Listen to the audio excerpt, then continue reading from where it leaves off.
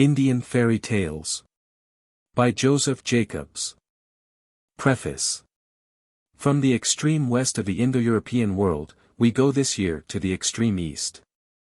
From the soft rain and green turf of Gaeldom, we seek the garish sun and arid soil of the Hindu. In the land of Ire, the belief in fairies, gnomes, ogres, and monsters is all but dead. In the land of Ind it still flourishes in all the vigor of animism. Soils and national characters differ. But fairy tales are the same in plot and incidents, if not in treatment. The majority of the tales in this volume have been known in the West in some form or other, and the problem arises how to account for their simultaneous existence in farthest West and East. Some as Ben Fay in Germany, M. Cosquin in France, and Mr. Clouston in England have declared that India is the home of the fairy tale, and that all European fairy tales have been brought from thence by crusaders, by Mongol missionaries, by gypsies, by Jews, by traders, by travelers. The question is still before the courts, and one can only deal with it as an advocate. So far as my instructions go, I should be prepared, within certain limits, to hold a brief for India. So far as the children of Europe have their fairy stories in common, these and they form more than a third of the whole are derived from India. In particular, the majority of the drolls or comic tales and jingles can be traced, without much difficulty, back to the Indian peninsula. Certainly there is abundant evidence of the early transmission by literary means of a considerable number of drolls and folk tales from India about the time of the Crusaders. The collections known in Europe by the titles of the Fables of Bidpai, the Seven Wise Masters, Gesta Romanorum, and Barlaam and Josaphat, were extremely popular during the Middle Ages. And their contents passed on the one hand into the exempla of the monkish preachers, and on the other into the novelli of Italy, thence, after many days, to contribute their quota to the Elizabethan drama. Perhaps nearly 1/10 of the main incidents of European folk tales can be traced to this source. There are even indications of an earlier literary contact between Europe and India, in the case of one branch of the folk tale, the fable or beast droll. In a somewhat elaborate discussion, History of the Aesopic Fable, the introductory volume to my edition of Caxton's Fables of Aesop, London, Nut. 1889, I have come to the conclusion that a goodly number of the fables that pass under the name of the Samian slave, Aesop, were derived from India, probably from the same source whence the same tales were utilized in the Jatakas, or birth stories of Buddha. These Jatakas contain a large quantity of genuine early Indian folk tales, and form the earliest collection of folk tales in the world, a sort of Indian Grimm.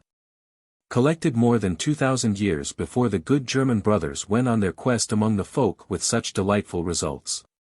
For this reason I have included a considerable number of them in this volume. And shall be surprised if tales that have roused the laughter and wonder of pious Buddhists for the last 2,000 years, cannot produce the same effect on English children. The Jatakas have been fortunate in their English translators, who render with vigor and point, and I rejoice in being able to publish the translation of 2 new Jatakas, kindly done into English for this volume by Mr. W. H. D. Rouse, of Christ's College, Cambridge. In one of these I think I have traced the source of the tar baby incident in Uncle Remus. Though Indian fairy tales are the earliest in existence, yet they are also from another point of view the youngest. For it is only about 25 years ago that Miss Frere began the modern collection of Indian folk tales with her charming, Old Deccan Days, London, John Murray, 1868, 4th edition, 1889. Her example has been followed by Miss Stokes, by Mrs. Steele, and Captain, now Major, Temple, by the pundit Natisa Sastry, by Mr. Knowles and Mr. Campbell, as well as others who have published folk tales in such periodicals as the Indian Antiquary and the Orientalist. The story store of modern India has been well dipped into during the last quarter of a century, though the immense range of the country leaves room for any number of additional workers and collections. Even so far as the materials already collected go, a large number of the commonest incidents in European folk tales have been found in India. Whether brought there or born there, we have scarcely any criterion for judging. But as some of those still current among the folk in India can be traced back more than a millennium, the presumption is in favor of an Indian origin.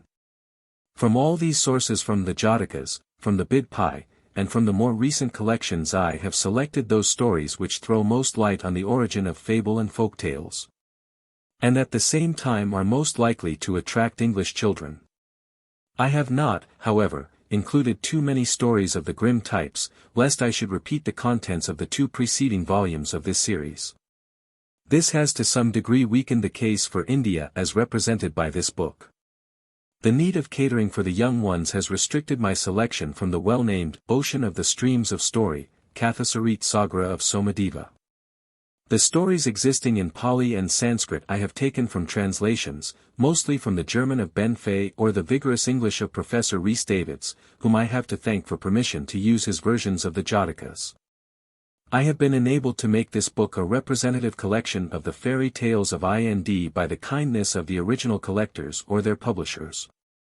I have especially to thank Miss Frere, who kindly made an exception in my favor, and granted me the use of that fine story, Punchkin, and that quaint myth, How Sun, Moon, and Wind Went Out to Dinner. Miss Stokes has been equally gracious in granting me the use of characteristic specimens from her Indian fairy tales. To Major Temple I owe the advantage of selecting from his admirable Wediwake stories, and Messrs. Kegan Paul, Trench and Company have allowed me to use Mr. Knowles' Folktales of Kashmir, in their Oriental Library, and Messrs. W. H. Allen have been equally obliging with regard to Mrs. Kingscote's Tales Oti the Sun. Mr. M. L. Dames has enabled me to add to the published story store of India by granting me the use of one from his unedited collection of Baluchi Folktales. I have again to congratulate myself on the cooperation of my friend Mr. J. D. Batten in giving beautiful or amusing form to the creations of the folk fancy of the Hindus. It is no slight thing to embody, as B has done, the glamour and the humor both of the Celt and of the Hindu. It is only a further proof that fairy tales are something more than Celtic or Hindu. They are human. Joseph Jacobs. How do you find this book? Any thoughts about the book or the author? Any suggestion for improvement? Please take a moment to share your thoughts in a comment. If you like it, share it with your friends who might enjoy it as well. Subscribe to keep in touch. Visit CompleteAudiobooks.com for more quality content. The Lion and the Crane. The Bodhisattva was at one time born in the region of Himavanta as a white crane, now Brahmadatta was at that time reigning in Benares. Now it chanced that as a lion was eating meat, a bone stuck in his throat. The throat became swollen, he could not take food, his suffering was terrible. The crane, seeing him, as he was perched on a tree looking for food, asked, "What ails thee, friend?" He told him why. "I could free thee from that bone, friend, but dare not enter thy mouth for fear thou mightest eat me." "Don't be afraid, friend, I'll not eat thee, only save my life." "Very well," says he, and caused him to lie down on his left side. But thinking to himself, "Who knows what this fellow will do?" he placed a small stick upright between his 2 jaws that he could not close his mouth, and inserting his head inside his mouth struck one end of the bone with his beak. Whereupon the bone dropped and fell out. As soon as he had caused the bone to fall, he got out of the lion's mouth, striking the stick with his beak so that it fell out, and then settled on a branch. The lion gets well, and one day was eating a buffalo he had killed. The crane, thinking, "I will sound him," settled on a branch just over him, and in conversation spoke this first verse. "A service have we done thee, to the best of our ability, King of the beasts. Your Majesty, what return shall we get from thee?" In reply the lion spoke the second verse. "As I feed on blood, and always hunt for prey, 'tis much that thou art still alive, having once been between my teeth." Then in reply the crane said the 2 other verses. "Ungrateful, doing no good, not doing as he would be done by. In him there is no gratitude. To serve him is useless. His friendship is not won by the clearest good deed. Better softly withdraw from him, neither envying nor abushing. And having thus spoken, the crane flew away. And when the great teacher, Gautama the Buddha, told this tale, he used to add, "Now at that time the lion was Devdutta the traitor, but the white crane was I myself." How the Raja's son won the Princess Labam. In a country there was a Raja who had an only son who every day went out to hunt. One day the Rani, his mother, said to him, "You can hunt wherever you like on these 3 sides. But you must never go to the 4th side." This she said because she knew if he went on the 4th side he would hear of the beautiful Princess Labam, and that then he would leave his father and mother and seek for the princess. The young prince listened to his mother, and obeyed her for some time. But one day, when he was hunting on the 3 sides where he was allowed to go, he remembered what she had said to him about the 4th side, and he determined to go and see why she had forbidden him to hunt on that side. When he got there, he found himself in a jungle, and nothing in the jungle but a quantity of parrots, who lived in it. The young Raja shot at some of them, and at once they all flew away up to the sky. All, that is, but one, and this was their Raja, who was called Harisarman Parrot.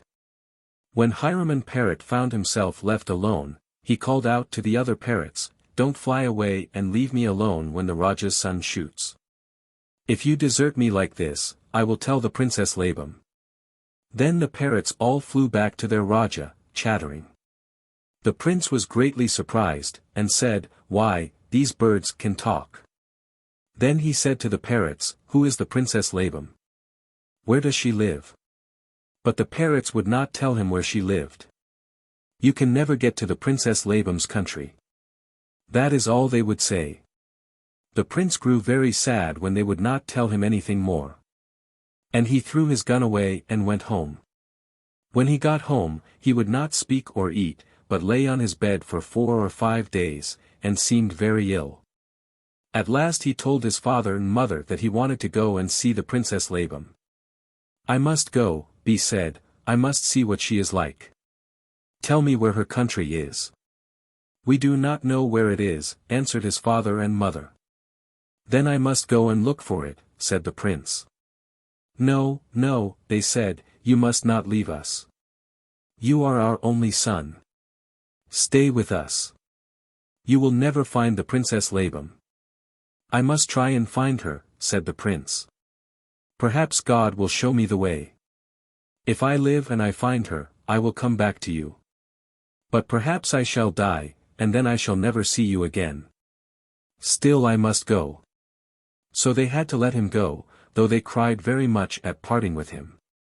His father gave him fine clothes to wear, and a fine horse. And he took his gun, and his bow and arrows, and a great many other weapons, for, he said, I may want them. His father too, gave him plenty of rupees. Then he himself got his horse all ready for the journey, and he said goodbye to his father and mother, and his mother took her handkerchief and wrapped some sweetmeats in it, and gave it to her son. "My child," she said to him, "when you are hungry eat some of these sweetmeats." He then set out on his journey, and rode on and on till he came to a jungle in which were a tank and shady trees. He bathed himself and his horse in the tank, and then sat down under a tree. "Now," he said to himself, "I will eat some of the sweetmeats my mother gave me, and I will drink some water, and then I will continue my journey." He opened his handkerchief and took out a sweetmeat. He found an ant in it. He took out another. There was an ant in that one too. So he laid the 2 sweetmeats on the ground, and he took out another, and another, and another, until he had taken them all out, but in each he found an ant. "Never mind," he said, "I won't eat the sweetmeats, the ants shall eat them." Then the ant Raja came and stood before him and said, "You have been good to us. If ever you are in trouble, think of me and we will come to you." The Raja's son thanked him, mounted his horse and continued his journey. He rode on and on until he came to another jungle, and there he saw a tiger who had a thorn in his foot, and was roaring loudly from the pain. "Why do you roar like that?" said the young Raja. "What is the matter with you?" "I have had a thorn in my foot for 12 years, answered the tiger, "and it hurts me so, that is why I roar." "Well," said the Raja's son, "I will take it out for you. But perhaps, as you are a tiger, when I have made you well, you will eat me?" "Oh no," said the tiger, "I won't eat you. Do make me well." Then the prince took a little knife from his pocket and cut the thorn out of the tiger's foot. But when he cut, the tiger roared louder than ever, so loud that his wife heard him in the next jungle, and came bounding along to see what was the matter. The tiger saw her coming, and hid the prince in the jungle, so that she should not see him. "What man hurt you that you roared so loud?" said the wife. "No one hurt me," answered the husband, "but a Raja's son came and took the thorn out of my foot." "Where is he?" "Show him to me," said his wife. "If you promise not to kill him, I will call him," said the tiger. "I won't kill him, only let me see him," answered his wife. Then the tiger called the Raja's son, and when he came the tiger and his wife made him a great many salams. Then they gave him a good dinner, and he stayed with them for 3 days. Every day he looked at the tiger's foot, and the 3rd day it was quite healed. Then he said goodbye to the tigers, and the tiger said to him, "If ever you are in trouble, think of me, and we will come to you." The Raja's son rode on and on till he came to a 3rd jungle. Here he found 4 fakirs whose teacher and master had died, and had left 4 things: a bed, which carried whoever sat on it whithersoever he wished to go, a bag, that gave its owner whatever he wanted, jewels, food or clothes. A stone bowl that gave its owner as much water as he wanted, no matter how far he might be from a tank. And a stick and rope, to which its owner had only to say, if any one came to make war on him, "Stick, beat as many men and soldiers as are here," and the stick would beat them and the rope would tie them up. The 4 fakirs were quarreling over these 4 things. One said, "I want this," another said, "You cannot have it, for I want it," and so on. The Raja's son said to them, "Do not quarrel for these things. I will shoot 4 arrows in 4 different directions.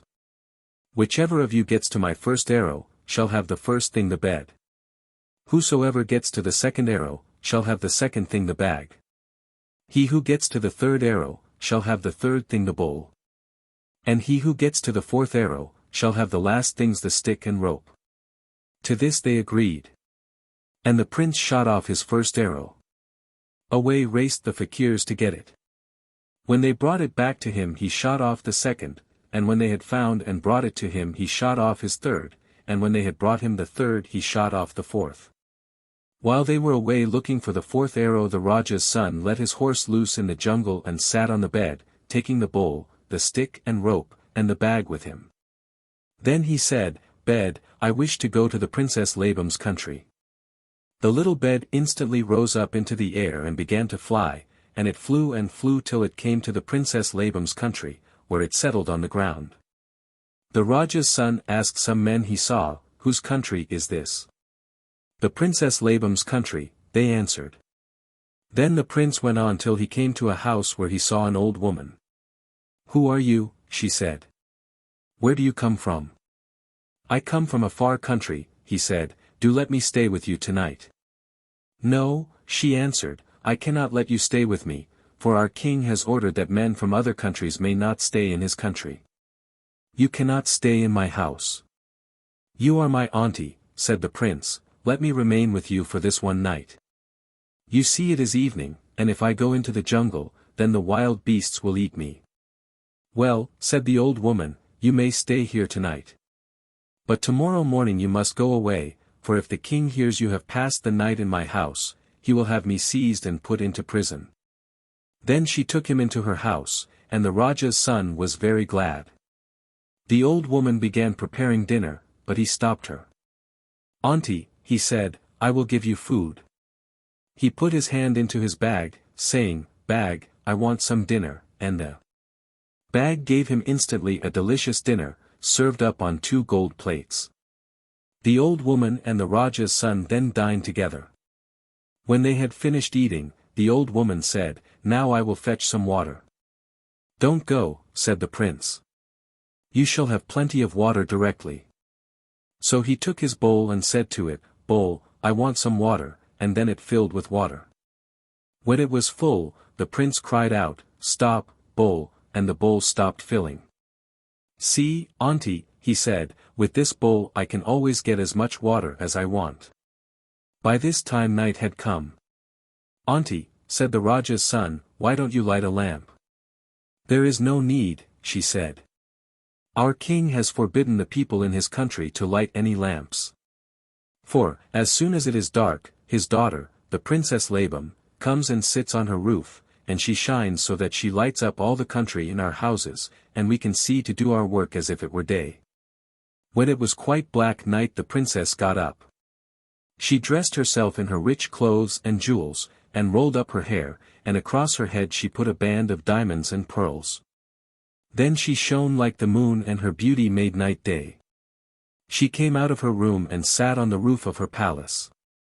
In the daytime she never came out of her house, she only came out at night. All the people in her father's country then went about their work and finished it. The Raja's son watched the princess quietly, and was very happy. He said to himself, how lovely she is. At midnight, when everybody had gone to bed, the princess came down from her roof and went to her room. And when she was in bed and asleep, the Raja's son got up softly and sat on his bed. Bed, he said to it, I want to go to the Princess Labam's bedroom. So the little bed carried him to the room where she lay fast asleep. The young Raja took his bag and said, I want a great deal of betel leaf, and it at once gave him quantities of betel leaf. This he laid near the princess's bed, and then his little bed carried him back to the old woman's house. Next morning all the princess's servants found the betel leaf, and began to eat it. Where did you get all that betel leaf? Asked the princess. We found it near your bed, answered the servants. Nobody knew the prince had come in the night and put it all there. In the morning the old woman came to the Raja's son. Now it is morning, she said, and you must go, for if the king finds out all I have done for you, he will seize me. I am ill today, dear auntie, said the prince, do let me stay till tomorrow morning. Good, said the old woman. So he stayed, and they took their dinner out of the bag, and the bowl gave them water. When night came the princess got up and sat on her roof, and at 12 o'clock, when every one was in bed, she went to her bedroom, and was soon fast asleep. Then the Raja's son sat on his bed, and it carried him to the princess. He took his bag and said, Bag, I want a most lovely shawl. It gave him a splendid shawl, and he spread it over the princess as she lay asleep. Then he went back to the old woman's house and slept till morning. In the morning, when the princess saw the shawl she was delighted. See, mother, she said, Kuda must have given me this shawl, it is so beautiful. Her mother was very glad too. Yes, my child, she said. Kuda must have given you this splendid shawl. When it was morning the old woman said to the Raja's son, Now you must really go. Auntie, he answered, I am not well enough yet. Let me stay a few days longer. I will remain hidden in your house, so that no one may see me. So the old woman let him stay. When it was black night, the princess put on her lovely clothes and jewels and sat on her roof. At midnight she went to her room and went to sleep. Then the Raja's son sat on his bed and flew to her bedroom. There he said to his bag, Bag, I want a very, very beautiful ring. The bag gave him a glorious ring.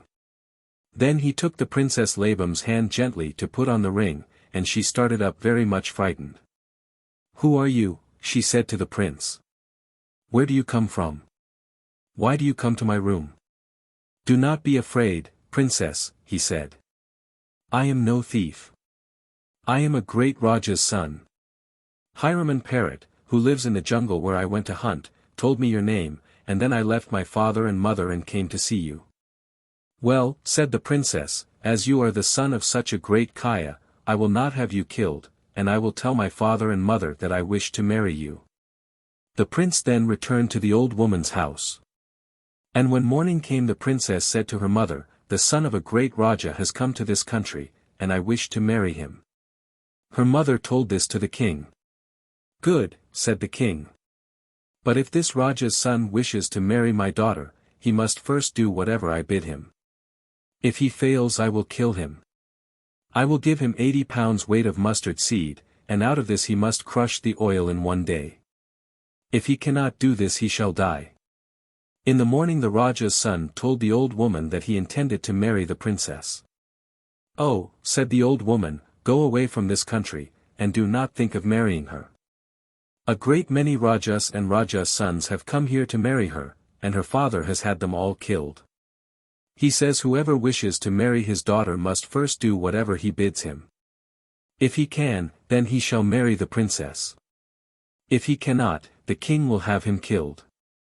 But no one can do the things the king tells him to do, so all the Rajas and Rajas' sons who have tried have been put to death. You will be killed too, if you try. Do go away." But the prince would not listen to anything she said. The king sent for the prince to the old woman's house, and his servants brought the Raja's son to the king's courthouse to the king. There the king gave him 80 pounds of mustard seed, and told him to crush all the oil out of it that day, and bring it next morning to him to the courthouse. "Whoever wishes to marry my daughter," he said to the prince, "must first do all I tell him. If he cannot, then I have him killed. So if you cannot crush all the oil out of this mustard seed you will die." The prince was very sorry when he heard this. "How can I crush the oil out of all this mustard seed in one day?" he said to himself, "and if I do not, the king will kill me." He took the mustard seed to the old woman's house, and did not know what to do. At last he remembered the Ant Raja, and the moment he did so, the Ant Raja and his ants came to him. "Why do you look so sad?" said the Ant Raja. The prince showed him the mustard seed, and said to him, "How can I crush the oil out of all this mustard seed in one day? And if I do not take the oil to the king tomorrow morning, he will kill me." "Be happy," said the Ant Raja. "Lie down and sleep, we will crush all the oil out for you during the day, and tomorrow morning you shall take it to the king." The Raja's son lay down and slept, and the ants crushed out the oil for him. The prince was very glad when he saw the oil. The next morning he took it to the courthouse to the king. But the king said, "You cannot yet marry my daughter. If you wish to do so, you must first fight with my 2 demons, and kill them." The king a long time ago had caught 2 demons, and then, as he did not know what to do with them, he had shut them up in a cage. He was afraid to let them loose for fear they would eat up all the people in his country. And he did not know how to kill them. So all the kings and kings' sons who wanted to marry the princess Labam had to fight with these demons, for, said the king to himself, "Perhaps the demons may be killed, and then I shall be rid of them." When he heard of the demons the Raja's son was very sad. "What can I do?" he said to himself. "How can I fight with these 2 demons?"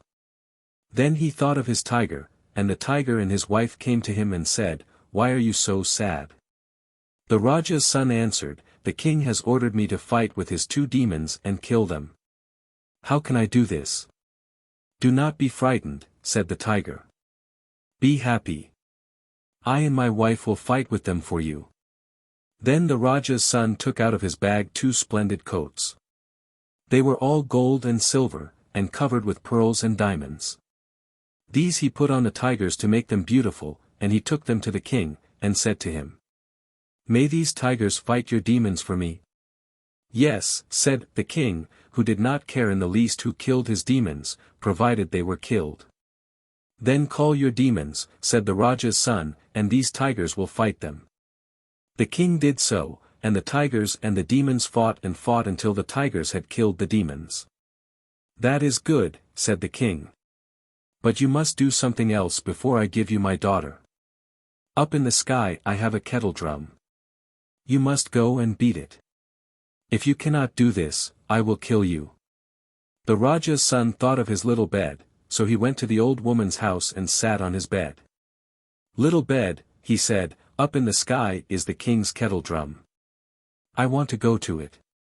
The bed flew up with him, and the Raja's son beat the drum, and the king heard him. Still, when he came down, the king would not give him his daughter. "You have," he said to the prince, "done the 3 things I told you to do. But you must do one thing more." "If I can, I will," said the Raja's son. Then the king showed him the trunk of a tree that was lying near his courthouse. It was a very, very, thick trunk. He gave the prince a wax hatchet, and said, "Tomorrow morning you must cut this trunk in two with this wax hatchet." The Raja's son went back to the old woman's house. He was very sad, and thought that now the Raja would certainly kill him. "I had his oil crushed out by the ants," he said to himself. "I had his demons killed by the tigers. My bed helped me to beat his kettle drum. But now what can I do? How can I cut that thick tree trunk in two with a wax hatchet?" At night he went on his bed to see the princess. "Tomorrow," he said to her, "your father will kill me." "Why?" asked the princess. "He has told me to cut a thick tree trunk in two with a wax hatchet." "How can I ever do that?" said the Raja's son. "Do not be afraid," said the princess, "do as I bid you, and you will cut it in two quite easily." Then she pulled out a hair from her head and gave it to the prince. "Tomorrow," she said, "when no one is near you, you must say to the tree trunk, 'The Princess Labam commands you to let yourself be cut in two by this hair.' Then stretch the hair down the edge of the wax hatchet's blade." The prince next day did exactly as the princess had told him. And the minute the hair that was stretched down the edge of the hatchet blade touched the tree trunk it split into two pieces. The king said, "Now you can marry my daughter." Then the wedding took place. All the Rajas and kings of the countries round were asked to come to it, and there were great rejoicings. After a few days the prince's son said to his wife, "Let us go to my father's country." The Princess Labam's father gave them a quantity of camels and horses and rupees and servants, and they travelled in great state to the prince's country, where they lived happily. The prince always kept his bag, bowl, bed, and stick.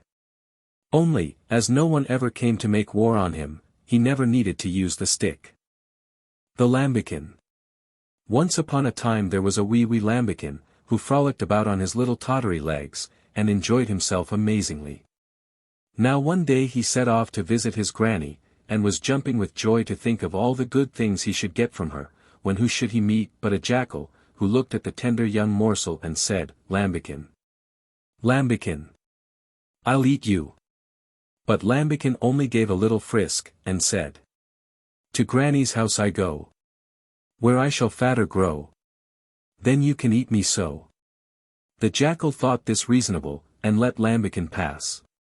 By and by he met a vulture, and the vulture, looking hungrily at the tender morsel before him, said, "Lambikin, Lambikin, I'll eat you." But Lambikin only gave a little frisk, and said, "To Granny's house I go, where I shall fatter grow. Then you can eat me so." The vulture thought this reasonable, and let Lambikin pass. And by he met a tiger, and then a wolf, and a dog, and an eagle, and all these, when they saw the tender little morsel, said, "Lambikin, Lambikin, I'll eat you." But to all of them Lambikin replied, with a little frisk, "To Granny's house I go, where I shall fatter grow. Then you can eat me so." At last he reached his granny's house, and said, all in a great hurry, "Granny dear, I've promised to get very fat, so, as people ought to keep their promises, please put me into the corn bin at once." So his granny said he was a good boy, and put him into the corn bin, and there the greedy little Lambikin stayed for 7 days, and ate, and ate, and ate, until he could scarcely waddle, and his granny said he was fat enough for anything, and must go home. But cunning little Lambikin said that would never do, for some animal would be sure to eat him on the way back, he was so plump and tender. "I'll tell you what you must do," said Master Lambikin. "You must make a little drumikin out of the skin of my little brother who died, and then I can sit inside and trundle along nicely, for I'm as tight as a drum myself." So his granny made a nice little drumikin out of his brother's skin, with the wool inside, and Lambikin curled himself up snug and warm in the middle, and trundled away gaily. Soon he met with the eagle, who called out, "Drumikin, Drumikin, have you seen Lambikin?" And Mr. Lambikin, curled up in his soft warm nest, replied, "Fallen into the fire, and so will you, on little Drumikin." Tumpa, tum-too. How very annoying. Sighed the eagle, thinking regretfully of the tender morsel he had let slip. Meanwhile Lambikin trundled along, laughing to himself, and singing. Tumpa, tum-too. Tumpa, tum-too. Every animal and bird he met asked him the same question. Drumikin. Drumikin. Have you seen Lambikin? And to each of them the little slyboots replied. Fallen into the fire, and so will you. On little Drumikin. Tumpa, tum-too. Tumpa, tum-too. Tumpa, tum-too. Then they all sighed to think of the tender little morsel they had let slip. At last the jackal came limping along, for all his sorry looks as sharp as a needle, and he too called out.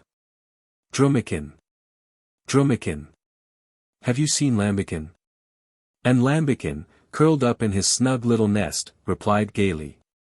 Fallen into the fire, and so will you. On little Drumikin. Tumpa.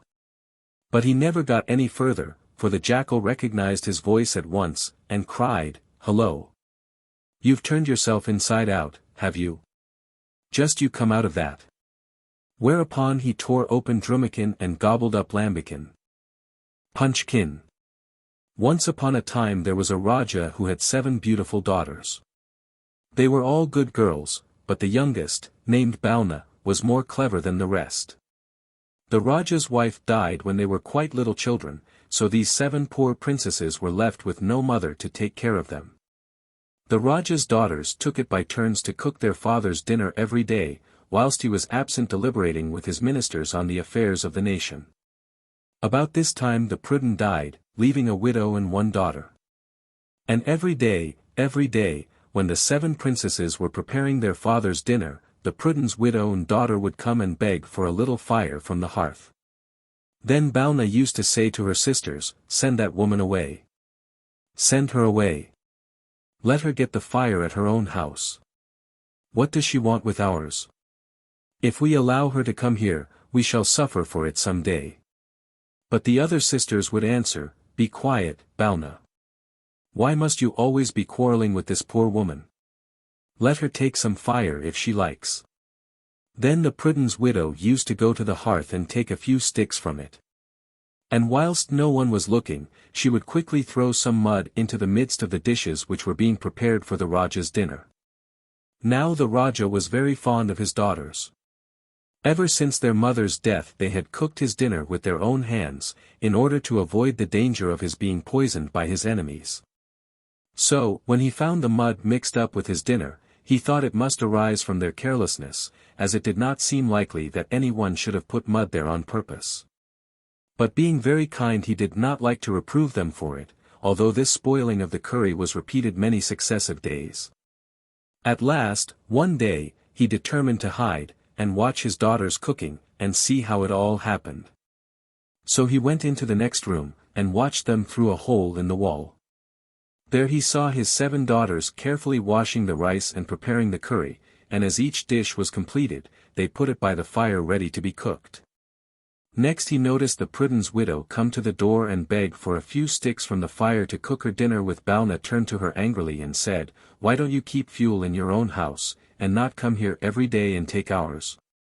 Sisters, don't give this woman any more wood, let her buy it for herself.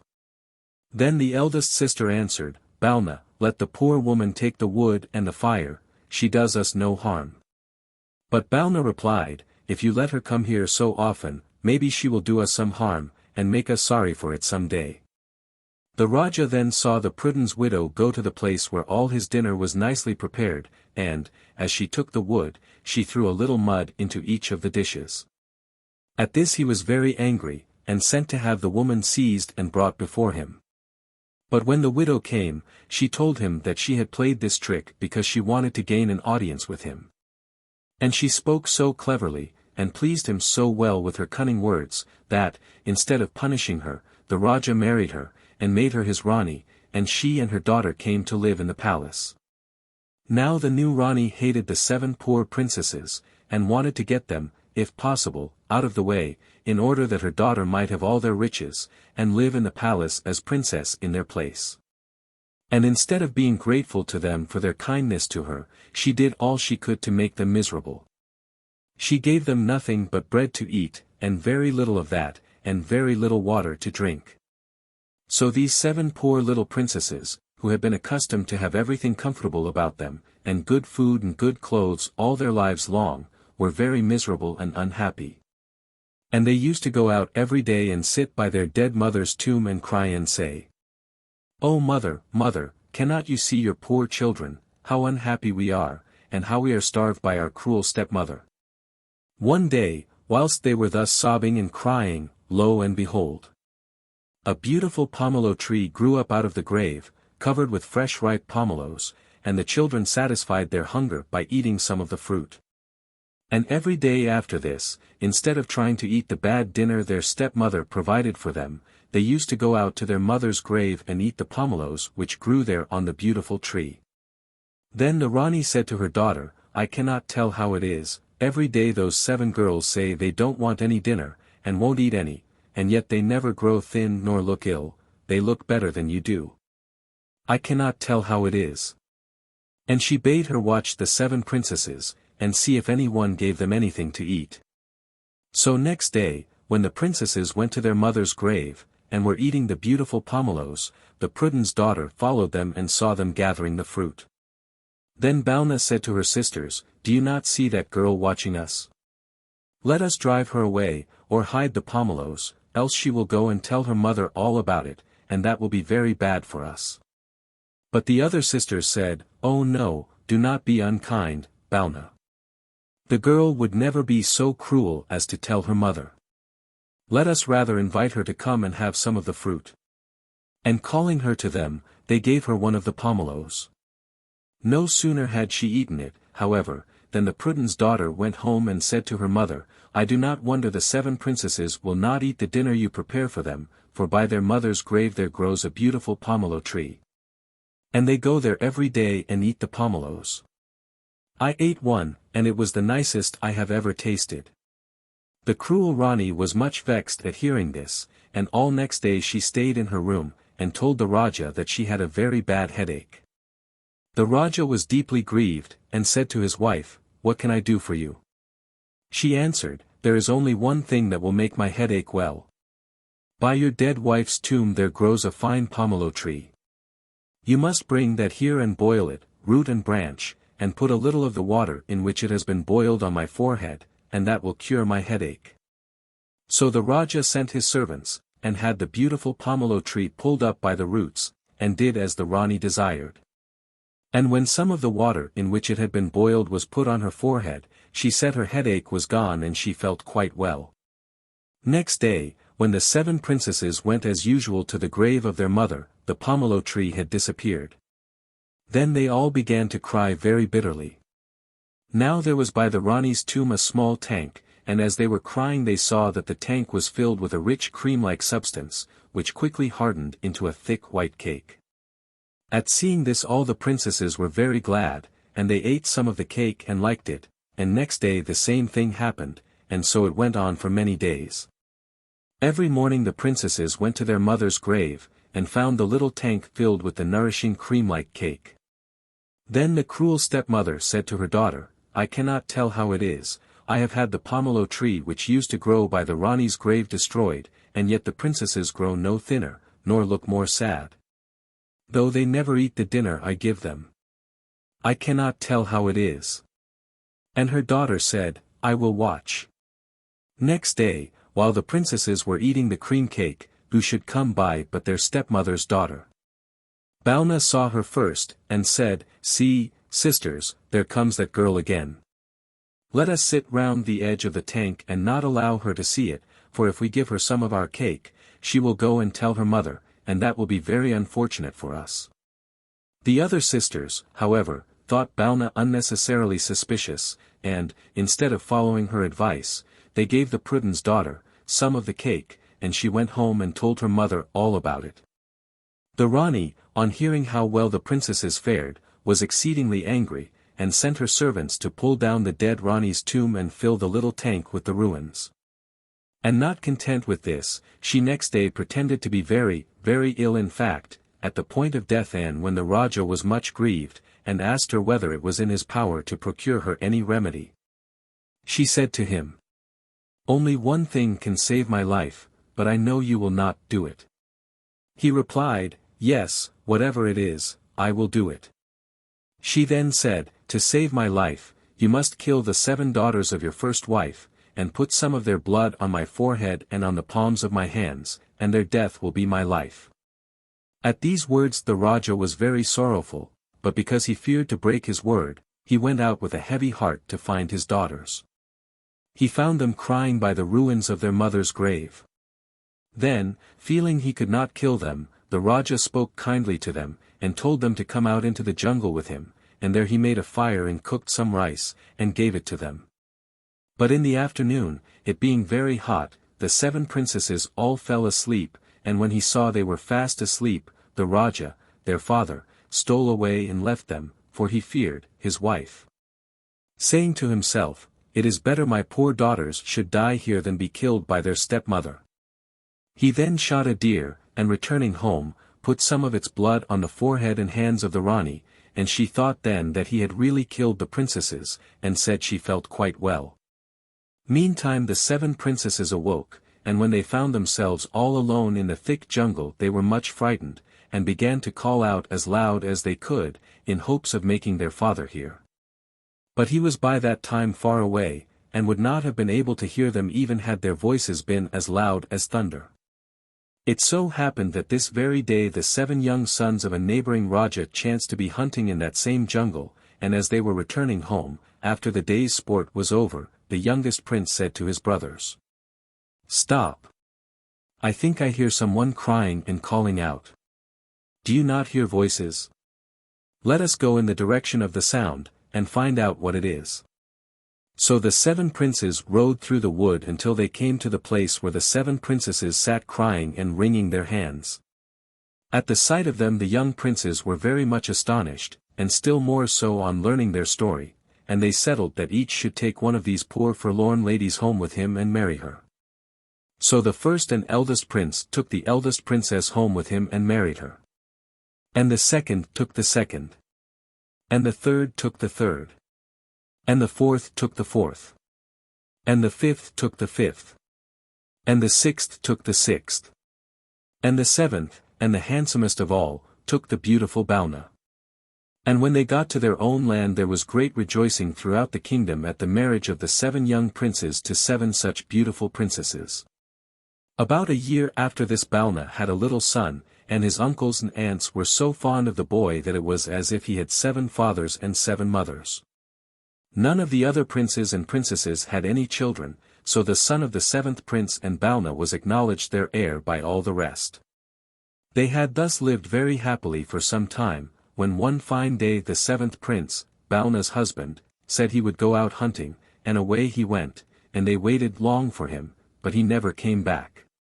Then his 6 brothers said they would go and see what had become of him, and they went away, but they also did not return. And the 7 princesses grieved very much, for they feared that their kind husbands must have been killed. One day, not long after this had happened, as Balna was rocking her baby's cradle, and whilst her sisters were working in the room below, there came to the palace door a man in a long black dress, who said that he was a fakir, and came to beg. The servant said to him, "You cannot go into the palace, the Raja's sons have all gone away, we think they must be dead, and their widows cannot be interrupted by your begging." But he said, "I am a holy man, you must let me in." Then the stupid servants let him walk through the palace, but they did not know that this was no fakir, but a wicked magician named Punchkin. Punchkin fakir wandered through the palace, and saw many beautiful things there, till at last he reached the room where Balna sat singing beside her little boy's cradle. The magician thought her more beautiful than all the other beautiful things he had seen, insomuch that he asked her to go home with him and to marry him. But she said, "My husband, I fear, is dead, but my little boy is still quite young. I will stay here and teach him to grow up a clever man, and when he is grown up he shall go out into the world, and try and learn tidings of his father. Heaven forbid that I should ever leave him, or marry you." At these words the magician was very angry, and turned her into a little black dog, and led her away, saying, "Since you will not come with me of your own free will, I will make you." So the poor princess was dragged away, without any power of effecting an escape or of letting her sisters know what had become of her. As Punchkin passed through the palace gate, the servant said to him, "Where did you get that pretty little dog?" And he answered, "One of the princesses gave it to me as a present." At hearing which they let him go without further questioning. Soon after this, the 6 elder princesses heard the little baby, their nephew, begin to cry, and when they went upstairs they were much surprised to find him all alone, and Balna nowhere to be seen. Then they questioned the servants, and when they heard of the fakir and the little black dog, they guessed what had happened, and sent in every direction seeking them, but neither the fakir nor the dog were to be found. What could 6 poor women do? They gave up all hopes of ever seeing their kind husbands, and their sister, and her husband, again, and devoted themselves thenceforward to teaching and taking care of their little nephew.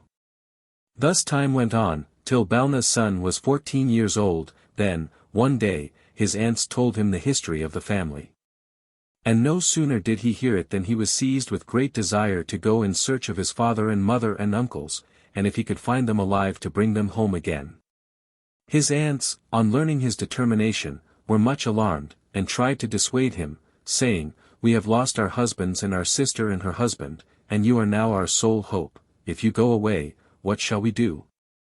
But he replied, "I pray you not to be discouraged, I will return soon, and if it is possible bring my father and mother and uncles with me." So he set out on his travels, but for some months he could learn nothing to help him in his search. At last, after he had journeyed many hundreds of weary miles, and become almost hopeless of ever hearing anything further of his parents, he one day came to a country that seemed full of stones, and rocks, and trees. And there he saw a large palace with a high tower, hard by which was a maze little house. As he was looking about, the Malaya's wife saw him, and ran out of the house and said, "My dear boy, who are you that dare venture to this dangerous place?" He answered, "I am a Raja's son, and I come in search of my father, and my uncles, and my mother, whom a wicked enchanter bewitched." Then the Malaya's wife said, "This country and this palace belong to a great enchanter. He is all-powerful, and if anyone displeases him he can turn them into stones and trees. All the rocks and trees you see here were living people once, and the magician turned them to what they now are. Some time ago a Raja's son came here, and shortly afterwards came his 6 brothers, and they were all turned into stones and trees. And these are not the only unfortunate ones, for up in that tower lives a beautiful princess, whom the magician has kept prisoner there for 12 years, because she hates him and will not marry him." Then the little prince thought, "These must be my parents and my uncles. I have found what I seek at last." So he told his story to the Malaya's wife, and begged her to help him to remain in that place a while and inquire further concerning the unhappy people she mentioned. And she promised to befriend him, and advised his disguising himself lest the magician should see him, and turn him likewise into stone. To this the prince agreed. So the Malaya's wife dressed him up in a sari, and pretended that he was her daughter. One day, not long after this, as the magician was walking in his garden he saw the little girl, as he thought, playing about, and asked her who she was. She told him she was the Malaya's daughter, and the magician said, "You are a pretty little girl, and tomorrow you shall take a present of flowers from me to the beautiful lady who lives in the tower."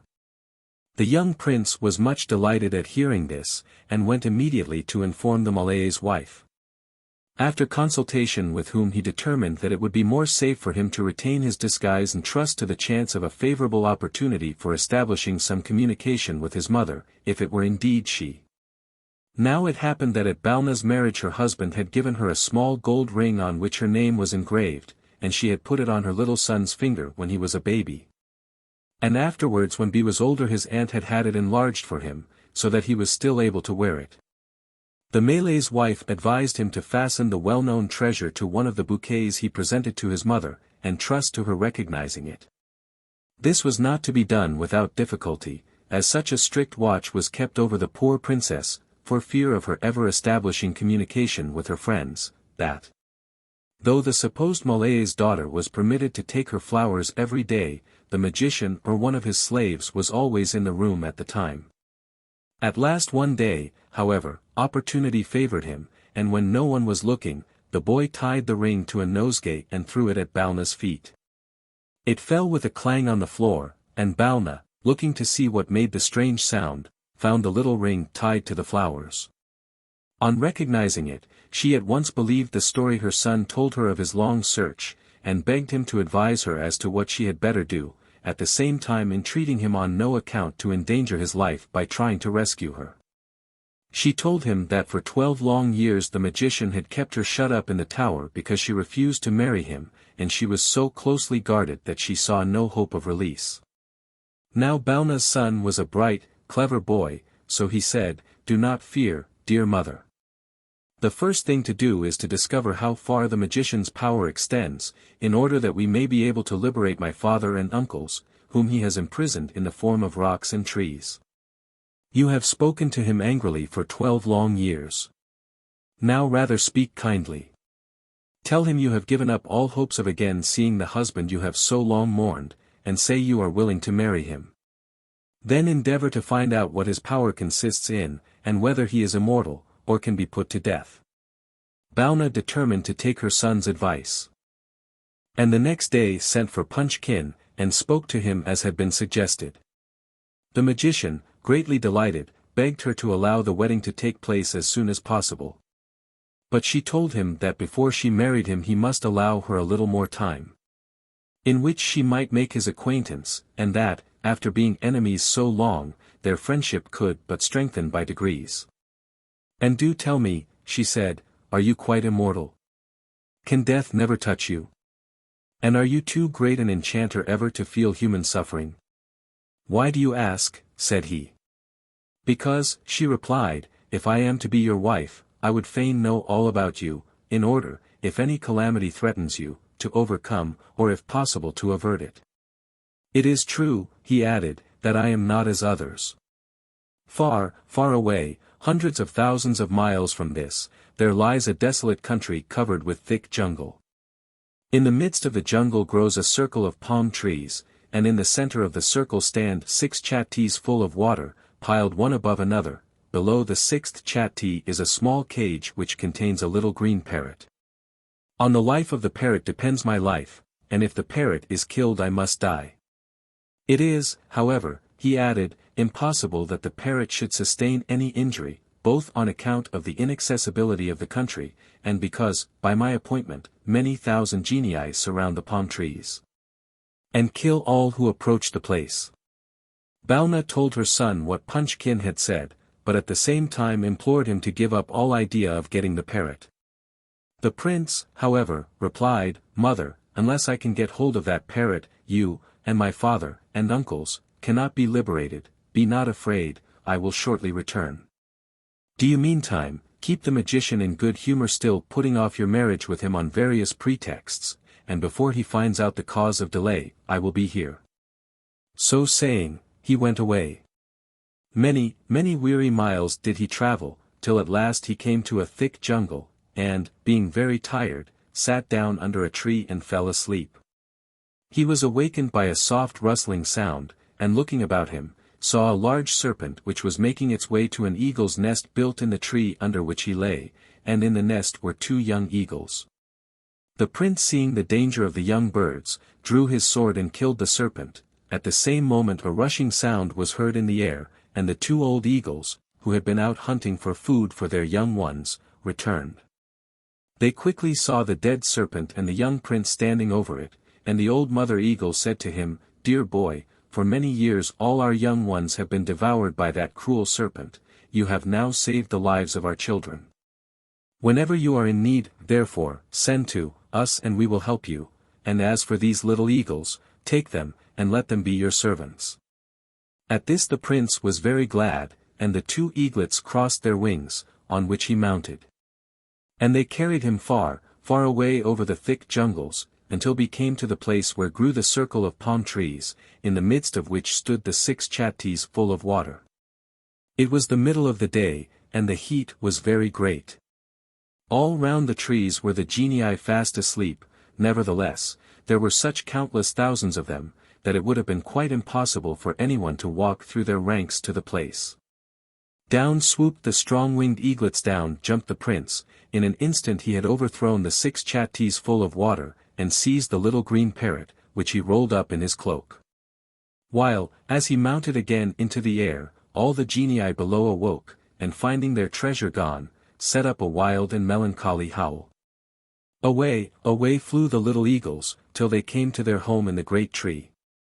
Then the prince said to the old eagles, "Take back your little ones, they have done me good service. If ever again I stand in need of help, I will not fail to come to you." He then continued his journey on foot till he arrived once more at the magician's palace, where he sat down at the door and began playing with the parrot. Punchkin saw him, and came to him quickly, and said, "My boy, where did you get that parrot? Give it to me, I pray you." But the prince answered, "Oh no, I cannot give away my parrot, it is a great pet of mine, I have had it many years." Then the magician said, "If it is an old favorite, I can understand you not caring to give it away. But come, what will you sell it for?" "Sir," replied the prince, "I will not sell my parrot." Then Punchkin got frightened, and said, "Anything, anything, name what price you will, and it shall be yours." The prince answered, "Let the 7 Rajas' sons whom you turned into rocks and trees be instantly liberated." "It is done as you desire," said the magician, "only give me my parrot." And with that, by a stroke of his wand, Balna's husband and his brothers resumed their natural shapes. "Now, give me my parrot," repeated Punchkin. "Not so fast, my master," rejoined the prince. "I must first beg that you will restore to life all whom you have thus imprisoned." The magician immediately waved his wand again, and, whilst he cried, in an imploring voice, "Give me my parrot," the whole garden became suddenly alive. Where rocks, and stones, and trees had been before, stood Rajas, and Punts, and Sirdars, and mighty men on prancing horses, and jeweled pages, and troops of armed attendants.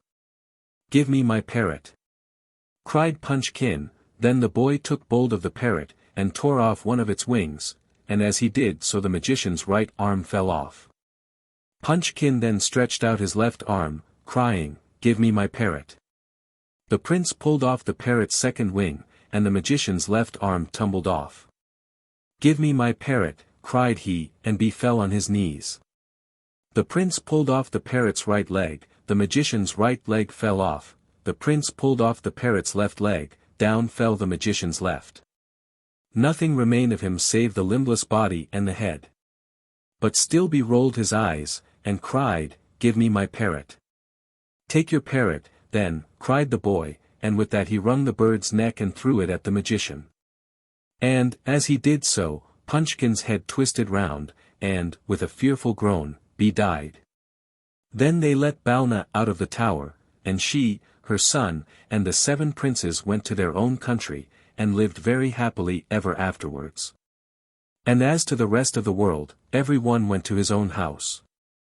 The Broken Pot. There lived in a certain place a Brahman, whose name was Svabhavakripana, which means, a born miser. He had collected a quantity of rice by begging, and after having dined off it, he filled a pot with what was left over. He hung the pot on a peg on the wall, placed his couch beneath, and looking intently at it all the night, he thought, "Ah, that pot is indeed brimful of rice. Now, if there should be a famine, I should certainly make 100 rupees by it. With this I shall buy a couple of goats. They will have young ones every 6 months, and thus I shall have a whole herd of goats. Then, with the goats, I shall buy cows. As soon as they have calved, I shall sell the calves. Then, with the calves, I shall buy buffaloes, with the buffaloes, mares. When the mares have foaled, I shall have plenty of horses, and when I sell them, plenty of gold. With that gold I shall get a house with 4 wings. And then a Brahman will come to my house, and will give me his beautiful daughter, with a large dowry. She will have a son, and I shall call him Harisarman. When he is old enough to be danced on his father's knee, I shall sit with a book at the back of the stable, and while I am reading, the boy will see me, jump from his mother's lap, and run towards me to be danced on my knee. He will come too near the horse's hoof, and, full of anger, I shall call to my wife, take the baby, take him. But she, distracted by some domestic work, does not hear me. Then I get up, and give her such a kick with my foot. While he thought this, he gave a kick with his foot, and broke the pot. All the rice fell over him, and made him quite white. Therefore, I say, he who makes foolish plans for the future will be white all over, like the father of Harisarman. The Magic Fiddle. Once upon a time there lived 7 brothers and a sister. The brothers were married, but their wives did not do the cooking for the family. It was done by their sister, who stopped at home to cook. The wives for this reason bore their sister-in-law much ill will, and at length they combined together to oust her from the office of cook and general provider, so that one of themselves might obtain it. They said, she does not go out to the fields to work, but remains quietly at home, and yet she has not the meals ready at the proper time. They then called upon their Banga, and vowing vows unto them they secured his goodwill and assistance. Then they said to the Banga, at midday, when our sister-in-law goes to bring water, cause it thus to happen, that on seeing her pitcher, the water shall vanish, and again slowly reappear. In this way she will be delayed. Let the water not flow into her pitcher, and you may keep the maiden as your own. At noon, when she went to bring water, it suddenly dried up before her, and she began to weep. Then after a while the water began slowly to rise. When it reached her ankles she tried to fill her pitcher, but it would not go under the water. Being frightened, she began to wail and cry to her brother. "Oh! My brother, the water reaches to my ankles. Still, oh! My brother, the pitcher will not dip." The water continued to rise until it reached her knee, when she began to wail again. "Oh! My brother, the water reaches to my knee. Still, oh! My brother, the pitcher will not dip." The water continued to rise, and when it reached her waist, she cried again. "Oh! My brother, the water reaches to my waist. Still, oh! My brother, the pitcher will not dip." The water still rose, and when it reached her neck she kept on crying. "Oh! My brother, the water reaches to my neck. Still, oh! My brother, the pitcher will not dip." At length the water became so deep that she felt herself drowning, then she cried aloud. "Oh! My brother, the water measures a man's height. Oh! My brother, the pitcher begins to fill." The pitcher filled with water, and along with it she sank and was drowned. The Banga then transformed her into a Banga like himself, and carried her off. After a time she reappeared as a bamboo growing on the embankment of the tank in which she had been drowned. When the bamboo had grown to an immense size, a jogi, who was in the habit of passing that way, seeing it, said to himself, "This will make a splendid fiddle." So one day he brought an axe to cut it down. But when he was about to begin, the bamboo called out, "Do not cut at the root, cut higher up." When he lifted his axe to cut high up the stem, the bamboo cried out, "Do not cut near the top, cut at the root." When the jogi again prepared himself to cut at the root as requested, the bamboo said, "Do not cut at the root, cut higher up," and when he was about to cut higher up, it again called out to him, "Do not cut high up, cut at the root." The jogi by this time felt sure that a Banga was trying to frighten him, so becoming angry he cut down the bamboo at the root, and taking it away made a fiddle out of it. The instrument had a superior tone and delighted all who heard it. The jogi carried it with him when he went a-begging, and through the influence of its sweet music he returned home every evening with a full wallet. He now and then visited, when on his rounds, the house of the Banga girls' brothers, and the strains of the fiddle affected them greatly. Some of them were moved even to tears, for the fiddle seemed to wail as one in bitter anguish. The elder brother wished to purchase it, and offered to support the jogi for a whole year if he would consent to part with his wonderful instrument. The jogi, however, knew its value, and refused to sell it. It so happened that the jogi some time after went to the house of a village chief, and after playing a tune or two on his fiddle asked for something to eat. They offered to buy his fiddle and promised a high price for it, but he refused to sell it, as his fiddle brought to him his means of livelihood. When they saw that he was not to be prevailed upon, they gave him food and a plentiful supply of liquor. Of the latter he drank so freely that he presently became intoxicated. While he was in this condition, they took away his fiddle, and substituted their own old one for it. When the jogi recovered, he missed his instrument, and suspecting that it had been stolen asked them to return it to him. They denied having taken it, so he had to depart leaving his fiddle behind him. The chief's son, being a musician, used to play on the jogi's fiddle, and in his hands the music it gave forth delighted the ears of all who heard it. When all the household were absent at their labors in the fields, the bonga girl used to come out of the bamboo fiddle, and prepared the family meal. Having eaten her own share, she placed that of the chief's son under his bed, and covering it up to keep off the dust, re-entered the fiddle. This happening every day, the other members of the household thought that some girl friend of theirs was in this manner showing her interest in the young man, so they did not trouble themselves to find out how it came about. The young chief, however, was determined to watch, and see which of his girl friends was so attentive to his comfort. He said in his own mind, "I will catch her today, and give her a sound beating. She is causing me to be ashamed before the others." So saying, he hid himself in a corner in a pile of firewood. In a short time the girl came out of the bamboo fiddle and began to dress her hair. Having completed her toilet, she cooked the meal of rice as usual, and having eaten some herself, she placed the young man's portion under his bed, as before, and was about to enter the fiddle again, when he, running out from his hiding-place, caught her in his arms. The bonga girl exclaimed, "Fie! Fie! You may be a don, or you may be a haughty of some other caste with whom I cannot marry." He said, "No. But from today, you and I are one." So they began lovingly to hold converse with each other. When the others returned home in the evening, they saw that she was both a human being and a bonga, and they rejoiced exceedingly. Now in course of time the bonga girl's family became very poor, and her brothers on one occasion came to the chief's house on a visit. The bonga girl recognized them at once, but they did not know who she was. She brought them water on their arrival, and afterward set cooked rice before them.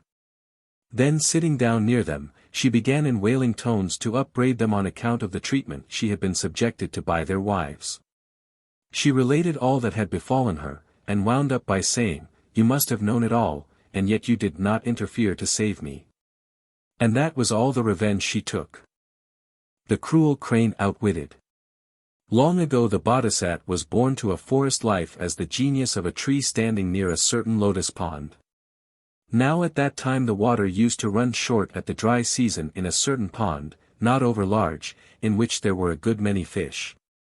And a crane thought on seeing the fish, "I must outwit these fish somehow or other and make a prey of them."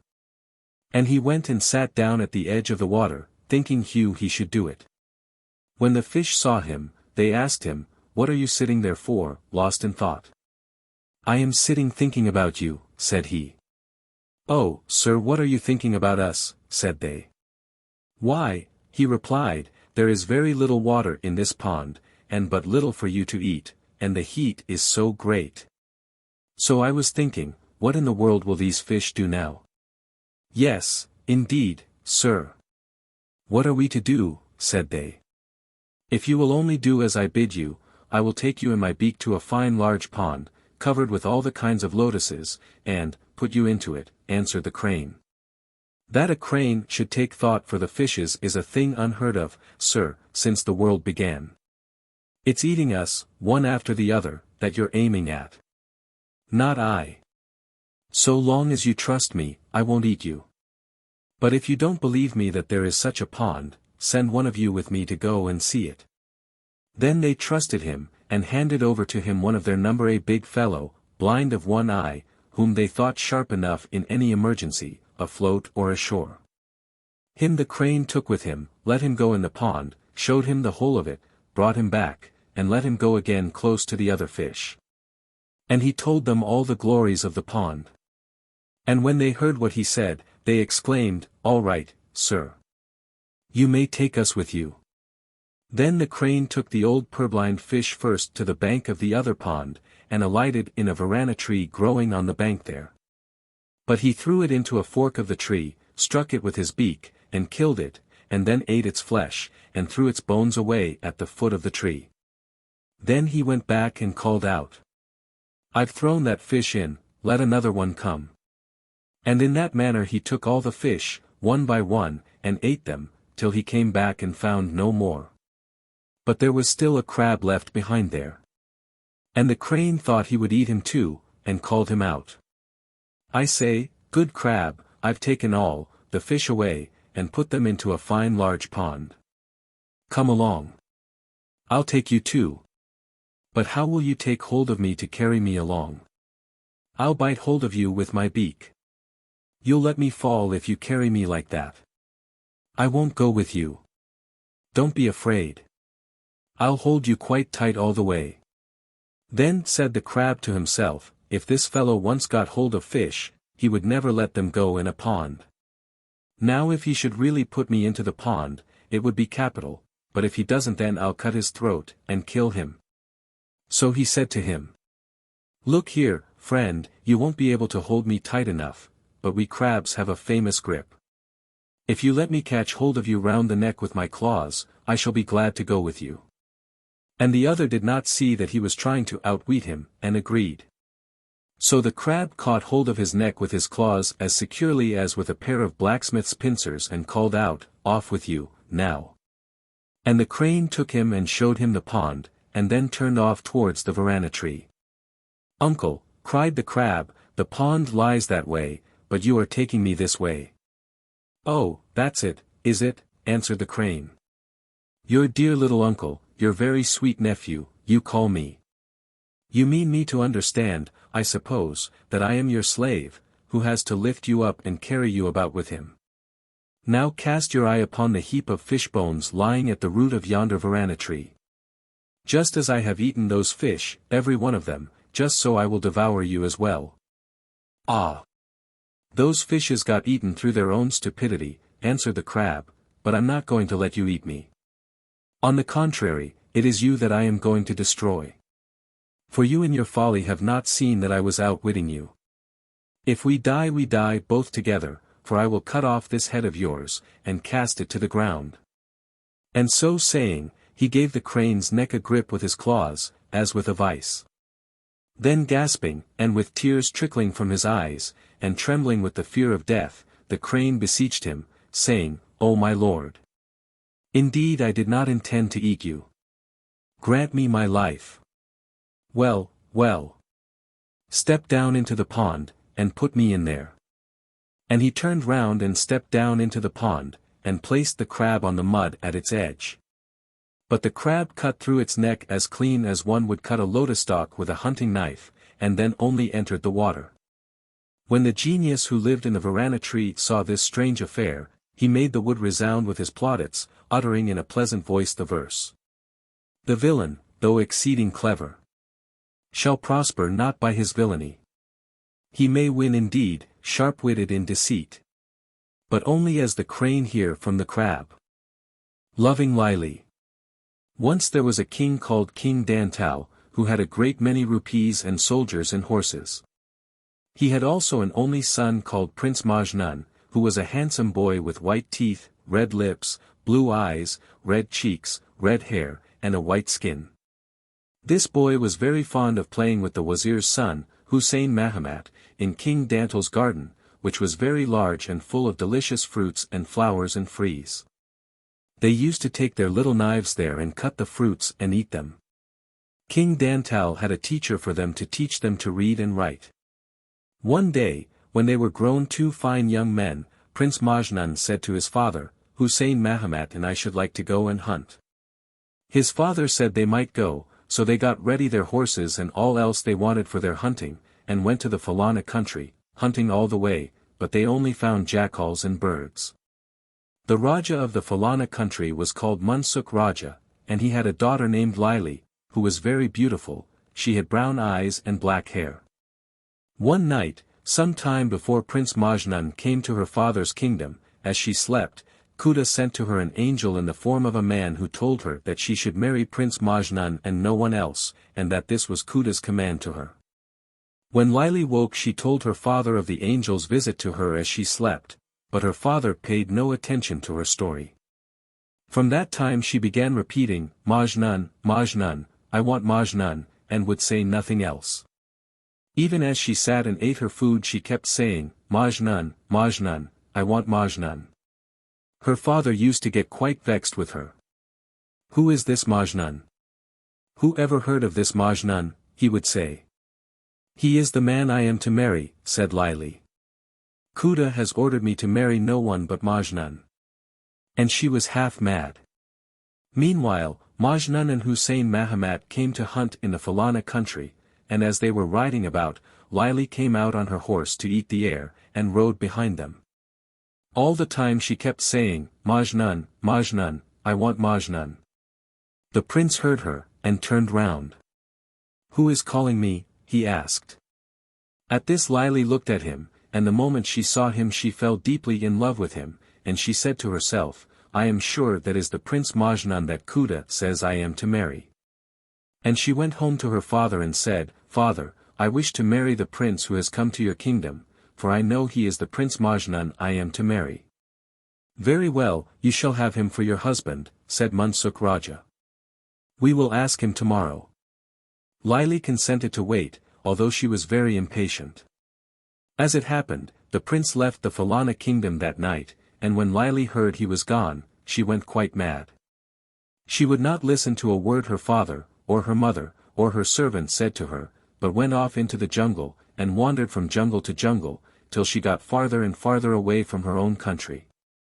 All the time she kept saying, Majnun, Majnun, I want Majnun, and so she wandered about for 12 years. At the end of the 12 years she met a fakir. He was really an angel, but she did not know this, who asked her, Why do you always say, Majnun, Majnun, I want Majnun? She answered, I am the daughter of the king of the Falana country, and I want to find Prince Majnun. Tell me where his kingdom is. I think you will never get there, said the fakir, for it is very far from hence, and you have to cross many rivers to reach it. But Laili said she did not care, she must see Prince Majnun. Well, said the fakir, when you come to the Bhagirathi river you will see a big fish, a rohu, and you must get him to carry you to Prince Majnun's country, or you will never reach it. She went on, and at last she came to the Bhagirathi river. There was a great big fish called the rohu fish. It was yawning just as she got up to it, and she instantly jumped down its throat into its stomach. All the time she kept saying, Majnun, Majnun. At this the rohu fish was greatly alarmed and swam down the river as fast as he could. By degrees he got tired and went slower, and a crow came and perched on his back, and said, Caw, caw. Oh, Mr. Crow, said the poor fish, do see what is in my stomach that makes such a noise. Very well, said the crow, open your mouth wide, and I'll fly down and see. So the rohu opened his jaws and the crow flew down, but he came up again very quickly. You have a rakshas in your stomach, said the crow, and he flew away. This news did not comfort the poor rohu, and he swam on and on till he came to Prince Majnun's country. There he stopped. And a jackal came down to the river to drink. Oh, Jackal, said the rohu, do tell me what I have inside me. How can I tell, said the jackal. I cannot see unless I go inside you. So the rohu opened his mouth wide, and the jackal jumped down his throat. But he came up very quickly, looking much frightened and saying, You have a rakshas in your stomach, and if I don't run away quickly, I am afraid it will eat me. So off he ran. After the jackal came an enormous snake. Oh, says the fish, do tell me what I have in my stomach, for it rattles about so, and keeps saying, Majnun, Majnun, I want Majnun. The snake said, Open your mouth wide, and I'll go down and see what it is. The snake went down. When he returned he said, You have a rakshas in your stomach, but if you will let me cut you open, it will come out of you. If you do that, I shall die, said the rohu. Oh no, said the snake, you will not, for I will give you a medicine that will make you quite well again. So the fish agreed, and the snake got a knife and cut him open, and out jumped Laili. She was now very old. 12 years she had wandered about the jungle, and for 12 years she had lived inside her rohu, and she was no longer beautiful, and had lost her teeth. The snake took her on his back and carried her into the country, and there he put her down, and she wandered on till she got to Majnun's courthouse, where King Majnun was sitting. There some men heard her crying, Majnun, Majnun. I want Majnun, and they asked her what she wanted. I want King Majnun, she said. So they went in and said to Prince Majnun, an old woman outside says she wants you. I cannot leave this place, said he, send her in here. They brought her in and the prince asked what she wanted. I want to marry you, she answered. 24 years ago you came to my father the Falana Raja's country, and I wanted to marry you then, but you went away without marrying me. Then I went mad, and I have wandered about all these years looking for you. Prince Majnun said, very good. Pray to Kuda, said Laili, to make us both young again, and then we shall be married. So the prince prayed to Kuda, and Kuda said to him, touch Laili's clothes and they will catch fire, and when they are on fire she and you will become young again. When he touched Laili's clothes they caught fire, and she and he became young again. And there were great feasts, and they were married, and travelled to the Falana country to see her father and mother. Now Laili's father and mother had wept so much for their daughter that they had become quite blind, and her father kept always repeating, Laili, Laili, Laili. When Laili saw their blindness, she prayed to Kuda to restore their sight to them, which he did. As soon as the father and mother saw Laili, they hugged her and kissed her, and then they had the wedding all over again amid great rejoicings. Prince Majnun and Laili stayed with Munsuk Raja and his wife for 3 years, and then they returned to King Dantau, and lived happily for some time with him. They used to go out hunting, and they often went from country to eat the air and amuse themselves. One day Prince Majnun said to Laili, let us go through this jungle. No, no, said Laili. If we go through this jungle, some harm will happen to me. But Prince Majnun laughed, and went into the jungle. And as they were going through it, Kuda thought, I should like to know how much Prince Majnun loves his wife. Would he be very sorry if she died? And would he many another wife? I will see. So he sent one of his angels in the form of a fakir into the jungle. And the angel went up to Laili, and threw some powder in her face, and instantly she fell to the ground a heap of ashes. Prince Majnun was in great sorrow and grief when he saw his dear Laili turned into a little heap of ashes. And he went straight home to his father, and for a long, long time he would not be comforted. After a great many years he grew more cheerful and happy, and began to go again into his father's beautiful garden with Hussein Mahamat. King Dantal wished his son to marry again. I will only have Laili for my wife, I will not marry any other woman, said Prince Majnun. How can you marry Laili? Laili is dead. She will never come back to you, said the father. Then I'll not have any wife at all, said Prince Majnun. Meanwhile Laili was living in the jungle where her husband had left her a little heap of ashes. As soon as Majnun had gone, the fakir had taken her ashes and made them quite clean, and then he had mixed clay and water with the ashes, and made the figure of a woman with them, and so Laili regained her human form, and Kuda sent life into it. But Laili had become once more a hideous old woman, with a long, long nose, and teeth like tusks, just such an old woman, excepting her teeth, as she had been when she came out of the rohu fish. And she lived in the jungle, and neither ate nor drank, and she kept on saying, Majnun, Majnun, I want Majnun. At last the angel who had come as a fakir and thrown the powder at her, said to Kuda, of what use is it that this woman should sit in the jungle crying forever, Majnun, Majnun, I want Majnun, and eating and drinking nothing? Let me take her to Prince Majnun. Well, said Kuda, you may do so, but tell her that she must not speak to Majnun if he is afraid of her when he sees her. And that if he is afraid when he sees her, she will become a little white dog the next day.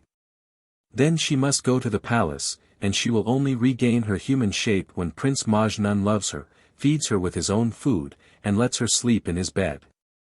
So the angel came to Laili again as a fakir and carried her to King Dantal's garden. Now, he said, it is Kuda's command that you stay here till Prince Majnun comes to walk in the garden, and then you may show yourself to him. But you must not speak to him, if he is afraid of you. And should he be afraid of you, you will the next day become a little white dog. He then told her what she must do as a little dog to regain her human form. Laili stayed in the garden, hidden in the tall grass, till Prince Majnun and Hussein Mahamat came to walk in the garden. King Dantal was now a very old man, and Hussein Mahamat, though he was really only as old as Prince Majnun, looked a great deal older than the prince, who had been made quite young again when he married Laili. As Prince Majnun and the wazir's son walked in the garden, they gathered the fruit as they had done as little children, only they bit the fruit with their teeth, they did not cut it. While Majnun was busy eating a fruit in this way, and was talking to Hussein Mahamat, he turned towards him and saw Laili walking behind the wazir's son. "Oh, look, look," he cried, "see what is following you. It is a Rakshas or a demon, and I am sure it is going to eat us." Laili looked at him beseechingly with all her eyes, and trembling with age and eagerness, but this only frightened Majnun the more. "It is a Rakshas, a Rakshas," he cried, and he ran quickly to the palace with the wazir's son, and as they ran away, Laili disappeared into the jungle.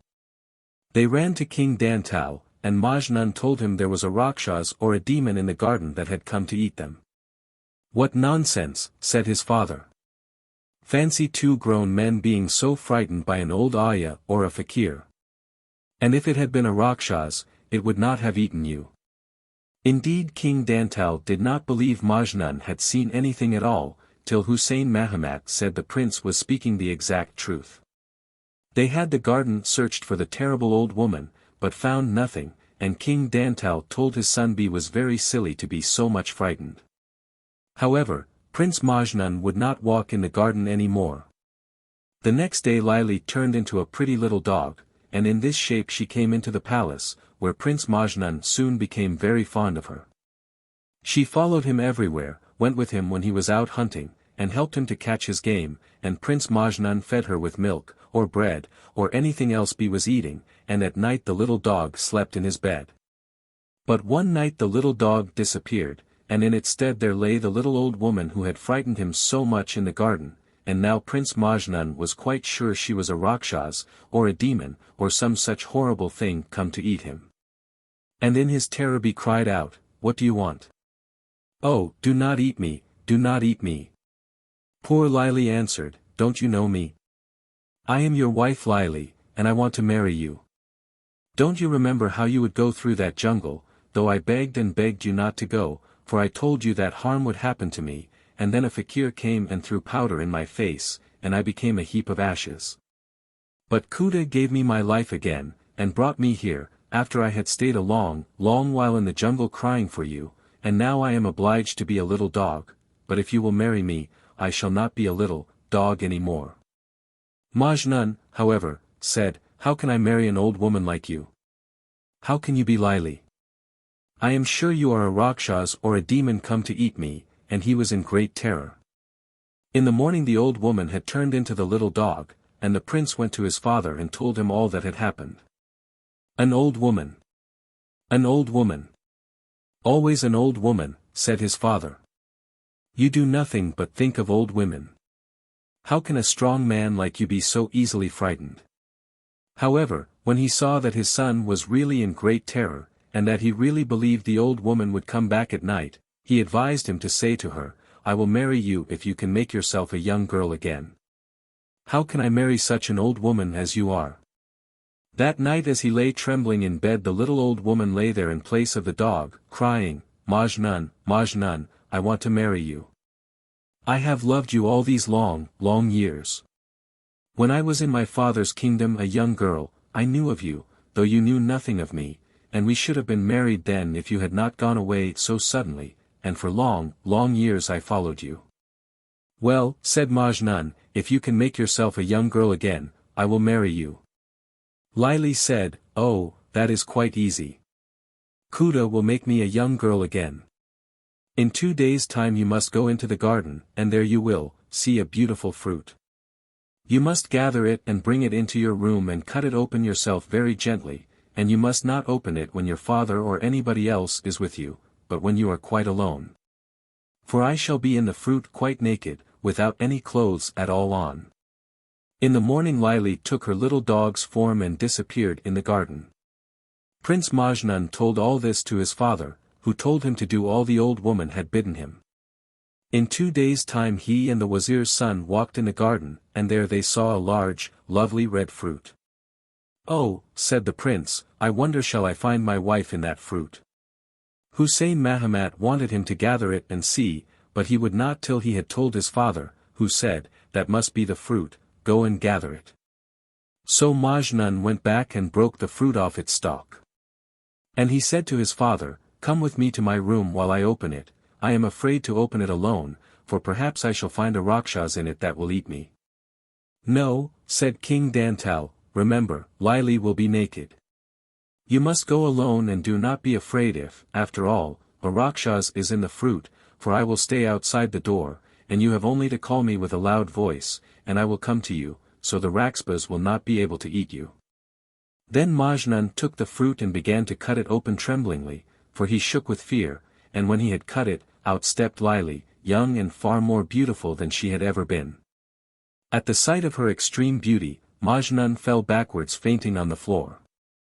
Laili took off his turban and wound it all round herself like a sari, for she had no clothes at all on, and then she called King Dantal, and said to him sadly, "Why has Majnun fallen down like this? Why will he not speak to me? He never used to be afraid of me, and he has seen me so many, many times." King Dantal answered, "It is because you are so beautiful. You are far, far more beautiful than you ever were. But he will be very happy directly." Then the king got some water, and they bathed Majnun's face and gave him some to drink, and he sat up again. Then Laili said, "Why did you faint? Did you not see I am Laili?"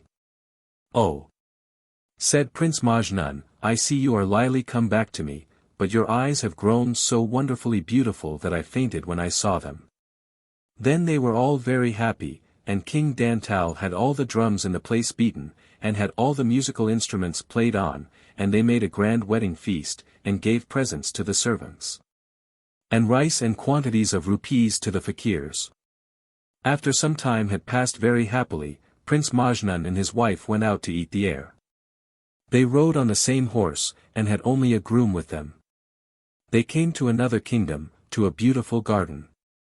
"We must go into that garden and see it," said Majnun.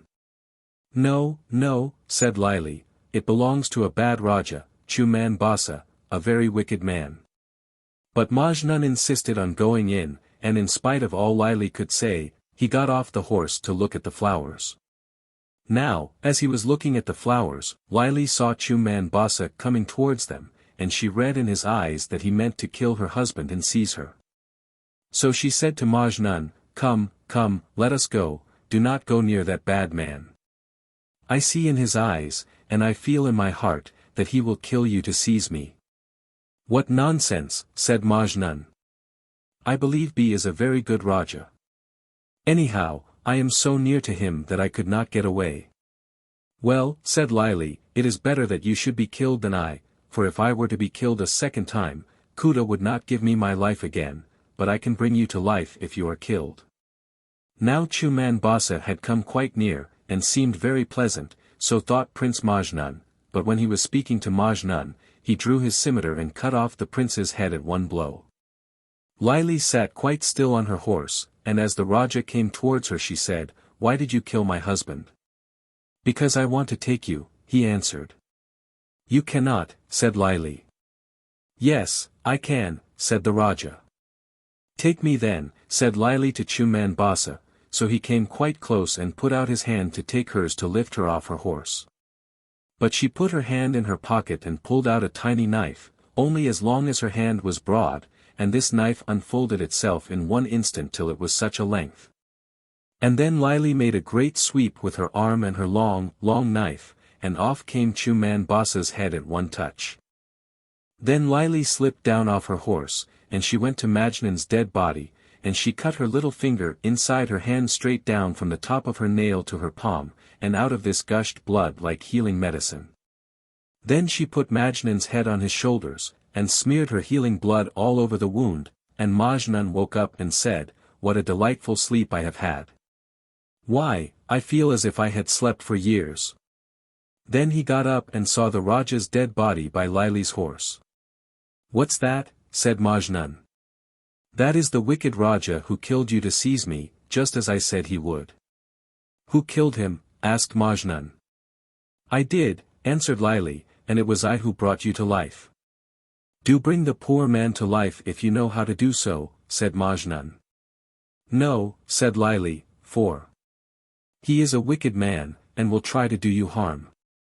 But Majnun asked her for such a long time, and so earnestly, to bring the wicked Raja to life, that at last she said, "Jump up on the horse, then, and go far away with the groom."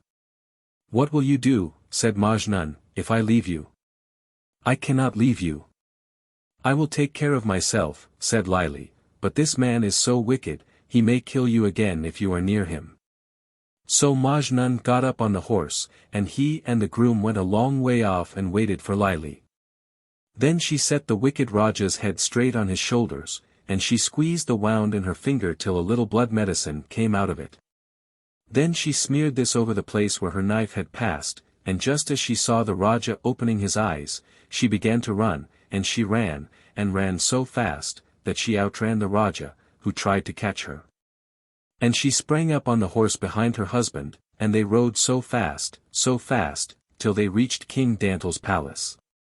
There Prince Majnun told everything to his father, who was horrified and angry. "How lucky for you that you have such a wife," he said. "Why did you not do what she told you? But for her, you would be now dead." Then he made a great feast out of gratitude for his son's safety, and gave many, many rupees to the fakirs. And he made so much of Laili. He loved her dearly, he could not do enough for her. Then he built a splendid palace for her and his son, with a great deal of ground about it, and lovely gardens, and gave them great wealth, and heaps of servants to wait on them. But he would not allow any but their servants to enter their gardens and palace, and he would not allow Majnun to go out of them, nor Laili, for, said King Dantal, "Laili is so beautiful, that perhaps someone may kill my son to take her away." The Tiger, the Brahman, and the Jackal. Once upon a time, a tiger was caught in a trap. He tried in vain to get out through the bars, and rolled and bit with rage and grief when he failed. By chance a poor Brahman came by. "Let me out of this cage, O pious one," cried the tiger. "Nay, my friend," replied the Brahman mildly, "you would probably eat me if I did." "Not at all," swore the tiger with many oaths. "On the contrary, I should be forever grateful, and serve you as a slave." Now when the tiger sobbed and sighed and wept and swore, the pious Brahman's heart softened, and at last he consented to open the door of the cage. Out popped the tiger, and, seizing the poor man, cried, "What a fool you are! What is to prevent my eating you now, for after being cooped up so long I am just terribly hungry." In vain the Brahman pleaded for his life. The most he could gain was a promise to abide by the decision of the first three things he chose to question as to the justice of the tiger's action. So the Brahman first asked a papal tree what it thought of the matter, but the papal tree replied coldly, "What have you to complain about? Don't I give shade and shelter to everyone who passes by, and don't they in return tear down my branches to feed their cattle? Don't whimper, be a man." Then the Brahman, sad at heart, went further afield till he saw a buffalo turning a well-wheel, but he fared no better from it, for it answered, "You are a fool to expect gratitude. Look at me. Whilst I gave milk they fed me on cottonseed and oil cake, but now I am dry they yoke me here, and give me refuse as fodder." The Brahman, still more sad, asked the road to give him its opinion. "My dear sir," said the road, "how foolish you are to expect anything else. Here am I, useful to everybody, yet all, rich and poor, great and small, trample on me as they go past, giving me nothing but the ashes of their pipes and the husks of their grain." On this the Brahman turned back sorrowfully, and on the way he met a jackal, who called out, "Why, what's the matter, Mr. Brahman? You look as miserable as a fish out of water." The Brahman told him all that had occurred. "How very confusing," said the jackal, when the recital was ended. "Would you mind telling me over again, for everything has got so mixed up?" The Brahman told it all over again, but the jackal shook his head in a distracted sort of way, and still could not understand. "It's very odd," said he, sadly, "but it all seems to go in at one ear and out at the other. I will go to the place where it all happened, and then perhaps I shall be able to give a judgment." So they returned to the cage, by which the tiger was waiting for the Brahman, and sharpening his teeth and claws. "You've been away a long time," growled the savage beast, "but now let us begin our dinner." "Our dinner?" thought the wretched Brahman, as his knees knocked together with fright. What a remarkably delicate way of putting it. "Give me 5 minutes, my lord," he pleaded, "in order that I may explain matters to the jackal here, who is somewhat slow in his wits." The tiger consented, and the Brahman began the whole story over again, not missing a single detail, and spinning as long a yarn as possible. "Oh, my poor brain! Oh, my poor brain!" cried the jackal, wringing its paws. "Let me see. How did it all begin?" "You were in the cage, and the tiger came walking by." "Pooh," interrupted the tiger, "what a fool you are. I was in the cage." "Of course," cried the jackal, pretending to tremble with fright, "yes. I was in the cage." "No, I wasn't, dear. Dear. Where are my wits? Let me see." The tiger was in the Brahman, and the cage came walking by. "No, that's not it, either." "Well, don't mind me, but begin your dinner, for I shall never understand." "Yes, you shall," returned the tiger, in a rage at the jackal's stupidity. "I'll make you understand. Look here, I am the tiger." "Yes, my lord." "And that is the Brahman." "Yes, my lord." "And that is the cage." "Yes, my lord." "And I was in the cage, do you understand?" "Yes, no, please, my lord." "Well," cried the tiger impatiently. "Please, my lord, how did you get in?" "How? Why, in the usual way, of course." "Oh, dear me, my head is beginning to whirl again." "Please don't be angry, my lord, but what is the usual way?" At this the tiger lost patience, and, jumping into the cage, cried, "This way." "Now do you understand how it was?" "Perfectly," grinned the jackal, as he dexterously shut the door, "and if you will permit me to say so, I think matters will remain as they were." The Soothsayer's Son. Asothasayer, when on his deathbed, wrote out the horoscope of his second son, whose name was Gangazara, and bequeathed it to him as his only property, leaving the whole of his estate to his eldest son. The second son thought over the horoscope, and said to himself, "Alas! Am I born to this only in the world? The sayings of my father never failed. I have seen them prove true to the last word while he was living, and how has he fixed my horoscope? From my birth, poverty. Nor is that my only fate. For 10 years, imprisonment, a fate harder than poverty, and what comes next? Death on the seashore, which means that I must die away from home, far from friends and relatives on a seacoast. Now comes the most curious part of the horoscope, that I am to have some happiness afterwards. What this happiness is an enigma to me."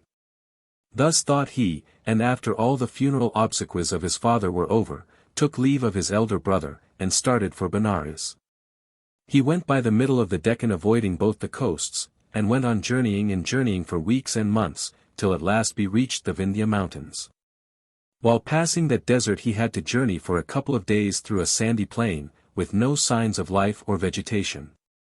The little store of provision with which he was provided for a couple of days, at last was exhausted. The chambu, which he carried always full, filling it with the sweet water from the flowing rivulet or plenteous tank, he had exhausted in the heat of the desert. There was not a morsel in his hand to eat, nor a drop of water to think. Turn his eyes wherever he might, he found a vast desert, out of which he saw no means of escape. Still he thought within himself, surely my father's prophecy never proved untrue. I must survive this calamity to find my death on some sea coast. So thought B, and this thought gave him strength of mind to walk fast and try to find a drop of water somewhere to slake his dry throat. At last he succeeded. Heaven threw in his way a ruined well. He thought he could collect some water if he let down his chambu with the string that he always carried noosed to the neck of it. Accordingly he let it down, it went some way and stopped, and the following words came from the well: "Oh, relieve me. I am the king of tigers, dying here of hunger. For the last 3 days I have had nothing. Fortune has sent you here. If you assist me now you will find a sure help in me throughout your life. Do not think that I am a beast of prey. When you have become my deliverer I will never touch you. Pray, kindly lift me up." Gangazara thought, shall I take him out or not? If I take him out he may make me the first morsel of his hungry mouth. No, that will not do. For my father's prophecy never came untrue. I must die on a sea coast, and not by a tiger. Thus thinking, he asked the Tiger King to hold tight to the vessel, which he accordingly did, and he lifted him up slowly. The tiger reached the top of the well and felt himself on safe ground. True to his word, he did no harm to Gangazara. On the other hand, he walked round his patron 3 times, and standing before him, humbly spoke the following words. "My life-giver, my benefactor. I shall never forget this day, when I regained my life through your kind hands. In return for this kind assistance I pledge my oath to stand by you in all calamities. Whenever you are in any difficulty just think of me. I am there with you ready to oblige you by all the means that I can. To tell you briefly how I came in here, 3 days ago I was roaming in yonder forest, when I saw a goldsmith passing through it. I chased him. He, finding it impossible to escape my claws, jumped into this well, and is living to this moment in the very bottom of it. I also jumped in, but found myself on the first ledge of the well, he is on the last and 4th ledge. In the second lives a serpent half famished with hunger. On the third lies a rat, also half famished, and when you again begin to draw water these may request you first to release them. In the same way the goldsmith also may ask you. I beg you, as your bosom friend, never assist that wretched man, though he is your relation as a human being. Goldsmiths are never to be trusted. You can place more faith in me, a tiger, though I feast sometimes upon men, in a serpent, whose sting makes your blood cold the very next moment, or in a rat, which does 1,000 pieces of mischief in your house. But never trust a goldsmith. Do not release him, and if you do, you shall surely repent of it one day or other." Thus advising, the hungry tiger went away without waiting for an answer. Gangazara thought several times of the eloquent way in which the tiger spoke, and admired his fluency of speech. But still his thirst was not quenched. So he let down his vessel again, which was now caught hold of by the serpent, who addressed him thus, "Oh, my protector! Lift me up. I am the king of serpents, and the son of Adisisha, who is now pining away in agony for my disappearance. Release me now. I shall ever remain your servant, remember your assistance, and help you throughout life in all possible ways. Oblige me, I am dying." Gangazara, calling again to mind that death on the seashore of the prophecy, lifted him up.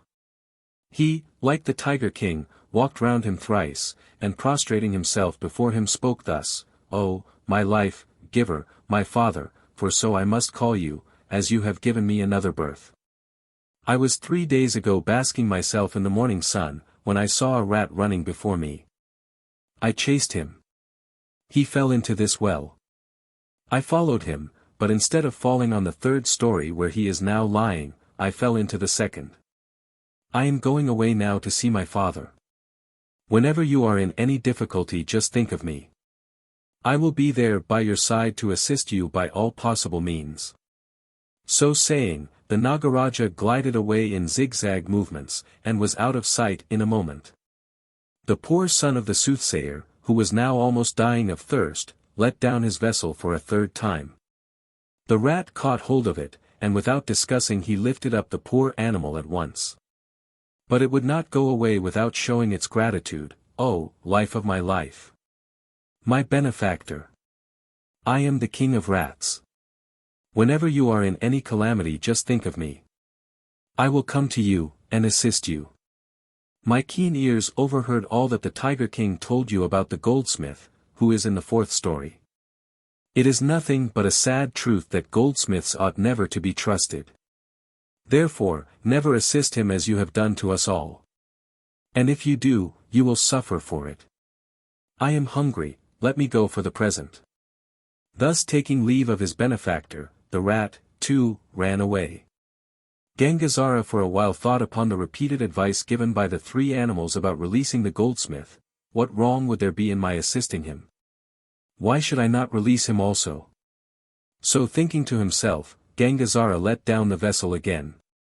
The goldsmith caught hold of it, and demanded help. The soothsayer's son had no time to lose, he was himself dying of thirst. Therefore he lifted the goldsmith up, who now began his story. "Stop for a while," said Gangazara, and after quenching his thirst by letting down his vessel for the 5th time, still fearing that someone might remain in the well and demand his assistance, he listened to the goldsmith. Who began as follows: "My dear friend, my protector, what a deal of nonsense these brutes have been talking to you about me. I am glad you have not followed their advice. I am just now dying of hunger. Permit me to go away. My name is Manikasari. I live in the East Main Street of Ujjaini, which is 20 castes to the south of this place, and so lies on your way when you return from Benares. Do not forget to come to me and receive my kind remembrances of your assistance, on your way back to your country." So saying, the goldsmith took his leave, and Gangazara also pursued his way north after the above adventures. He reached Benares, and lived there for more than 10 years, and quite forgot the tiger, serpent, rat, and goldsmith. After 10 years of religious life, thoughts of home and of his brother rushed into his mind. "I have secured enough merit now by my religious observances. Let me return home." Thus thought Gangazara within himself, and very soon he was on his way back to his country. Remembering the prophecy of his father, he returned by the same way by which he went to Benares 10 years before. While thus retracing his steps, he reached the ruined well where he had released the 3 brute kings and the goldsmith. At once the old recollections rushed into his mind, and he thought of the tiger to test his fidelity.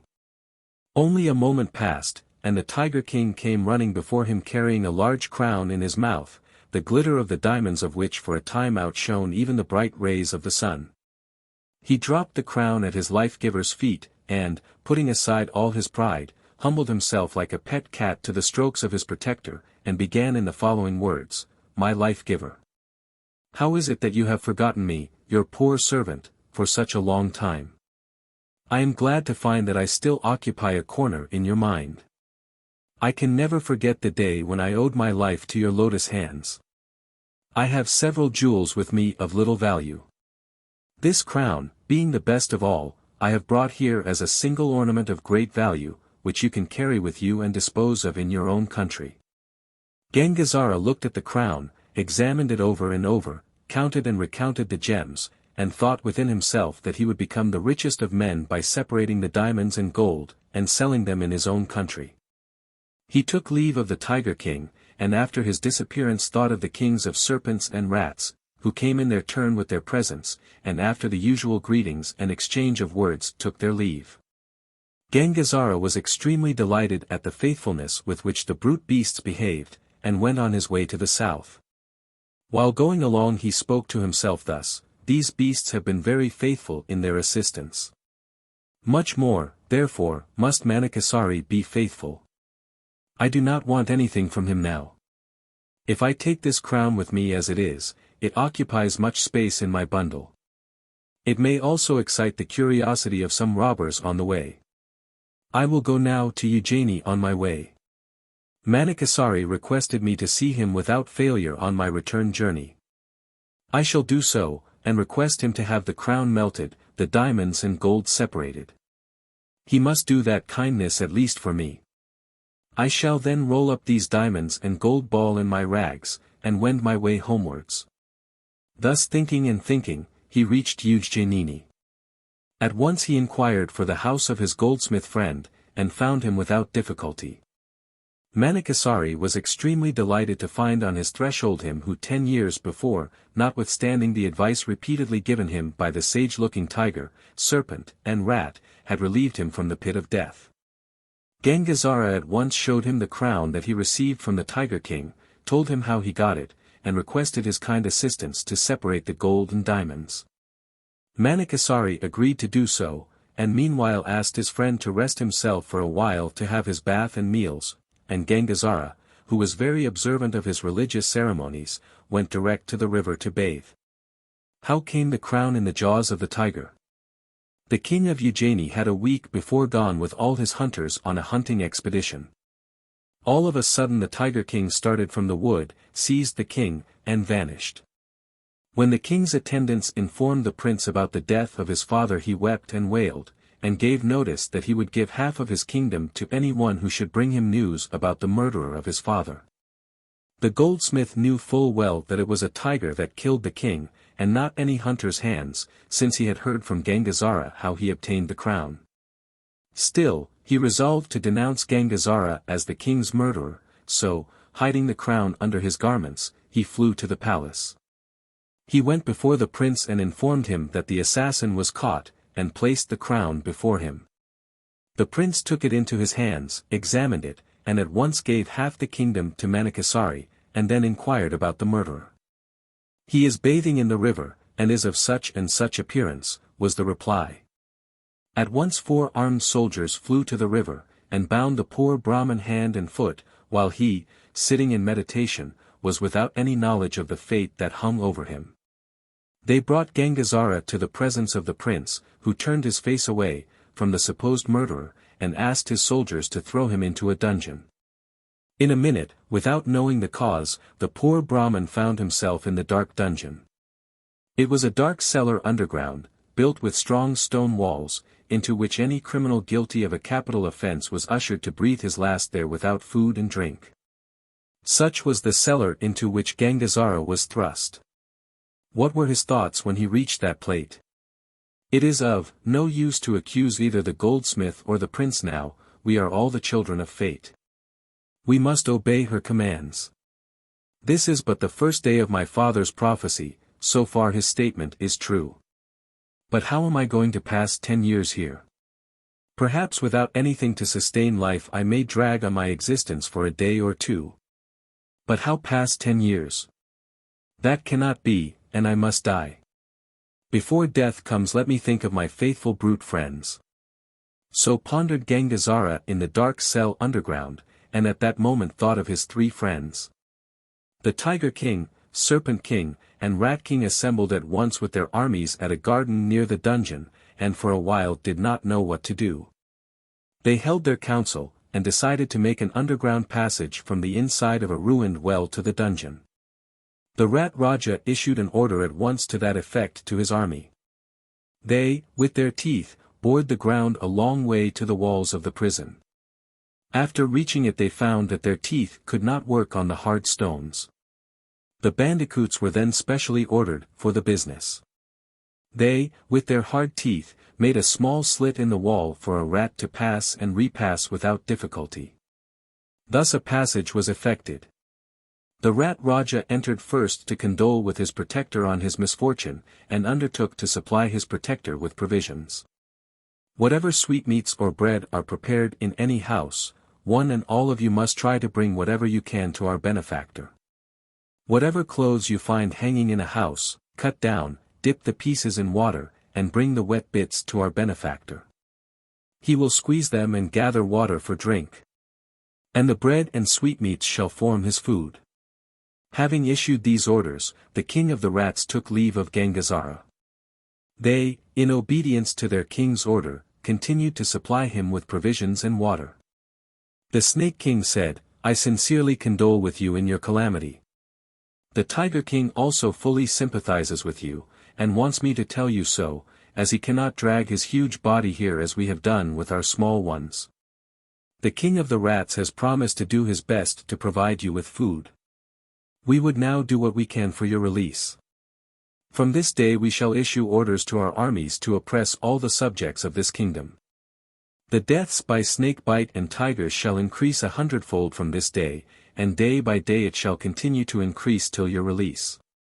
Whenever you hear people near you, you had better bawl out so as to be heard by them. The wretched prince imprisoned me on the false charge of having killed his father, while it was a tiger that killed him. From that day these calamities have broken out in his dominions. If I were released I would save all by my powers of healing poisonous wounds and by incantations. Someone may report this to the king, and if he knows it, you will obtain your liberty. Thus comforting his protector in trouble, he advised him to pluck up courage, and took leave of him. From that day tigers and serpents, acting under the orders of their kings, united in killing as many persons and cattle as possible. Every day people were carried away by tigers or bitten by serpents. Thus passed months and years. Gangazara sat in the dark cellar, without the sun's light falling upon him, and feasted upon the breadcrumbs and sweetmeats that the rats so kindly supplied him with. These delicacies had completely changed his body into a red, stout, huge, unwieldy mass of flesh. Thus passed full 10 years, as prophesied in the horoscope. 10 complete years rolled away in close imprisonment. On the last evening of the 10th year one of the serpents got into the bedchamber of the princess and sucked her life. She breathed her last. She was the only daughter of the king. The king at once sent for all the snake-bite curers. He promised half his kingdom and his daughter's hand to him who would restore her to life. Now a servant of the king who had several times overheard Gangazara's cries, reported the matter to him. The king at once ordered the cell to be examined. There was the man sitting in it. How had he managed to live so long in the cell? Some whispered that he must be a divine being. Thus they discussed, while they brought Gangazara to the king. The king no sooner saw Gangazara than he fell on the ground. He was struck by the majesty and grandeur of his person. His 10 years' imprisonment in the deep cell underground had given a sort of luster to his body. His hair had first to be cut before his face could be seen. The king begged forgiveness for his former fault, and requested him to revive his daughter. Bring me within an hour all the corpses of men and cattle, dying and dead, that remain unburnt or unburied within the range of your dominions. I shall revive them all, were the only words that Gangazara spoke. Cartloads of corpses of men and cattle began to come in every minute. Even graves, it is said, were broken open, and corpses buried a day or two before were taken out and sent for their revival. As soon as all were ready, Gangazara took a vessel full of water and sprinkled it over them all, thinking only of his Snake King and Tiger King. All rose up as if from deep slumber, and went to their respective homes. The princess, too, was restored to life. The joy of the king knew no bounds. He cursed the day on which he imprisoned him, blamed himself for having believed the word of a goldsmith, and offered him the hand of his daughter and the whole kingdom, instead of half, as he promised. Gangazara would not accept anything, but asked the king to assemble all his subjects in a wood near the town. I shall there call in all the tigers and serpents, and give them a general order. When the whole town was assembled, just at the dusk of evening, Gangazara sat dumb for a moment, and thought upon the Tiger King and the Serpent King, who came with all their armies. People began to take to their heels at the sight of tigers. Gangazara assured them of safety, and stopped them. The grey light of the evening, the pumpkin color of Gangazara, the holy ashes scattered lavishly over his body, the tigers and snakes humbling themselves at his feet, gave him the true majesty of the god Gangazara. For who else by a single word could thus command vast armies of tigers and serpents, said some among the people. Care not for it, it may be by magic. That is not a great thing. That he revived cartloads of corpses shows him to be surely Gangazara, said others. Why should you, my children, thus trouble these poor subjects of Ujjaini? Reply to me, and henceforth desist from your ravages. Thus said the soothsayer's son, and the following reply came from the king of the tigers: Why should this base king imprison your honor, believing the mere word of a goldsmith that your honor killed his father? All the hunters told him that his father was carried away by a tiger. I was the messenger of death sent to deal the blow on his neck. I did it, and gave the crown to your honor. The prince makes no inquiry, and at once imprisons your honor. How can we expect justice from such a stupid king as that? Unless he adopt a better standard of justice, we will go on with our destruction. The king heard, cursed the day on which he believed in the word of a goldsmith, beat his head, tore his hair, wept and wailed for his crime, asked 1,000 pardons, and swore to rule in a just way from that day. The Serpent King and Tiger King also promised to observe their oath as long as justice prevailed, and took their leave. The goldsmith fled for his life. He was caught by the soldiers of the king, and was pardoned by the generous Gangazara, whose voice now reigned supreme. All returned to their homes. The king again pressed Gangazara to accept the hand of his daughter. He agreed to do so, not then, but some time afterwards. He wished to go and see his elder brother first, and then to return and marry the princess. The king agreed, and Gangazara left the city that very day on his way home. It so happened that unwittingly betook a wrong road, and had to pass near a sea-coast. His elder brother was also on his way up to Benares by that very same route. They met and recognized each other, even at a distance. They flew into each other's arms. Both remained still for a time, almost unconscious with joy. The pleasure of Gangazara was so great that he died of joy. The elder brother was a devout worshipper of Ganesha. That was a Friday, a day very sacred to that god. The elder brother took the corpse to the nearest Ganesha temple and called upon him. The god came, and asked him what he wanted. My poor brother is dead and gone, and this is his corpse. Kindly keep it in your charge till I finish worshipping you. If I leave it anywhere else, the devils may snatch it away when I am absent worshipping you. After finishing the rites I shall burn him. Thus said the elder brother, and, giving the corpse to the god Ganesha, he went to prepare himself for that deity's ceremonials. Ganesha made over the corpse to his Ganas, asking them to watch over it carefully. But instead of that they devoured it. The elder brother, after finishing the puja, demanded his brother's corpse of the god.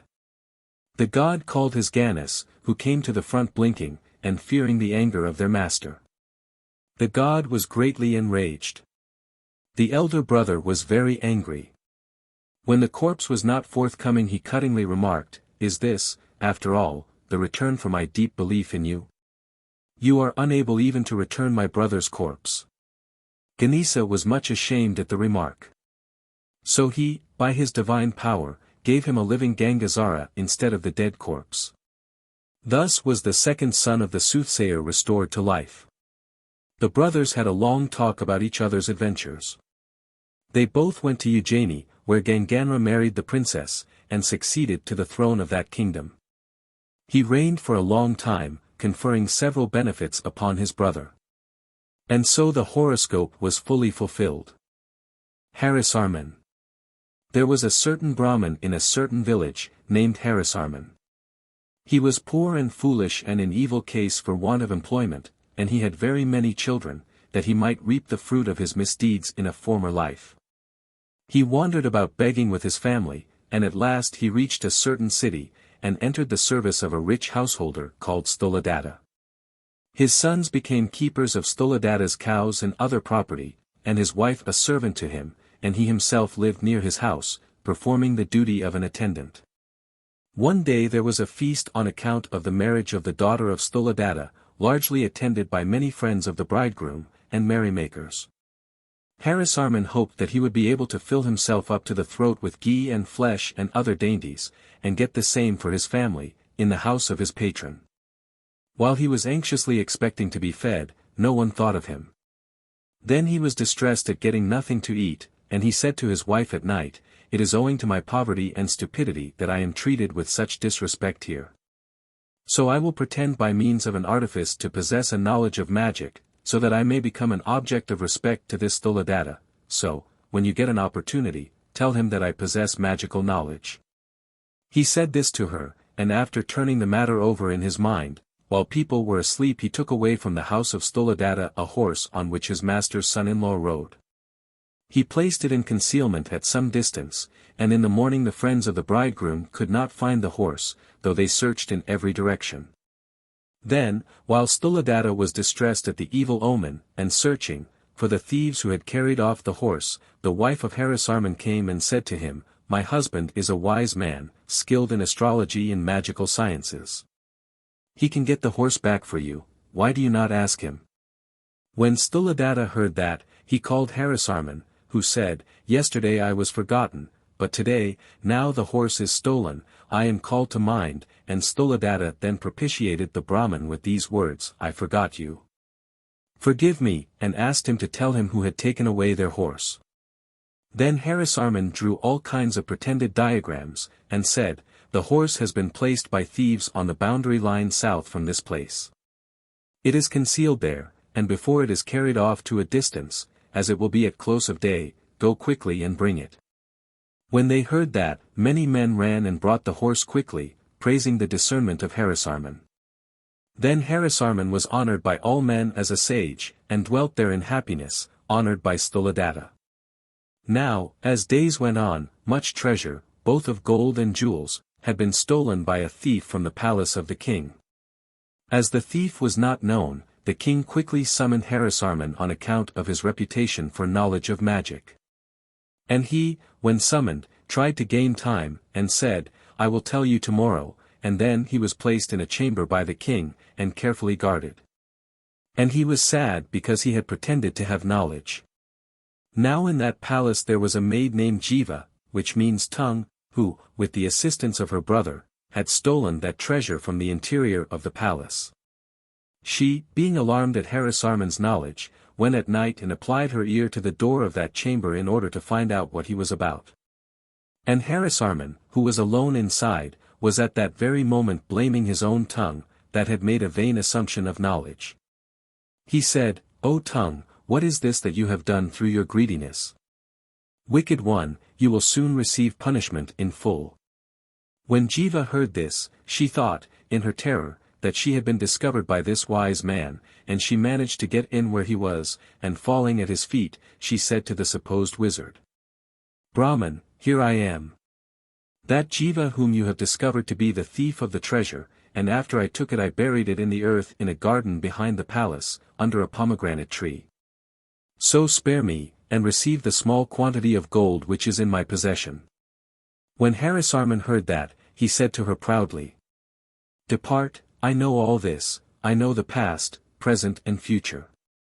But I will not denounce you, being a miserable creature that has implored my protection. But whatever gold is in your possession you must give back to me." When he said this to the maid, she consented, and departed quickly. But Harisarman reflected in his astonishment, fate brings about, as if in sport, things impossible, for when calamity was so near, who would have thought chance would have brought us success? While I was blaming my Jiva, the thief Jiva suddenly flung herself at my feet. Secret crimes manifest themselves by means of fear. Thus thinking, he passed the night happily in the chamber. And in the morning he brought the king, by some skillful parade of pretended knowledge into the garden, and led him up to the treasure, which was buried under the pomegranate tree, and said that the thief had escaped with a part of it. Then the king was pleased, and gave him the revenue of many villages. But the minister, named Devajnanan, whispered in the king's ear, "How can a man possess such knowledge unattainable by men, without having studied the books of magic? You may be certain that this is a specimen of the way he makes a dishonest livelihood, by having a secret intelligence with thieves.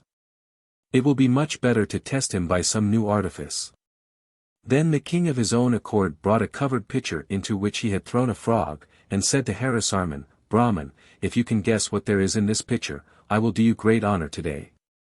When the Brahman Harisarman heard that, he thought that his last hour had come, and he called to mind the pet name of Froggy, which his father had given him in his childhood in sport, and, impelled by luck, he called to himself by his pet name.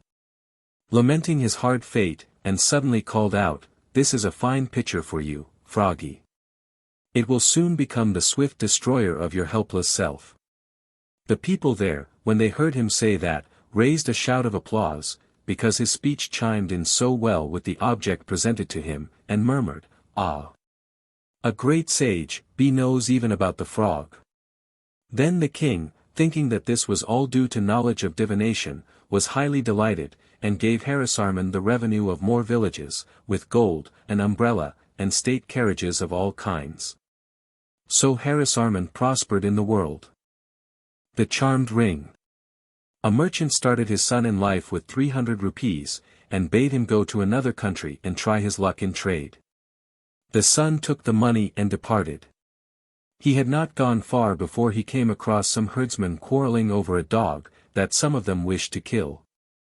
"Please do not kill the dog," pleaded the young and tender-hearted fellow, "I will give you 100 rupees for it."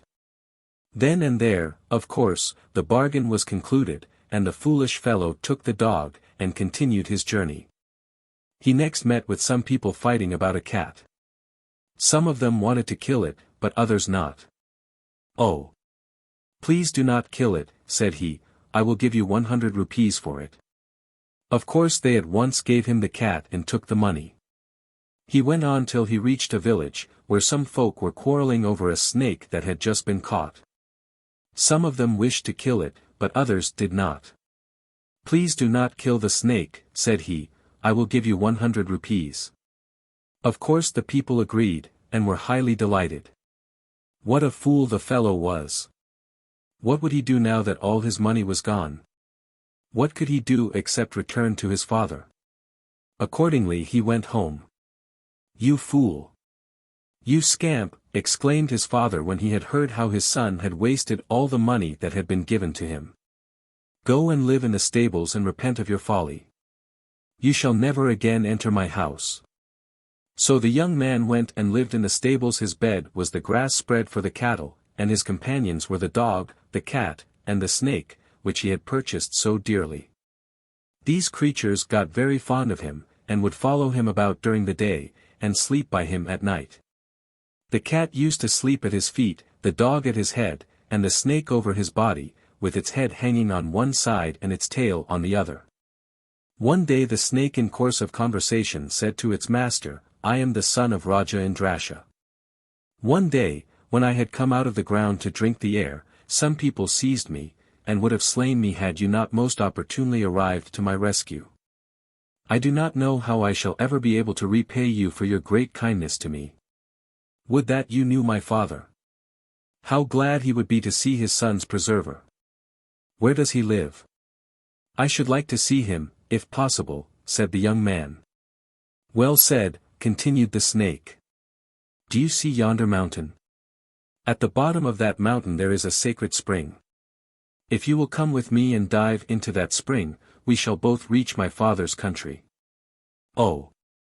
How glad he will be to see you. He will wish to reward you, too. But how can we do that? However, you may be pleased to accept something at his hand. If he asks you what you would like, you would, perhaps, do well to reply, the ring on your right hand, and the famous pot and spoon which you possess. With these in your possession, you would never need anything, for the ring is such that a man has only to speak to it, and immediately a beautiful furnished mansion will be provided for him. While the pot and the spoon will supply him with all manner of the rarest and most delicious foods." Attended by his 3 companions, the man walked to the well and prepared to jump in, according to the snake's directions.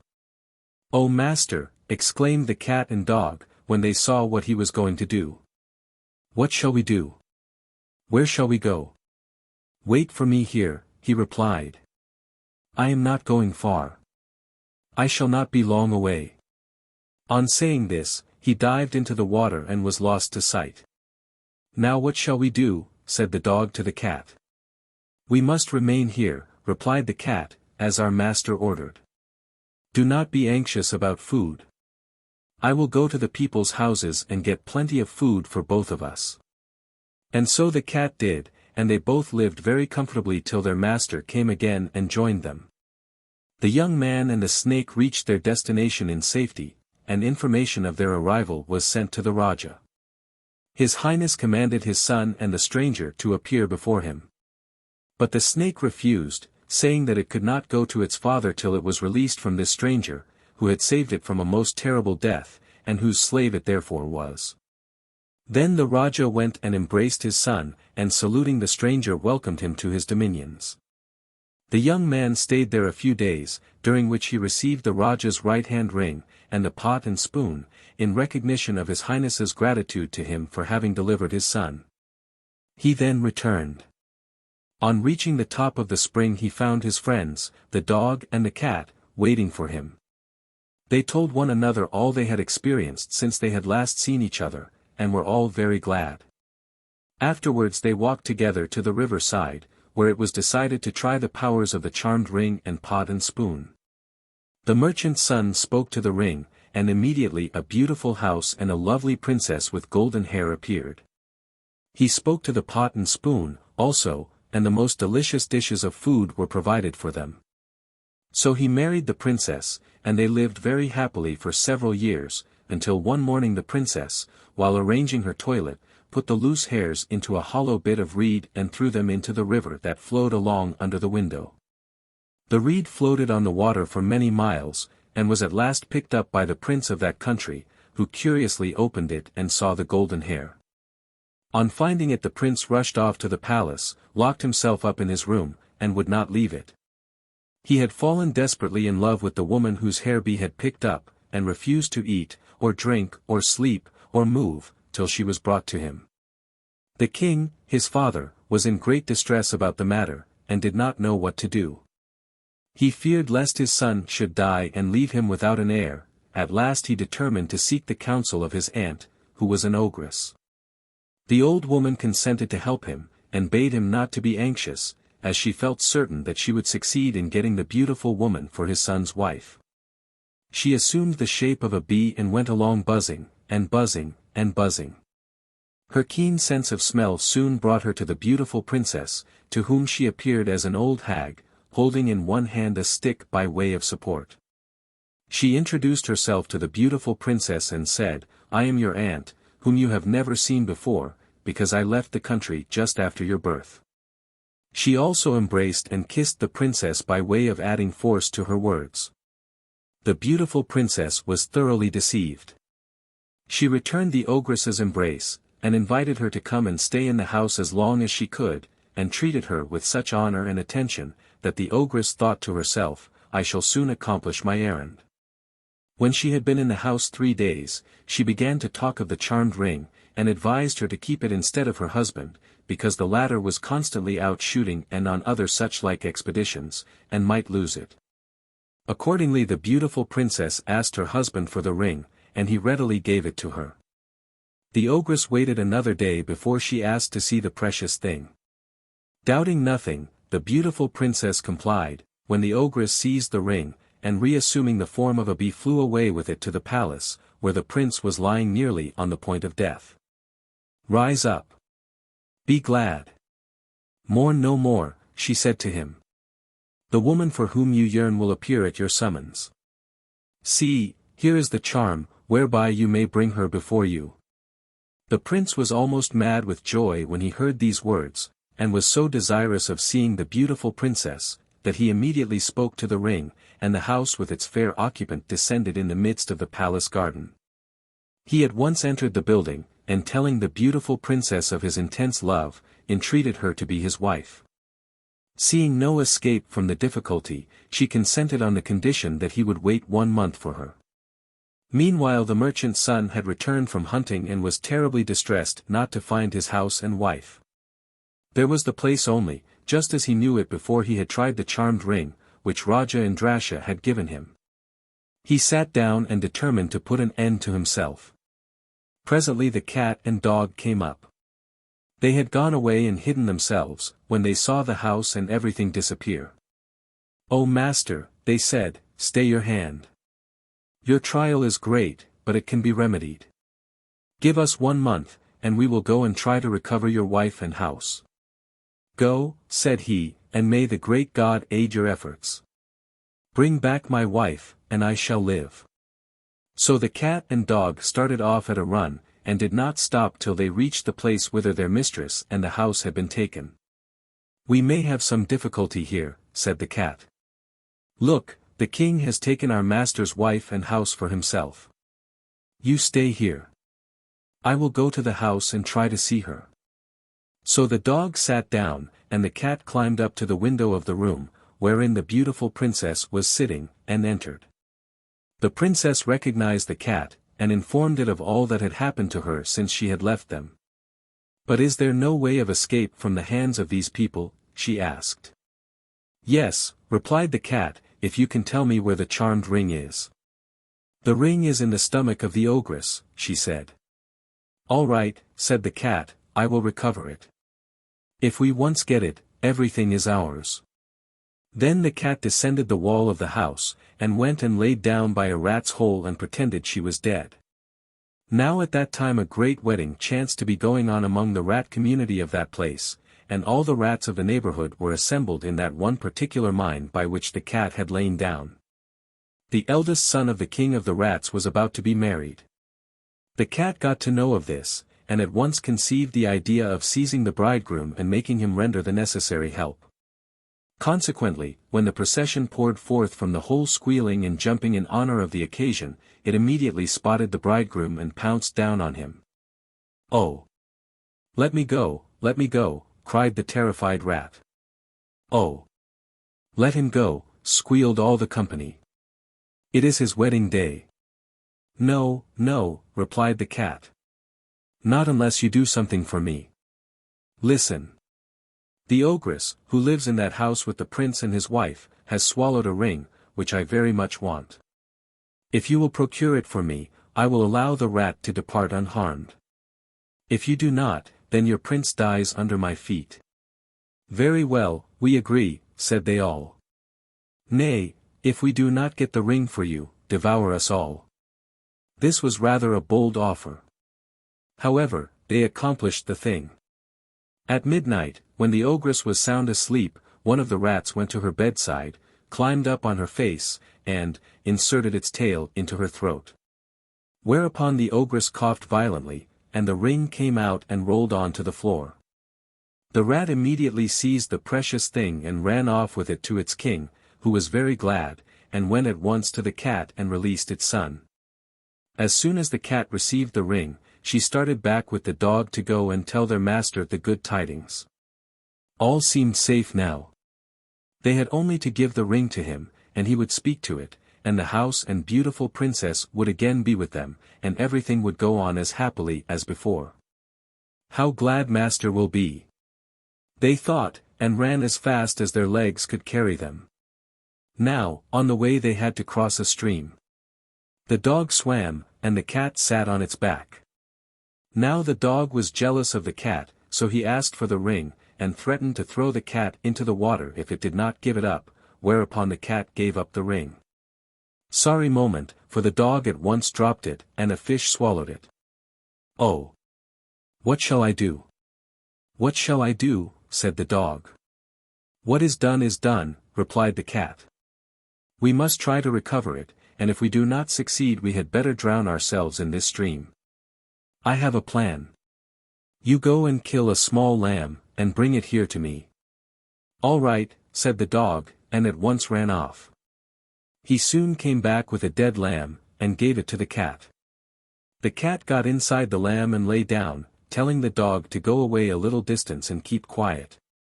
Not long after this a nadhar, a bird whose look can break the bones of a fish, came and hovered over the lamb, and eventually pounced down on it to carry it away. On this the cat came out and jumped on to the bird, and threatened to kill it if it did not recover the lost ring.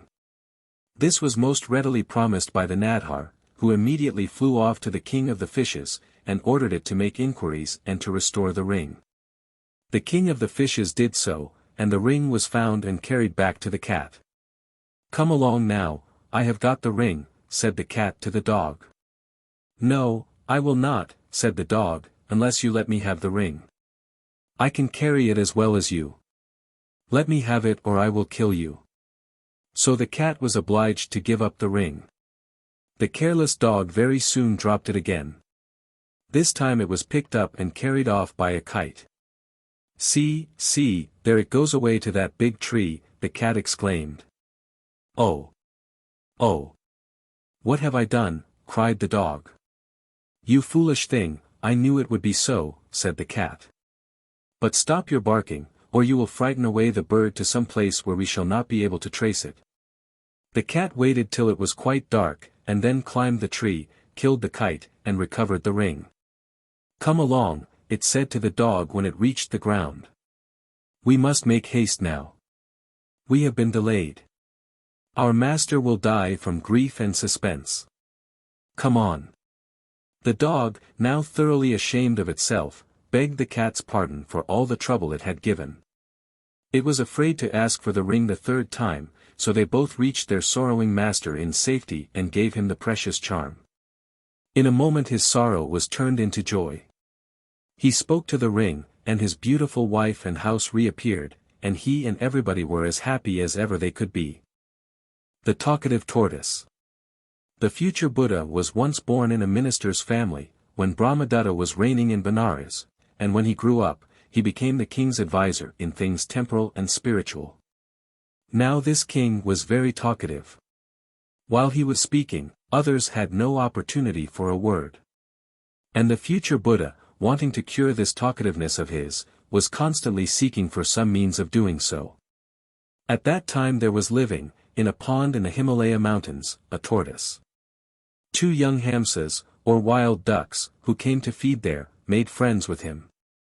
And one day, when they had become very intimate with him, they said to the tortoise, "Friend Tortoise, the place where we live, at the Golden Cave on Mount Beautiful in the Himalaya country, is a delightful spot. Will you come there with us?" "But how can I get there?" "We can take you, if you can only hold your tongue, and will say nothing to anybody." "Oh! That I can do. Take me with you." "That's right," said they. And making the tortoise bite hold of a stick, they themselves took the two ends in their teeth, and flew up into the air. Seeing him thus carried by the hamsas, some villagers called out, "Two wild ducks are carrying a tortoise along on a stick." Whereupon the tortoise wanted to say, "If my friends choose to carry me, what is that to you, you wretched slaves?" So just as the swift flight of the wild ducks had brought him over the king's palace in the city of Benares, he let go of the stick he was biting, and falling in the open courtyard, split in two. And there arose a universal cry, "A tortoise has fallen in the open courtyard, and has split in two." The king, taking the future Buddha, went to the place, surrounded by his courtiers. And looking at the tortoise, he asked the Bodhisattva, "Teacher, how comes he to be fallen here?" The future Buddha thought to himself, long expecting, wishing to admonish the king, "Have I sought for some means of doing so? This tortoise must have made friends with the wild ducks, and they must have made him bite hold of the stick, and have flown up into the air to take him to the hills.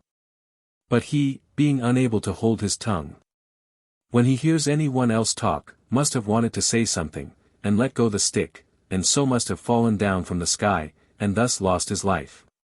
And saying, "Truly, O king, those who are called chatterboxes, people whose words have no end, come to grief like this," he uttered these verses. Verily the tortoise killed himself whilst uttering his voice, though he was holding tight the stick. By a word himself he slew. Behold him then, O excellent by strength, and speak wise words, not out of season. You see how, by his talking over much, the tortoise fell into this wretched plight. The king saw that he was himself referred to, and said, "O teacher, are you speaking of us?" And the Bodhisattva spake openly, and said, "O great king, be it thou, or be it any other, whoever talks beyond measure meets with some mishap like this." And the king henceforth refrained himself, and became a man of few words. A lac of rupees for a bit of advice. A poor blind Brahman and his wife were dependent on their son for their subsistence. Every day the young fellow used to go out and get what he could by begging. This continued for some time, till at last he became quite tired of such a wretched life, and determined to go and try his luck in another country. He informed his wife of his intention, and ordered her to manage somehow or other for the old people during the few months that he would be absent. He begged her to be industrious, lest his parents should be angry and curse him. One morning he started with some food in a bundle, and walked on day after day, till he reached the chief city of the neighboring country. Here he went and sat down by a merchant's shop and asked alms. The merchant inquired whence he had come, why he had come, and what was his caste, to which he replied that he was a Brahman, and was wandering hither and thither begging a livelihood for himself and wife and parents. Moved with pity for the man, the merchant advised him to visit the kind and generous king of that country, and offered to accompany him to the court. Now, at that time it happened that the king was seeking for a Brahman to look after a golden temple which he had just had built. His Majesty was very glad, therefore, when he saw the Brahman and heard that he was good and honest. He at once deputed him to the charge of this temple, and ordered 50 karwars of rice and 100 rupees to be paid to him every year as wages. 2 months after this, the Brahman's wife, not having heard any news of her husband, left the house and went in quest of him. By a happy fate she arrived at the very place that he had reached, where she heard that every morning at the golden temple a golden rupee was given in the king's name to any beggar who chose to go for it. Accordingly, on the following morning she went to the place and met her husband. "Why have you come here?" he asked. "Why have you left my parents? Care you not whether they curse me and I die? Go back immediately, and await my return." "No, no," said the woman. "I cannot go back to starve and see your old father and mother die. There is not a grain of rice left in the house." "Oh Bhagawant," exclaimed the Brahman. "Here, take this," he continued, scribbling a few lines on some paper, and then handing it to her, "and give it to the king. You will see that he will give you 1,00,000 of rupees for it." Thus saying he dismissed her, and the woman left. On this scrap of paper were written 3 pieces of advice. First, if a person is traveling and reaches any strange place at night, let him be careful where he puts up, and not close his eyes in sleep, lest he close them in death. Secondly, if a man has a married sister, and visits her in great pomp, she will receive him for the sake of what she can obtain from him, but if he comes to her in poverty, she will frown on him and disown him. Thirdly, if a man has to do any work, he must do it himself, and do it with might and without fear. On reaching her home the Brahmani told her parents of her meeting with her husband, and what a valuable piece of paper he had given her. But not liking to go before the king herself, she sent one of her relations. The king read the paper, and ordering the man to be flogged, dismissed him. The next morning the Brahmani took the paper, and while she was going along the road to the darbar reading it, the king's son met her, and asked what she was reading. Whereupon she replied that she held in her hands a paper containing certain bits of advice, for which she wanted 1,00,000 of rupees. The prince asked her to show it to him, and when he had read it gave her a parwana for the amount, and rode on. The poor Brahmani was very thankful. That day she laid in a great store of provisions, sufficient to last them all for a long time. In the evening the prince related to his father the meeting with the woman, and the purchase of the piece of paper. He thought his father would applaud the act. But it was not so. The king was more angry than before, and banished his son from the country. So the prince bade adieu to his mother and relations and friends, and rode off on his horse, whither he did not know. At nightfall he arrived at some place, where a man met him, and invited him to lodge at his house. The prince accepted the invitation, and was treated like a prince. Matting was spread for him to squat on, and the best provisions set before him. "Ah," thought he, as he lay down to rest, "here is a case for the first piece of advice that the Brahmani gave me. I will not sleep tonight." It was well that he thus resolved, for in the middle of the night the man rose up, and taking a sword in his hand, rushed to the prince with the intention of killing him. But he rose up and spoke. "Do not slay me," he said. "What profit would you get from my death? If you killed me you would be sorry afterwards, like that man who killed his dog." "What man? What dog?" he asked. "I will tell you," said the prince, if you will give me that sword." So he gave him the sword, and the prince began his story. Once upon a time there lived a wealthy merchant who had a pet dog. He was suddenly reduced to poverty, and had to part with his dog. He got a loan of 5,000 rupees from a brother merchant, leaving the dog as a pledge, and with the money began business again. Not long after this the other merchant's shop was broken into by thieves and completely sacked. There was hardly 10 rupees worth left in the place. The faithful dog, however, knew what was going on, and went and followed the thieves, and saw where they deposited the things, and then returned. In the morning there was great weeping and lamentation in the merchant's house when it was known what had happened. The merchant himself nearly went mad. Meanwhile the dog kept on running to the door, and pulling at his master's shirt and pyjamas, as though wishing him to go outside. At last a friend suggested that, perhaps, the dog knew something of the whereabouts of the things, and advised the merchant to follow its leadings. The merchant consented, and went after the dog right up to the very place where the thieves had hidden the goods. Here the animal scraped and barked, and showed in various ways that the things were underneath. So the merchant and his friends dug about the place, and soon came upon all the stolen property. Nothing was missing. There was everything just as the thieves had taken them. The merchant was very glad. On returning to his house, he at once sent the dog back to its old master with a letter rolled under the collar, wherein he had written about the sagacity of the beast. And begged his friend to forget the loan and to accept another 5,000 rupees as a present. When this merchant saw his dog coming back again, he thought, "Alas! My friend is wanting the money. How can I pay him? I have not had sufficient time to recover myself from my recent losses. I will slay the dog ere he reaches the threshold, and say that another must have slain it. Thus there will be an end of my debt. No dog, no loan."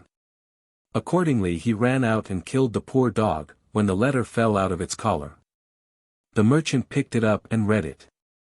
How great was his grief and disappointment when he knew the facts of the case.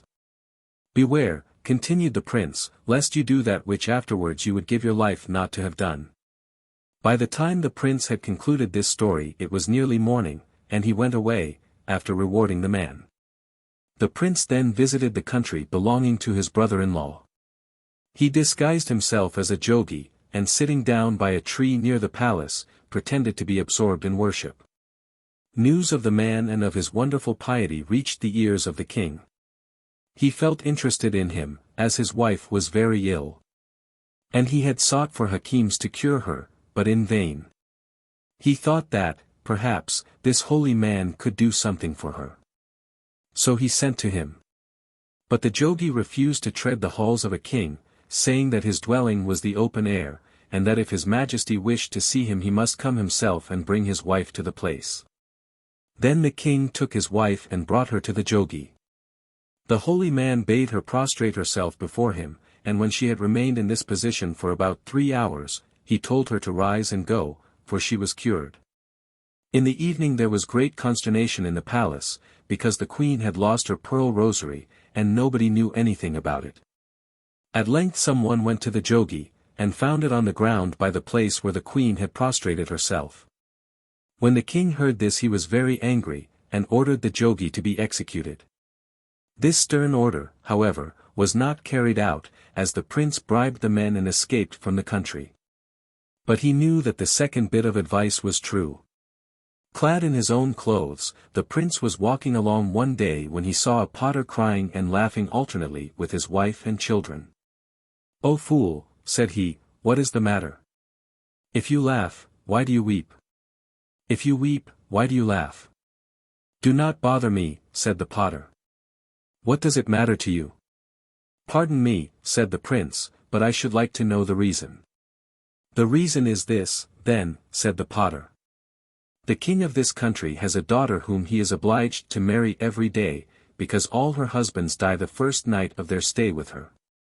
Nearly all the young men of the place have thus perished, and our son will be called on soon. We laugh at the absurdity of the thing, a potter's son marrying a princess, and we cry at the terrible consequence of the marriage. What can we do? truly a matter for laughing and weeping. But weep no more, said the prince. I will exchange places with your son, and will be married to the princess instead of him. Only give me suitable garments, and prepare me for the occasion. So the potter gave him beautiful raiment and ornaments, and the prince went to the palace. At night he was conducted to the apartment of the princess. Dread hour, thought he, am I to die like the scores of young men before me? He clenched his sword with firm grip, and lay down on his bed, intending to keep awake all the night and see what would happen. In the middle of the night he saw two chamois come out from the nostrils of the princess. They stole over towards him, intending to kill him, like the others who had been before him, but he was ready for them.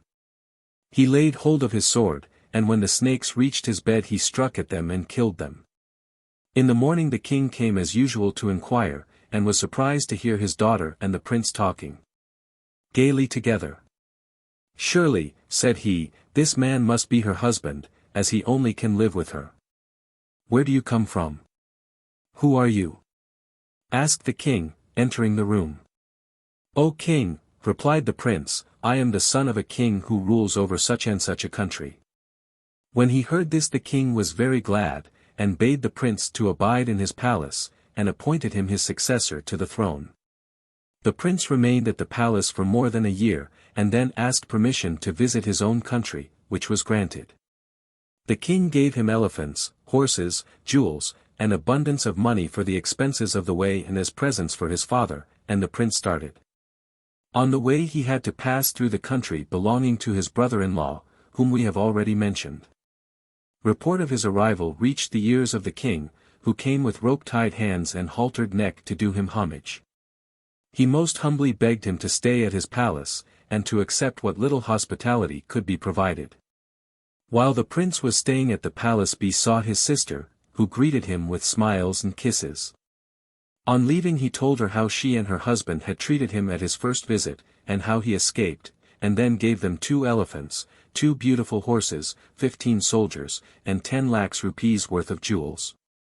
Afterwards he went to his own home, and informed his mother and father of his arrival. Alas! His parents bade both become blind from weeping about the loss of their son. Let him come in, said the king, and put his hands upon our eyes, and we shall see again. So the prince entered, and was most affectionately greeted by his old parents, and he laid his hands on their eyes, and they saw again. Then the prince told his father all that had happened to him, and how he had been saved several times by attending to the advice that he had purchased from the Brahmani. Whereupon the king expressed his sorrow for having sent him away, and all was joy and peace again. The Gold-Giving Serpent. Now in a certain place there lived a Brahman named Haridatta. He was a farmer, but poor was the return his labor brought him. One day, at the end of the hot hours, the Brahman, overcome by the heat, lay down under the shadow of a tree to have a doze. Suddenly he saw a great hooded snake creeping out of an ant-hill near at hand. So he thought to himself, sure this is the guardian deity of the field, and I have not ever worshipped it. That's why my farming is in vain.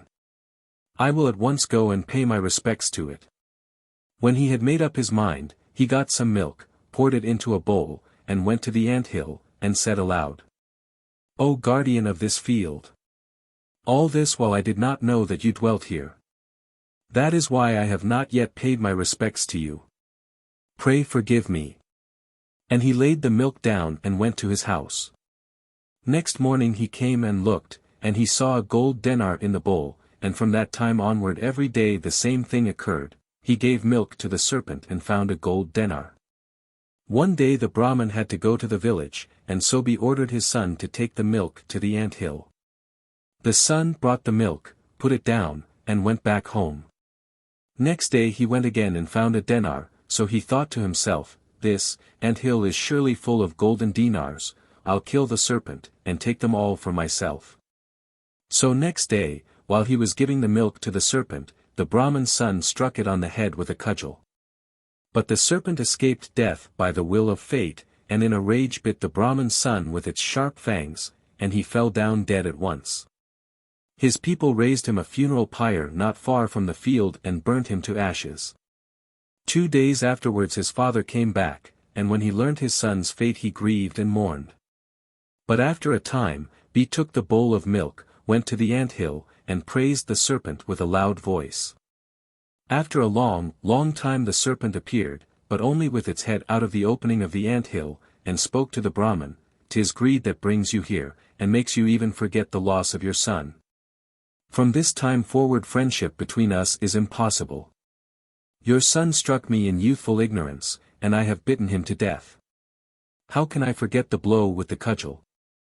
And how can you forget the pain and grief at the loss of your son?" So speaking, it gave the Brahman a costly pearl and disappeared. But before it went away it said, "Come back no more."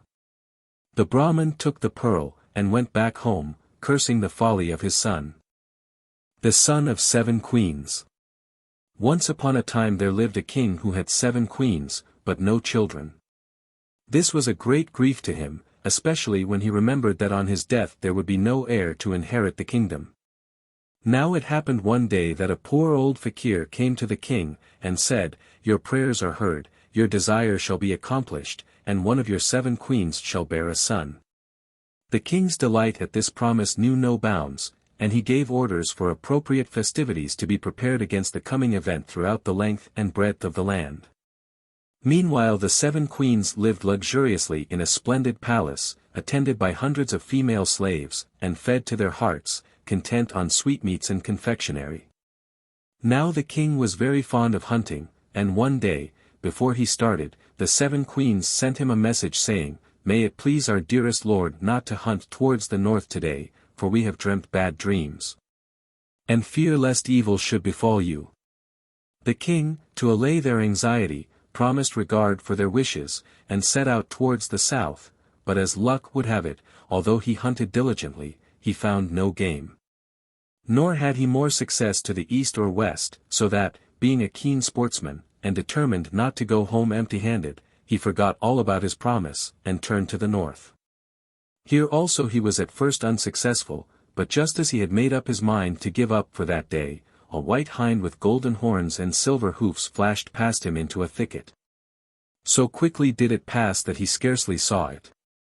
Nevertheless a burning desire to capture and possess the beautiful strange creature filled his breast. He instantly ordered his attendants to form a ring round the thicket, and so encircle the hind. Then, gradually narrowing the circle, he pressed forward till he could distinctly see the white hind panting in the midst. Nearer and nearer he advanced, till, just as he thought to lay hold of the beautiful strange creature, it gave one mighty bound, leapt clean over the king's head, and fled towards the mountains.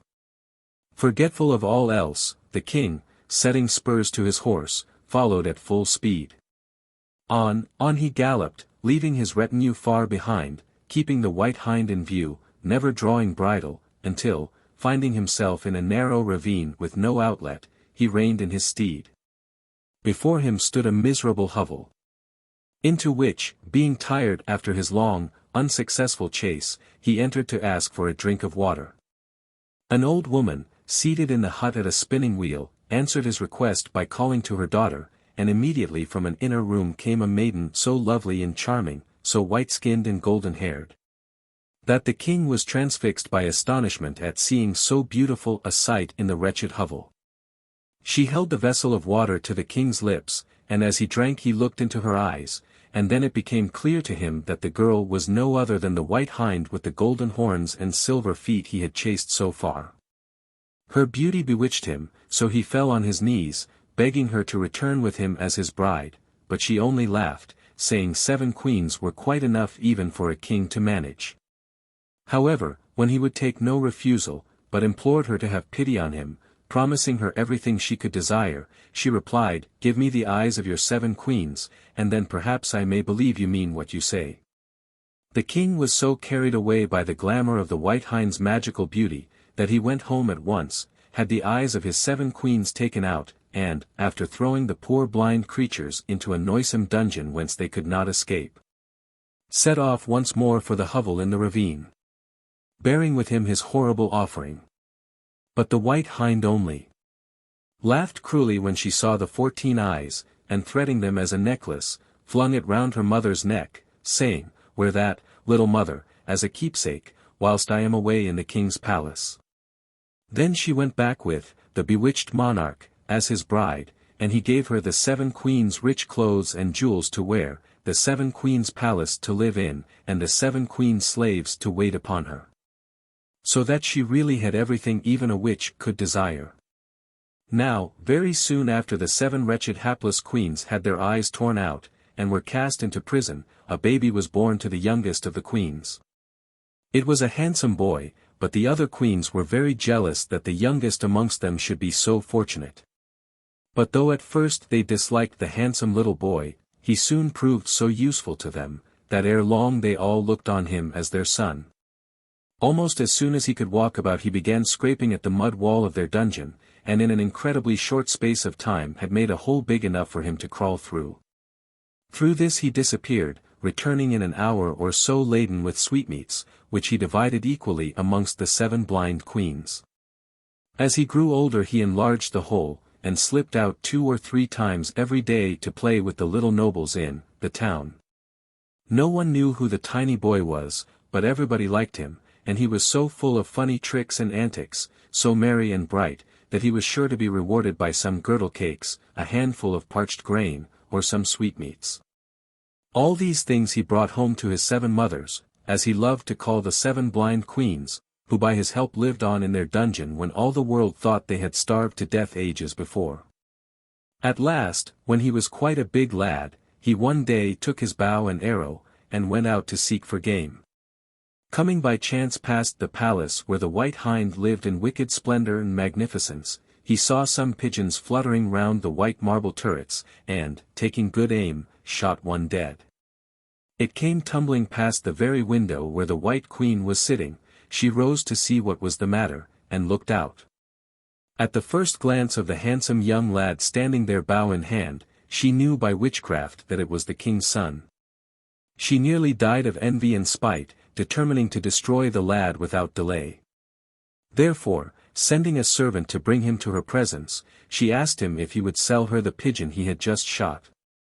"No," replied the sturdy lad, "the pigeon is for my 7 blind mothers, who live in the noisome dungeon, and who would die if I did not bring them food." "Poor souls," cried the cunning white witch. "Would you not like to bring them their eyes again? Give me the pigeon, my dear, and I faithfully promise to show you where to find them." Hearing this, the lad was delighted beyond measure, and gave up the pigeon at once. Whereupon the White Queen told him to seek her mother without delay, and ask for the eyes which she wore as a necklace. "She will not fail to give them," said the cruel queen, "if you show her this token on which I have written what I want done." So saying, she gave the lad a piece of broken potsherd, with these words inscribed on it, "Kill the bearer at once, and sprinkle his blood like water." Now, as the son of 7 queens could not read, he took the fatal message cheerfully, and set off to find the White Queen's mother. Whilst he was journeying he passed through a town, where every one of the inhabitants looked so sad, that he could not help asking what was the matter. They told him it was because the king's only daughter refused to marry. So, when her father died there would be no heir to the throne. They greatly feared she must be out of her mind, for though every good-looking young man in the kingdom had been shown to her, she declared she would only marry one who was the son of 7 mothers, and who ever heard of such a thing? The king, in despair, had ordered every man who entered the city gates to be led before the princess, so, much to the lad's impatience, for he was in an immense hurry to find his mother's eyes, he was dragged into the presence chamber. No sooner did the princess catch sight of him than she blushed, and, turning to the king, said, "Dear father, this is my choice." Never were such rejoicings as these few words produced. The inhabitants nearly went wild with joy, but the son of 7 queens said he would not marry the princess unless they first let him recover his mother's eyes. When the beautiful bride heard his story, she asked to see the potsherd, for she was very learned and clever. Seeing the treacherous words, she said nothing, but taking another similar-shaped bit of potsherd, she wrote on it these words, "Take care of this lad," giving him all he desires, and returned it to the son of 7 queens, who, none the wiser, set off on his quest. Ere long he arrived at the hovel in the ravine where the White Witch's mother, a hideous old creature, grumbled dreadfully on reading the message, especially when the lad asked for the necklace of eyes. Nevertheless she took it off, and gave it him, saying, "There are only 13 of them now, for I lost one last week." The lad, however, was only too glad to get any at all, so he hurried home as fast as he could to his 7 mothers, and gave 2 eyes apiece to the 6 elder queens, but to the youngest he gave 1, saying, "Dearest little mother, I will be your other eye always."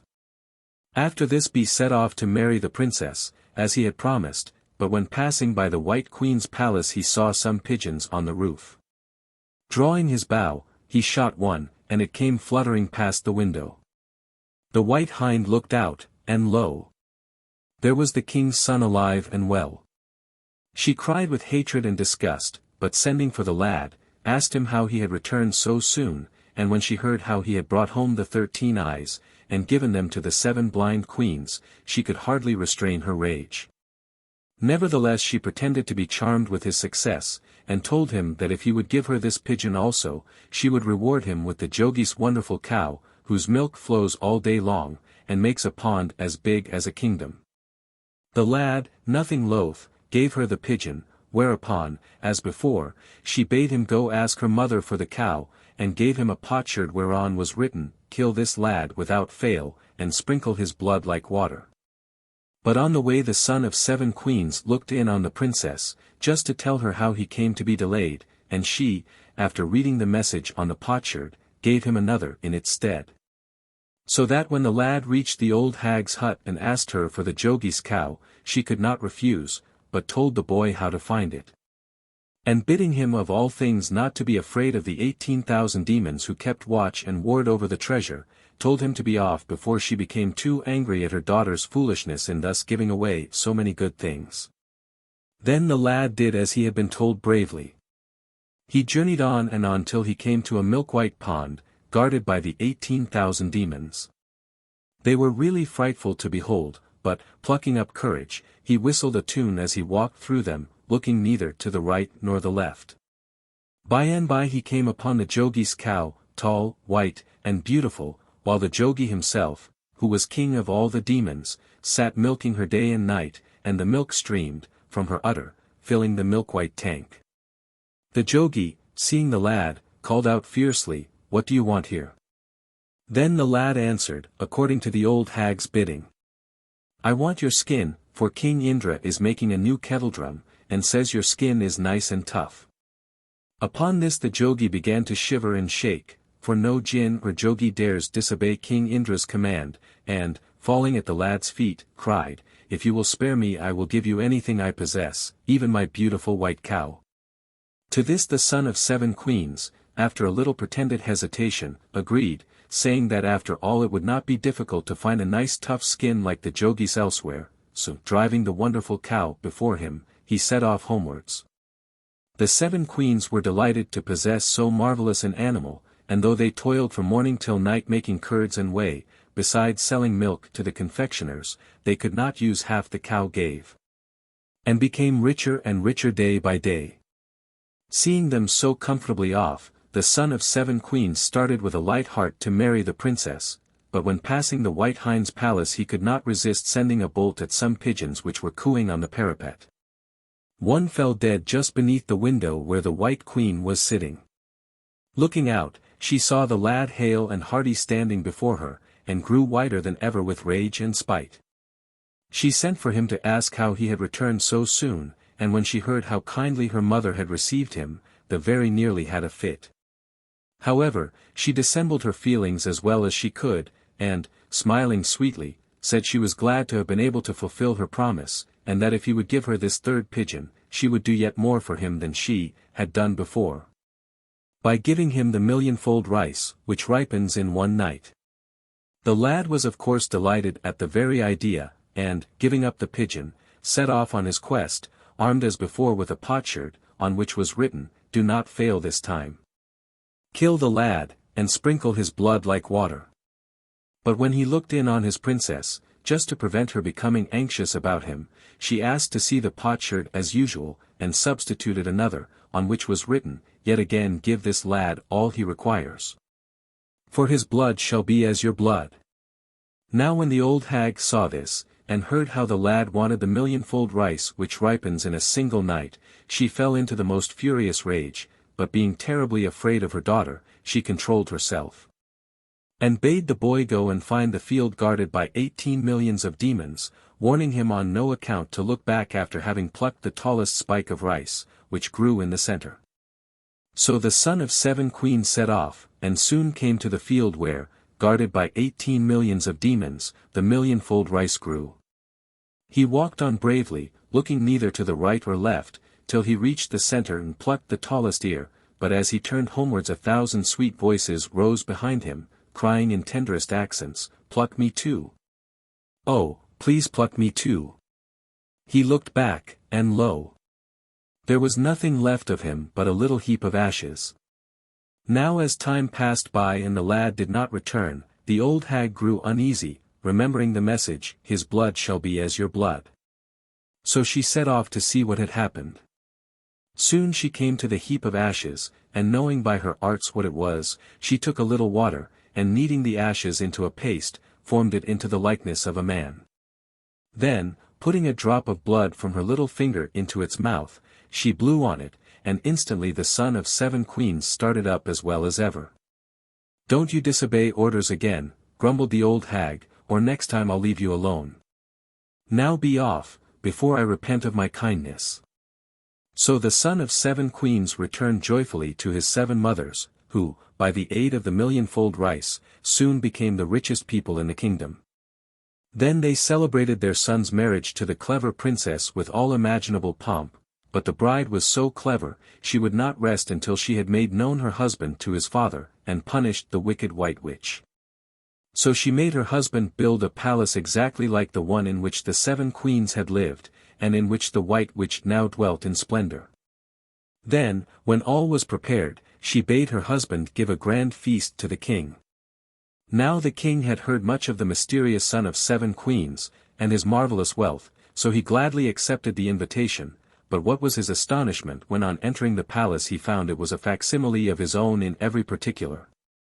And when his host, richly attired, led him straight to the private hall, where on royal thrones sat the 7 queens, dressed as he had last seen them, he was speechless with surprise, until the princess, coming forward, threw herself at his feet, and told him the whole story. Then the king awoke from his enchantment, and his anger rose against the wicked white hind who had bewitched him so long, until he could not contain himself.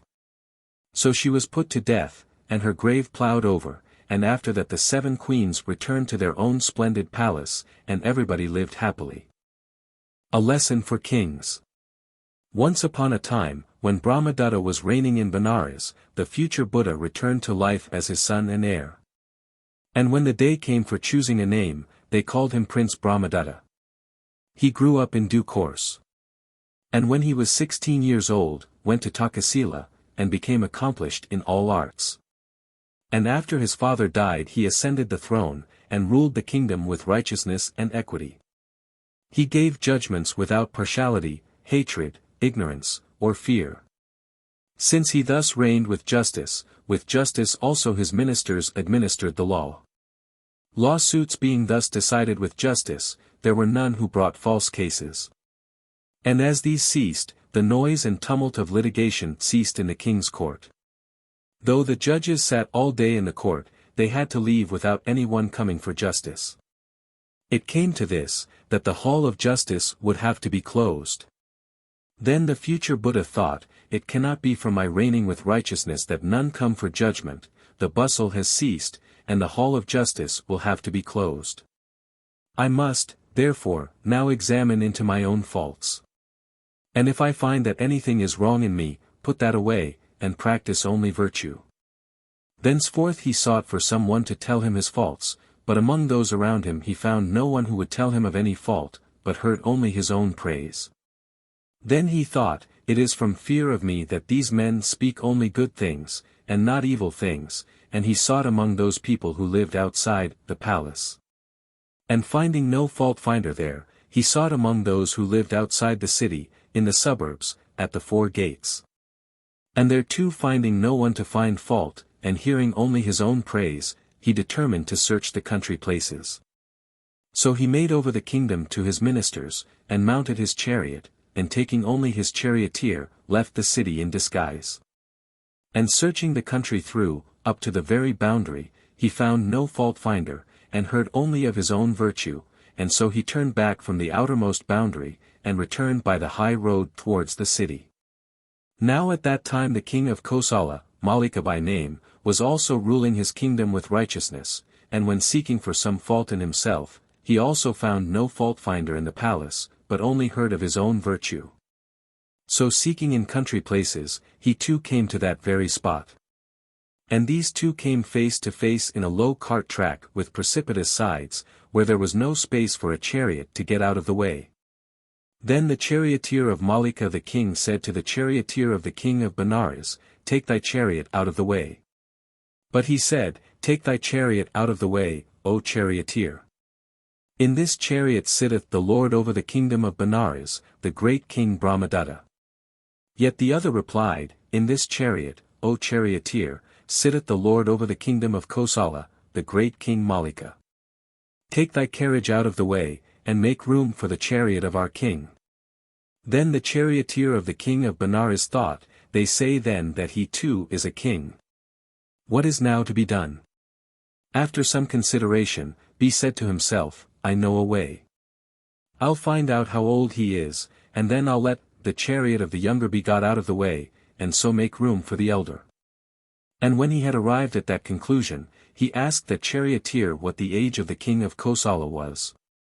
But on inquiry he found that the ages of both were equal. Then he inquired about the extent of his kingdom, and about his army, and his wealth, and his renown, and about the country he lived in, and his caste and tribe and family. And he found that both were lords of a kingdom 300 leagues in extent, and that in respect of army and wealth and renown, and the countries in which they lived, and their caste and their tribe and their family, they were just on a par. Then he thought, "I will make way for the most righteous." And he asked, "What kind of righteousness has this king of yours?" Then the charioteer of the king of Kosala, proclaiming his king's wickedness as goodness, uttered the first stanza. "The strong he overthrows by strength. The mild by mildness, does Malika. The good he conquers by goodness.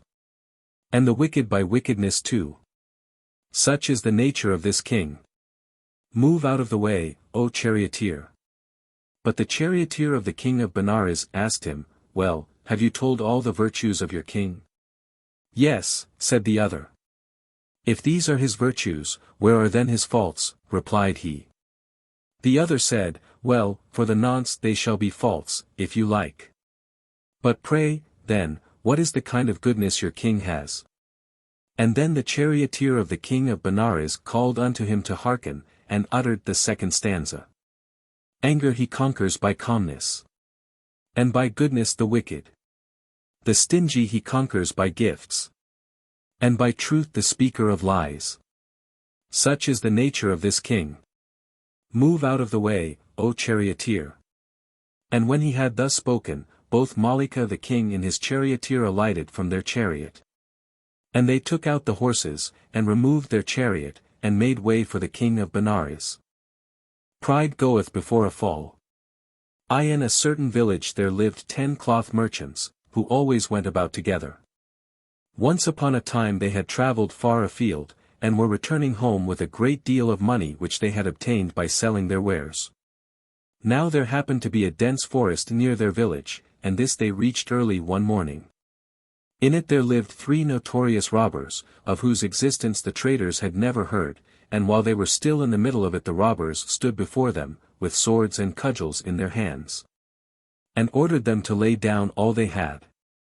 The traders had no weapons with them, and so, though they were many more in number, they had to submit themselves to the robbers, who took away everything from them, even the very clothes they wore. And gave to each only a small loincloth a span in breadth and a cubit in length. The idea that they had conquered 10 men and plundered all their property, now took possession of the robbers' minds.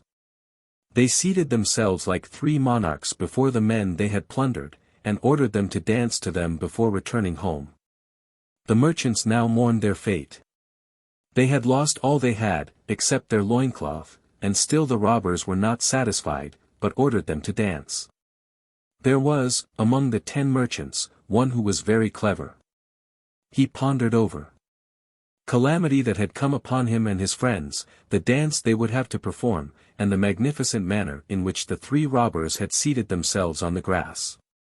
At the same time he observed that these last had placed their weapons on the ground, in the assurance of having thoroughly cowed the traders, who were now commencing to dance. So he took the lead in the dance, and, as a song is always sung by the leader on such occasions, to which the rest keep time with hands and feet, he thus began to sing. We are Enti men. They are Earith men. If each Earith man surround Eno men, Eno man remains. Ta, Tai, Tom, Tadingana. The robbers were all uneducated, and thought that the leader was merely singing a song as usual. So it was in one sense. For the leader commenced from a distance, and had sung the song over twice before he and his companions commenced to approach the robbers. They had understood his meaning, because they had been trained in trade. When 2 traders discuss the price of an article in the presence of a purchaser, they use a riddling sort of language. What is the price of this cloth? One trader will ask another.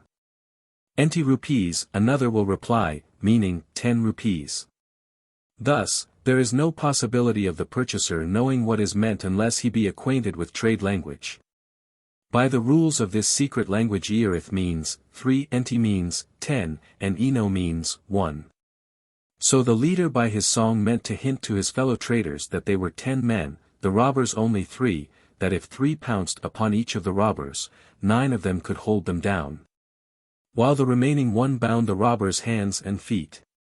The 3 thieves, glorying in their victory, and little understanding the meaning of the song and the intentions of the dancers, were proudly seated chewing betel and tobacco.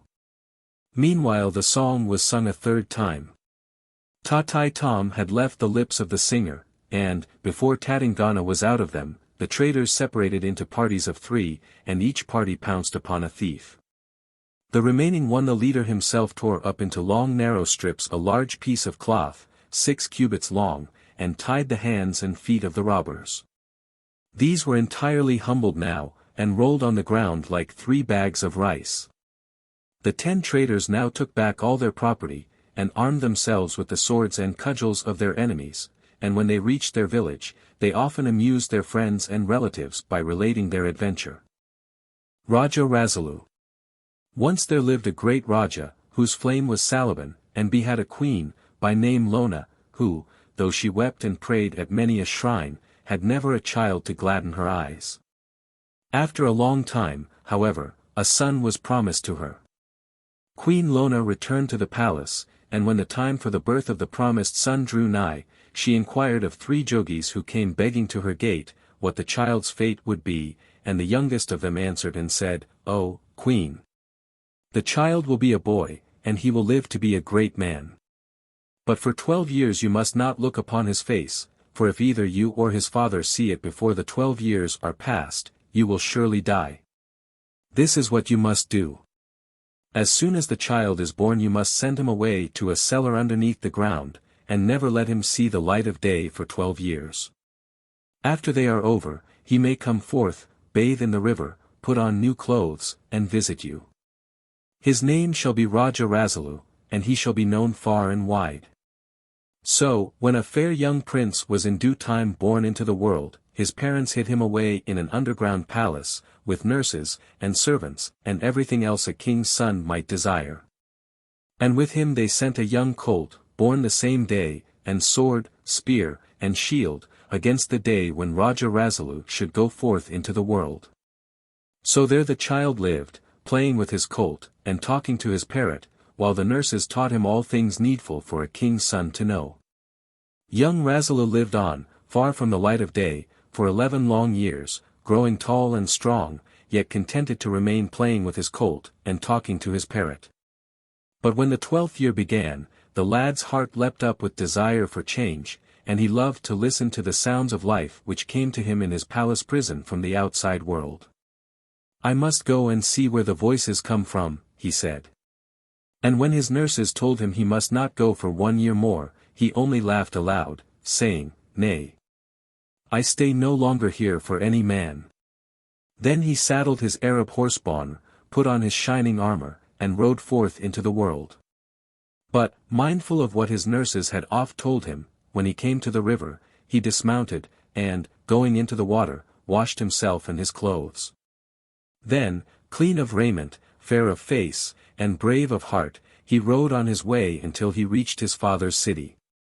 There he sat down to rest a while by a well, where the women were drawing water in earthen pitchers. Now, as they passed him, their full pitchers poised upon their heads, the gay young prince flung stones at the earthen vessels, and broke them all. Then the women, drenched with water, went weeping and wailing to the palace, complaining to the king that a mighty young prince in shining armor, with a parrot on his wrist and a gallant steed beside him, sat by the well, and broke their pitchers. Now, as soon as Raja Salaban heard this, he guessed at once that it was Prince Rasalu come forth before the time, and, mindful of the jogi's words that he would die if he looked on his son's face before 12 years were past, he did not dare to send his guards to seize the offender and bring him to be judged. So he bade the women be comforted, and take pitchers of iron and brass, giving new ones from the treasury to those who did not possess any of their own.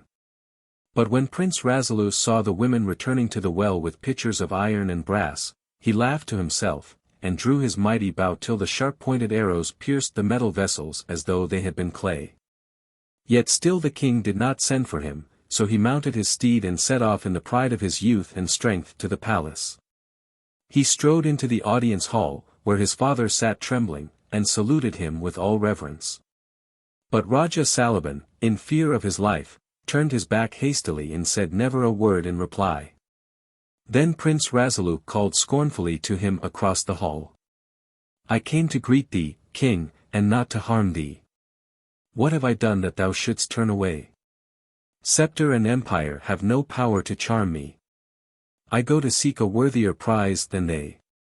Then he strode away, full of bitterness and anger.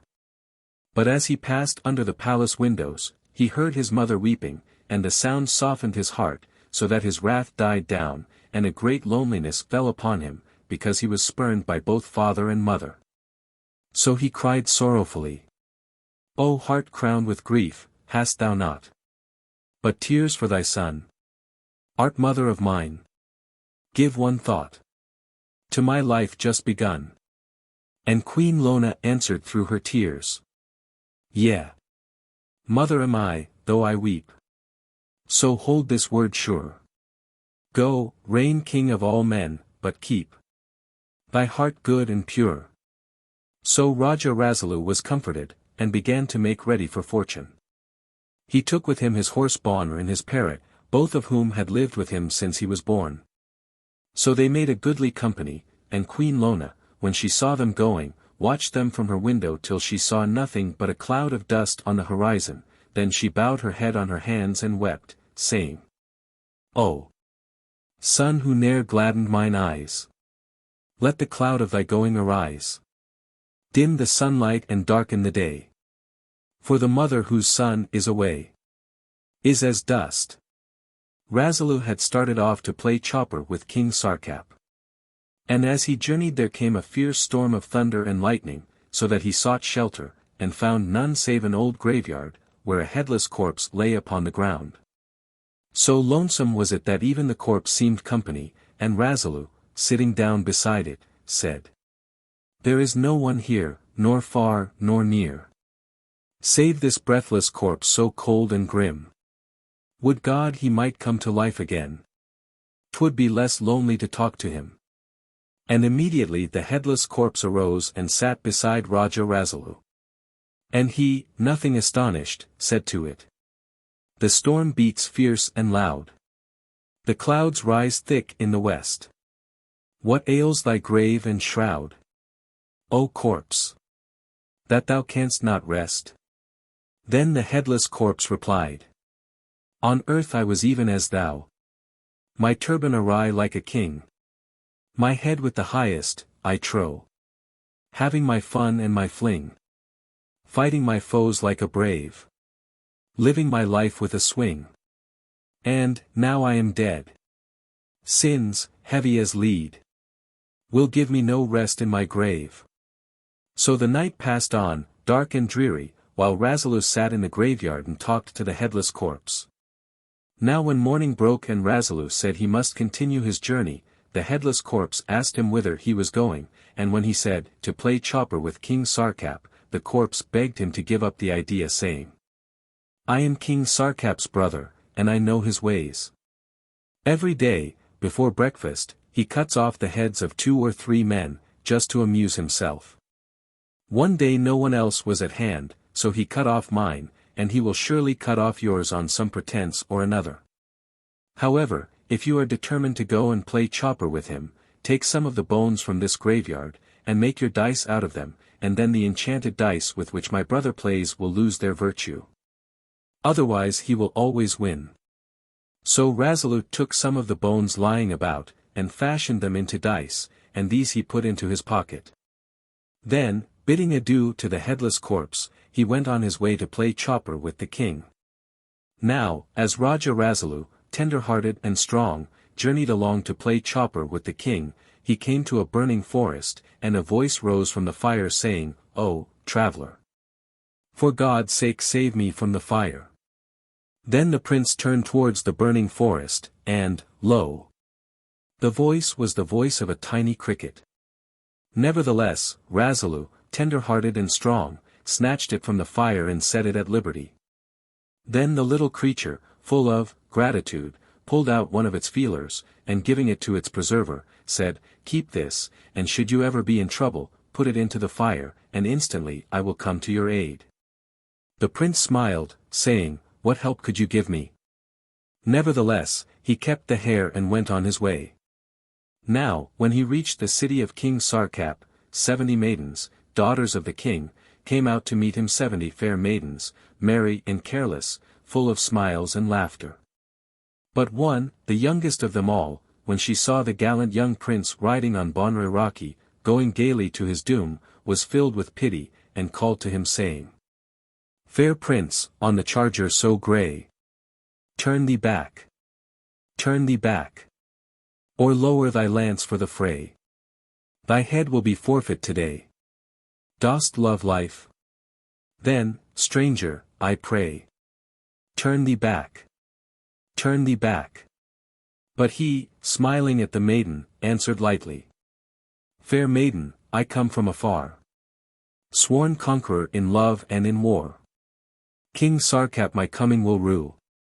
His head in 4 pieces I'll hew. Then forth as a bridegroom I'll ride. With you, little maid, as my bride." Now when Rasalu replied so gallantly, the maiden looked in his face, and seeing how fair he was, and how brave and strong, she straightway fell in love with him, and would gladly have followed him through the world. But the other 69 maidens, being jealous, laughed scornfully at her, saying, "Not so fast, O gallant warrior. If you would marry our sister you must first do our bidding, for you will be our younger brother." "Fair sisters," quoth Rasalu gaily, "give me my task and I will perform it." So the 69 maidens mixed 1 hundredweight of millet seed with 1 hundredweight of sand, and giving it to Rasalu, bade him separate the seed from the sand. Then he bethought him of the cricket, and drawing the feeler from his pocket, thrust it into the fire. And immediately there was a whirring noise in the air, and a great flight of crickets alighted beside him, and amongst them the cricket whose life he had saved. Then Rasalu said, "Separate the millet seed from the sand." "Is that all?" Quoth the cricket, "Had I known how small a job you wanted me to do, I would not have assembled so many of my brethren." With that the flight of crickets set to work, and in one night they separated the seed from the sand. Now when the 69 fair maidens, daughters of the king, saw that Rasalu had performed his task, they set him another, bidding him swing them all, one by one, in their swings, until they were tired. Whereupon he laughed, saying, "There are 70 of you, counting my little bride yonder, and I am not going to spend my life swinging girls. Why, by the time I have given each of you a swing, the first will be wanting another. No. If you want a swing, get in, all 70 of you, into one swing, and then I'll see what can be done. So the 70 maidens climbed into one swing, and Raja Rasalu, standing in his shining armor, fastened the ropes to his mighty bow, and drew it up to its fullest bent. Then he let go, and like an arrow the swing shot into the air, with its burden of 70 fair maidens, merry and careless, full of smiles and laughter. But as it swung back again, Rasalu, standing there in his shining armor, drew his sharp sword and severed the ropes. Then the 70 fair maidens fell to the ground headlong. And some were bruised and some broken, but the only one who escaped unhurt was the maiden who loved Rasalu, for she fell out last, on the top of the others, and so came to no harm. After this, Rasalu strode on 15 paces, till he came to the 70 drums, that everyone who came to play chopper with the king had to beat in turn, and he beat them so loudly that he broke them all. Then he came to the 70 gongs, all in a row, and he hammered them so hard that they cracked to pieces. Seeing this, the youngest princess, who was the only one who could run, fled to her father the king in a great fright, saying, "A mighty prince, Sarkap, making havoc, rides along. He swung us, 70 maidens fair, and threw us out headlong. He broke the drums you placed there and the gongs too in his pride. Sure, he will kill thee, father mine, and take me for his bride." But King Sarkap replied scornfully, "Silly maiden, thy words make a lot of a very small matter. For fear of my valor, I wot his armor will clatter. As soon as I've eaten my bread, I'll go forth and cut off his head." Notwithstanding these brave and boastful words, he was in reality very much afraid, having heard of Rasalu's renown. And learning that he was stopping at the house of an old woman in the city, till the hour for playing chopper arrived, Sarkap sent slaves to him with trays of sweetmeats and fruit, as to an honored guest. But the food was poisoned. Now when the slaves brought the trays to Raja Rasalu, he rose up haughtily, saying, "Go, tell your master I have naught to do with him in friendship. I am his sworn enemy, and I eat not of his salt." So saying, he threw the sweetmeats to Raja Sarkap's dog, which had followed the slave, and lo! the dog died. Then Rasalu was very wroth, and said bitterly, "Go back to Sarkap, slaves, and tell him that Rasalu deems it no act of bravery to kill even an enemy by treachery." Now, when evening came, Raja Rasalu went forth to play chopper with King Sarkap, and as he passed some potter's kilns he saw a cat wandering about restlessly. So he asked what ailed her, that she never stood still, and she replied, "My kittens are in an unbaked pot in the kiln yonder. It has just been set alight, and my children will be baked alive, therefore I cannot rest." Her words moved the heart of Raja Rasalu, and, going to the potter, he asked him to sell the kiln as it was, but the potter replied that he could not settle a fair price till the pots were burnt, as he could not tell how many would come out whole. Nevertheless, after some bargaining, he consented at last to sell the kiln, and Rasalu, having searched all the pots, restored the kittens to their mother, and she, in gratitude for his mercy, gave him one of them, saying, "Put it in your pocket, for it will help you when you are in difficulties." So Raja Rasalu put the kitten in his pocket, and went to play chopper with the king. Now, before they sat down to play, Raja Sarkap fixed his stakes on the first game, his kingdom, on the second, the wealth of the whole world, and, on the third, his own head. So, likewise, Raja Rasalu fixed his stakes on the first game, his arms, on the second, his horse, and, on the third, his own head. Then they began to play, and it fell to Rasalu's lot to make the first move. Now he, forgetful of the dead man's warning, played with the dice given him by Raja Sarkap, besides which, Sarkap let loose his famous rat, Dal Raja, and it ran about the board, upsetting the chopper pieces on the sly. So that Rasalu lost the first game, and gave up his shining armor. Then the second game began, and once more Dal Raja, the rat, upset the pieces, and Rasalu, losing the game, gave up his faithful steed. Then Bonner, the Arab steed, who stood by, found voice, and cried to his master, "Sea-born am I, bought with much gold. dear prince. Trust me now as of old. I'll carry you far from these wiles. My flight, all unspurred, will be swift as a bird. For thousands and thousands of miles.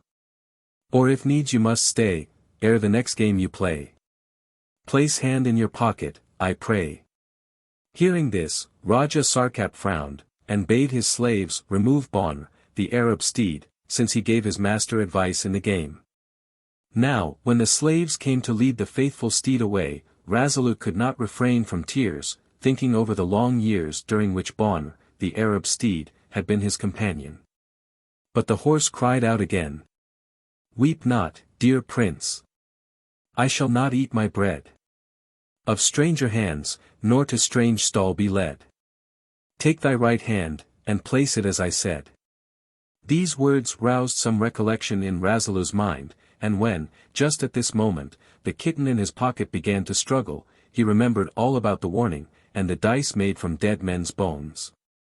Then his heart rose up once more, and he called boldly to Raja Sarkap, leave my horse and arms here for the present. Time enough to take them away when you have won my head. Now, Raja Sarkap, seeing Rasalu's confident bearing, began to be afraid, and ordered all the women of his palace to come forth in their gayest attire and stand before Rasalu, so as to distract his attention from the game. But he never even looked at them, and throwing the dice from his pocket, said to Sarkap, We have played with your dice all this time, now we will play with mine. Then the kitten went and sat at the window through which the rat Dal Raja used to come, and the game began. After a while, Sarkap, seeing Raja Rasalu was winning, called to his rat, but when Dal Raja saw the kitten he was afraid, and would not go further. So Rasalu won, and took back his arms. Next he played for his horse, and once more Raja Sarkap called for his rat, but Dal Raja, seeing the kitten keeping watch, was afraid. So Rasalu won the second stake, and took back Bon, the Arab steed. Then Sarkap brought all his skill to bear on the third and last game, saying, O molded pieces! Favor me today. Forsooth this is a man with whom I play. No paltry risk but life and death at stake. As Sarkap does, so do, for Sarkap's sake. But Rasalu answered back. O molded pieces! Favor me today. Forsooth it is a man with whom I play. No paltry risk but life and death at stake. As heaven does, so do, for heaven's sake. So they began to play, whilst the women stood round in a circle, and the kitten watched Dal Raja from the window. Then Sarkap lost, first his kingdom, then the wealth of the whole world, and lastly his head. Just then, a servant came in to announce the birth of a daughter to Raja Sarkap, and he, overcome by misfortunes, said, Kill her at once. For she has been born in an evil moment, and has brought her father ill luck. But Rasalu rose up in his shining armor, tender-hearted and strong, saying, Not so, O king. She has done no evil. Give me this child to wife. And if you will vow, by all you hold sacred, never again to play chopper for another's head, I will spare yours now.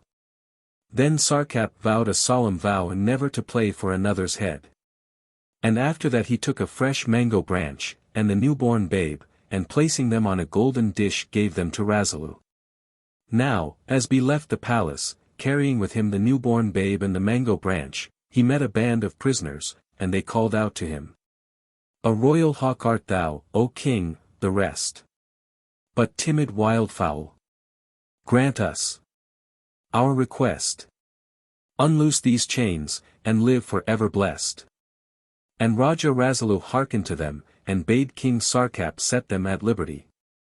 Then he went to the Murthy hills, and placed the newborn babe, Kokilan, in an underground palace, and planted the mango branch at the door, saying, In 12 years the mango tree will blossom, then will I return and marry Kokilan. And after 12 years, the mango tree began to flower, and Raja Rasalu married the princess Kokilan, whom he won from Sarkap when he played chopper with the king. The ass in the lion's skin. At the same time, when Brahmadatta was reigning in Benares, the future Buddha was born one of a peasant family, and when he grew up, he gained his living by tilling the ground. At that time a hawker used to go from place to place, trafficking in goods carried by an ass.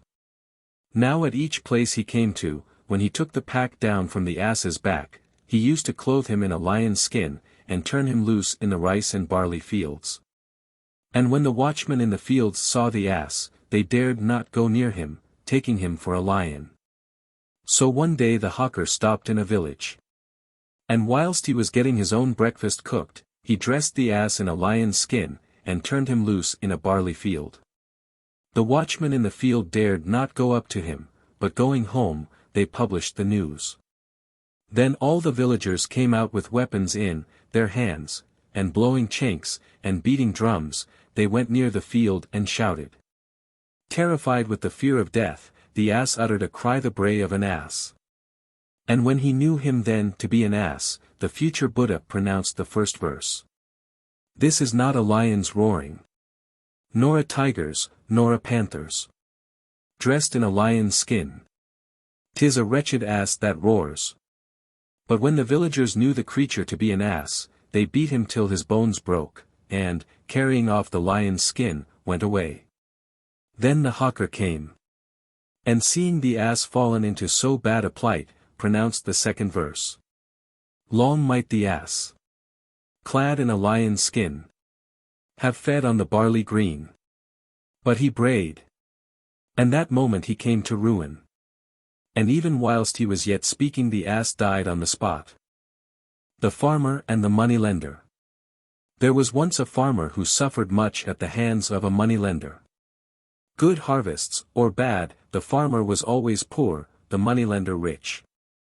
At the last, when he hadn't a farthing left, the farmer went to the money-lender's house, and said, You can't squeeze water from a stone, and as you have nothing to get by me now, you might tell me the secret of becoming rich. My friend, returned the money-lender, piously, riches come from Ram, ask him. Thank you, I will, replied the simple farmer, so he prepared 3 girdle cakes to last him on the journey, and set out to find Ram. First he met a Brahman, and to him he gave a cake, asking him to point out the road to Ram, but the Brahman only took the cake and went on his way without a word. Next the farmer met a jogi or devotee, and to him he gave a cake, without receiving any help in return. At last, he came upon a poor man sitting under a tree, and finding out he was hungry, the kindly farmer gave him the last cake, and sitting down to rest beside him, entered into conversation. And where are you going? Asked the poor man, at length. Oh, I have a long journey before me, for I am going to find Ram, replied the farmer. I don't suppose you could tell me which way to go. Perhaps I can, said the poor man, smiling, for I am Ram. What do you want of me?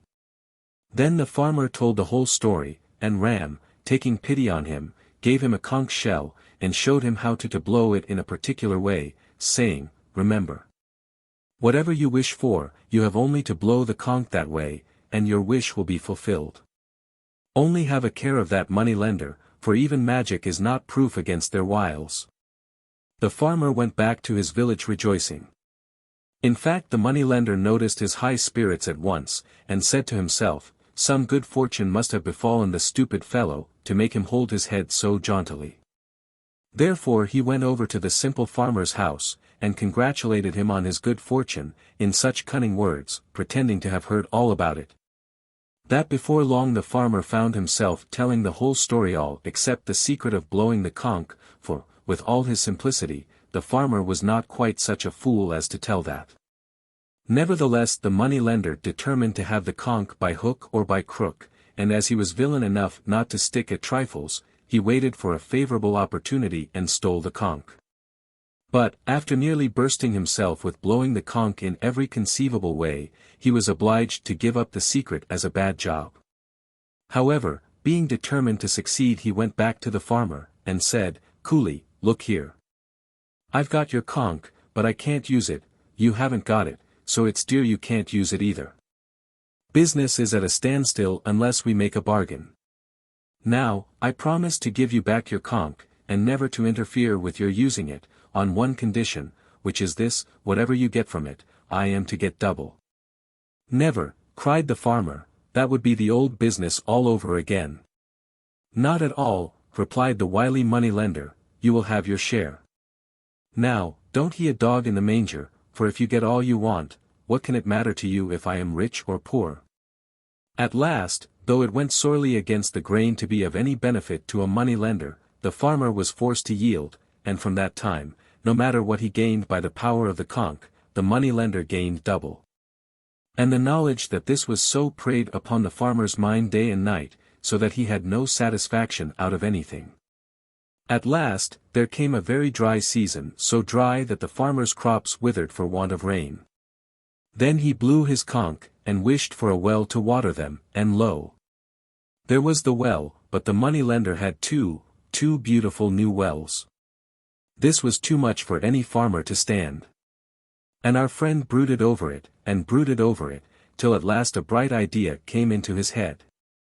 He seized the conch, blew it loudly, and cried out, "Oh, Ram! I wish to be blind of one eye." And so he was, in a twinkling, but the moneylender of course was blind of both, and in trying to steer his way between the two new wells, he fell into one, and was drowned. Now this true story shows that a farmer once got the better of a moneylender but only by losing one of his eyes. The boy who had a moon on his forehead and a star on his chin. In a country were 7 daughters of poor parents, who used to come daily to play under the shady trees in the king's garden with the gardener's daughter. And daily she used to say to them, "When I am married I shall have a son. Such a beautiful boy as he will be has never been seen. He will have a moon on his forehead and a star on his chin." Then her playfellows used to laugh at her and mock her. But one day the king heard her telling them about the beautiful boy she would have when she was married, and he said to himself he should like very much to have such a son, the more so that though he had already 4 queens he had no child. He went, therefore, to the gardener and told him he wished to marry his daughter. This delighted the gardener and his wife, who thought it would indeed be grand for their daughter to become a princess. So they said yes to the king, and invited all their friends to the wedding. The king invited all his, and he gave the gardener as much money as he wanted. Then the wedding was held with great feasting and rejoicing. A year later the day drew near on which the gardener's daughter was to have her son, and the king's 4 other queens came constantly to see her. One day they said to her, "The king hunts every day. And the time is soon coming when you will have your child. Suppose you fell ill whilst he was out hunting and could therefore know nothing of your illness, what would you do then?" When the king came home that evening, the gardener's daughter said to him, "Every day you go out hunting. Should I ever be in trouble or sick while you are away, how could I send for you?" The king gave her a kettle drum which he placed near the door for her, and he said to her, "Whenever you want me, beat this kettle drum. No matter how far away I may be, I shall hear it, and will come at once to you." Next morning when the king had gone out to hunt, his 4 other queens came to see the gardener's daughter. She told them all about her kettle drum. "Oh," they said, "do drum on it just to see if the king really will come to you." "No, I will not," she said, "for why should I call him from his hunting when I do not want him?" "Don't mind interrupting his hunting," they answered. "Do try if he really will come to you when you beat your kettle drum." So at last, just to please them, she beat it, and the king stood before her. "Why have you called me?" he said. "See, I have left my hunting to come to you." "I want nothing," she answered. "I only wish to know if you really would come to me when I beat my drum." "Very well," answered the king, "but do not call me again unless you really need me." Then he returned to his hunting. The next day, when the king had gone out hunting as usual, the 4 queens again came to see the gardener's daughter. They begged and begged her to beat her drum once more, just to see if the king will really come to see you this time. At first she refused, but at last she consented. So she beat her drum, and the king came to her. But when he found she was neither ill nor in trouble, he was angry, and said to her, "Twice I have left my hunting and lost my game to come to you when you did not need me. Now you may call me as much as you like, but I will not come to you," and then went away in a rage. The third day the gardener's daughter fell ill, and she beat and beat her kettle drum, but the king never came. He heard her kettle drum, but he thought, she does not really want me, she is only trying to see if I will go to her. Meanwhile the 4 other queens came to her, and they said, Here it is the custom before a child is born to bind its mother's eyes with a handkerchief that she may not see it just at first. So let us bind your eyes. She answered, Very well, bind my eyes. The 4 wives then tied a handkerchief over them. Soon after, the gardener's daughter had a beautiful little son, with a moon on his forehead and a star on his chin, and before the poor mother had seen him, the 4 wicked queens took the boy to the nurse and said to her, Now you must not let this child make the least sound for fear his mother should hear him. And in the night you must either kill him, or else take him away, so that his mother may never see him. If you obey our orders, we will give you a great many rupees. All this they did out of spite. The nurse took the little child and put him into a box, and the 4 queens went back to the gardener's daughter. First they put a stone into her boy's little bed, and then they took the handkerchief off her eyes and showed it her, saying, Look. This is your son. The poor girl cried bitterly, and thought, What will the king say when he finds no child? But she could do nothing. When the king came home, he was furious at hearing his youngest wife, the gardener's daughter, had given him a stone instead of the beautiful little son she had promised him. He made her one of the palace servants, and never spoke to her. In the middle of the night the nurse took the box in which was the beautiful little prince, and went out to a broad plain in the jungle. There she dug a hole, made the fastenings of the box sure, and put the box into the hole, although the child in it was still alive. The king's dog, whose name was Shankar, had followed her to see what she did with the box. As soon as she had gone back to the 4 queens, who gave her a great many rupees, the dog went to the hole in which she had put the box, took the box out, and opened it. When he saw the beautiful little boy, he was very much delighted and said, If it pleases Kuda that this child should live, I will not hurt him, I will not eat him, but I will swallow him whole and hide him in my stomach. This he did.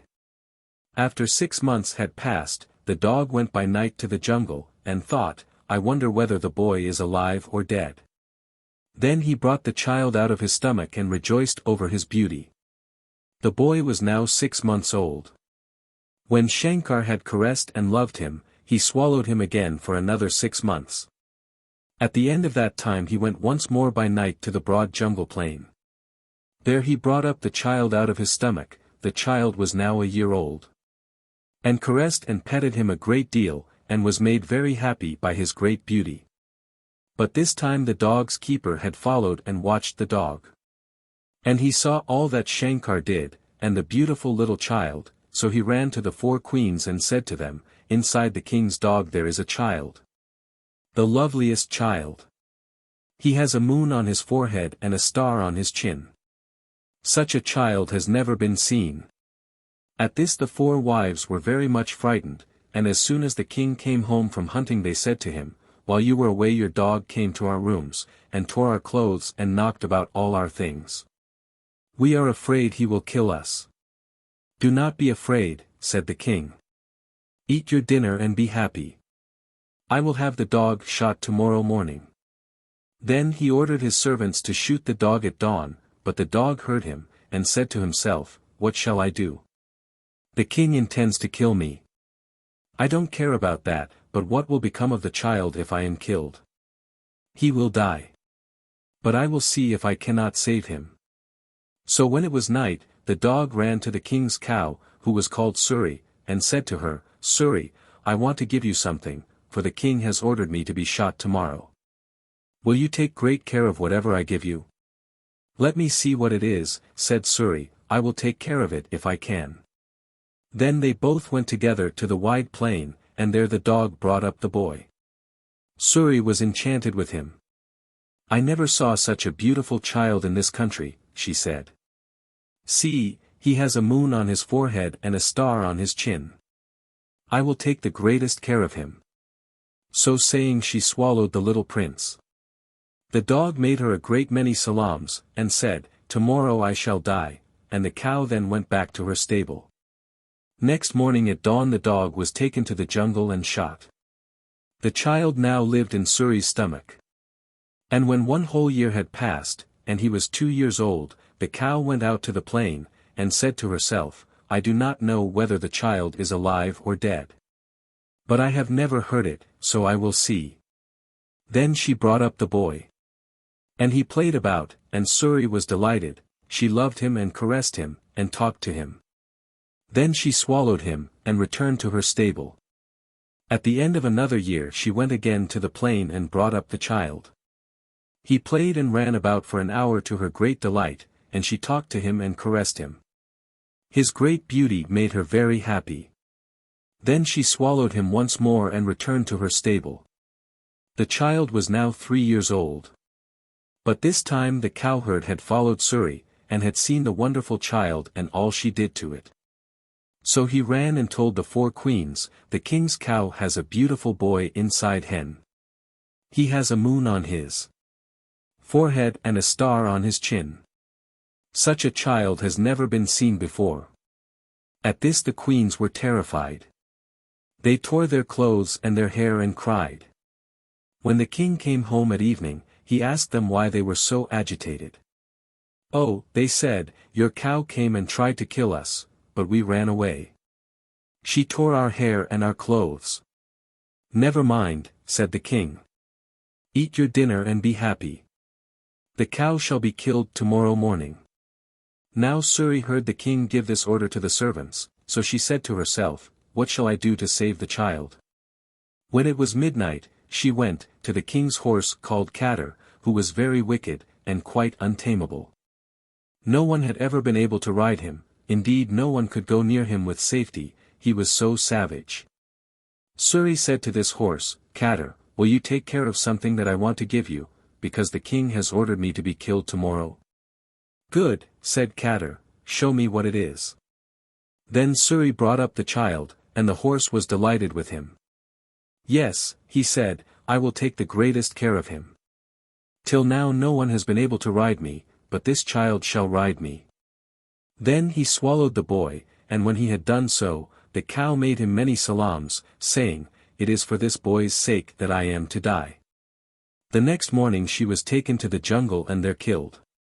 The beautiful boy now lived in the horse's stomach, and he stayed in it for 1 whole year.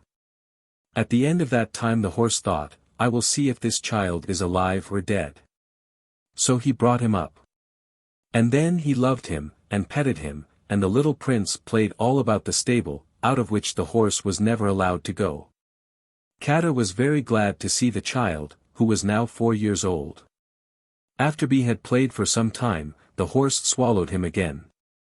At the end of another year, when the boy was 5 years old, Katter brought him up again, caressed him, loved him, and let him play about the stable as he had done a year before. Then the horse swallowed him again. But this time the groom had seen all that happened, and when it was morning, and the king had gone away to his hunting, he went to the 4 wicked queens, and told them all he had seen, and all about the wonderful, beautiful child that lived inside the king's horse Katter. On hearing the groom's story the 4 queens cried, and tore their hair and clothes, and refused to eat. When the king returned at evening and asked them why they were so miserable, they said, your horse Katter came and tore our clothes, and upset all our things, and we ran away for fear he should kill us. Never mind, said the king. Only eat your dinner and be happy. I will have Katter shot tomorrow. Then he thought that 2 men unaided could not kill such a wicked horse, so he ordered his servants to bid his troop of sepoys shoot him. So the next day the king placed his sepoys all round the stable, and he took up his stand with them, and he said he would himself shoot anyone who let his horse escape. Meanwhile the horse had overheard all these orders. So he brought up the child and said to him, go into that little room that leads out of the stable, and you will find in it a saddle and bridle which you must put on me. Then you will find in the room some beautiful clothes such as princes wear.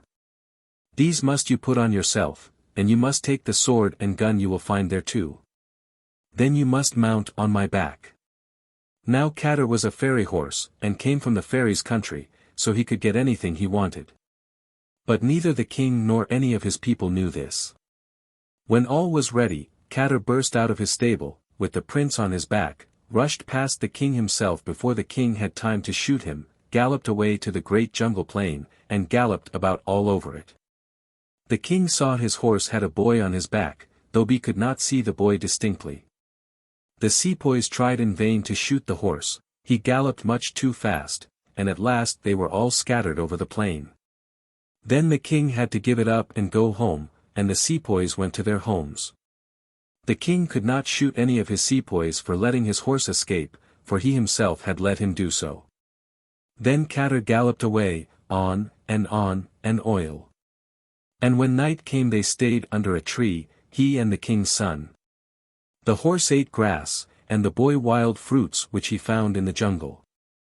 Next morning they started afresh, and went far, till they came to a jungle in another country, which did not belong to the little prince's father but to another king. Here Katter said to the boy, "Now get off my back." Off jumped the prince. "Unsaddle me and take off my bridle, take off your beautiful clothes and tie them all up in a bundle with your sword and gun." This the boy did. Then the horse gave him some poor, common clothes, which he told him to put on. As soon as he was dressed in them the horse said, "Hide your bundle in this grass, and I will take care of it for you. I will always stay in this jungle plain, so that when you want me you will always find me. You must now go away and find service with someone in this country." This made the boy very sad. "I know nothing about anything," he said. "What shall I do all alone in this country?" "Do not be afraid," answered Katter. "You will find service, and I will always stay here to help you when you want me.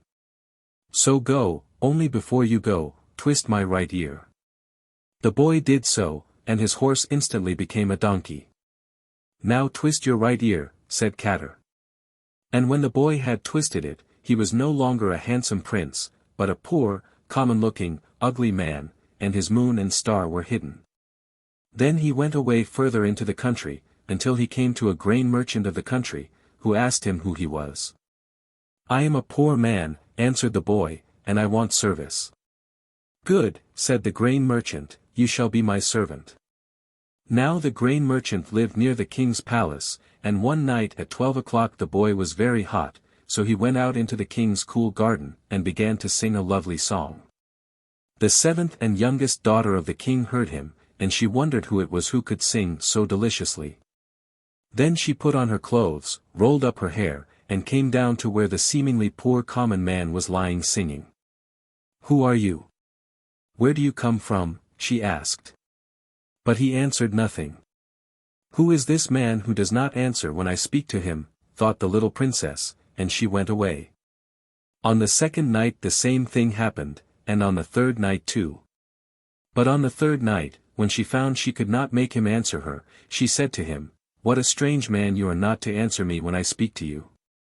But still he remained silent, so she went away. The next day, when he had finished his work, the young prince went to the jungle to see his horse, who asked him, "Are you quite well and happy?" "Yes, I am," answered the boy. "I am servant to a grain merchant. The last 3 nights I have gone into the king's garden and sung a song, and each night the youngest princess has come to me and asked me who I am, and whence I came, and I have answered nothing. What shall I do now?" The horse said, "Next time she asks you who you are, tell her you are a very poor man, and came from your own country to find service here." The boy then went home to the grain merchant, and at night, when every one had gone to bed, he went to the king's garden and sang his sweet song again. The youngest princess heard him, got up, dressed, and came to him. "Who are you? Whence do you come?" she asked. "I am a very poor man," he answered. "I came from my own country to seek service here, and I am now one of the grain merchant's servants." Then she went away.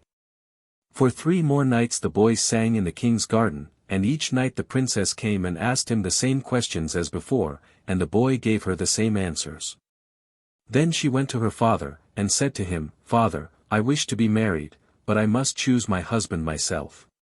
Her father consented to this, and he wrote and invited all the kings and rajas in the land, saying, "My youngest daughter wishes to be married, but she insists on choosing her husband herself. As I do not know who it is she wishes to marry, I beg you will all come on a certain day, for her to see you and make her choice."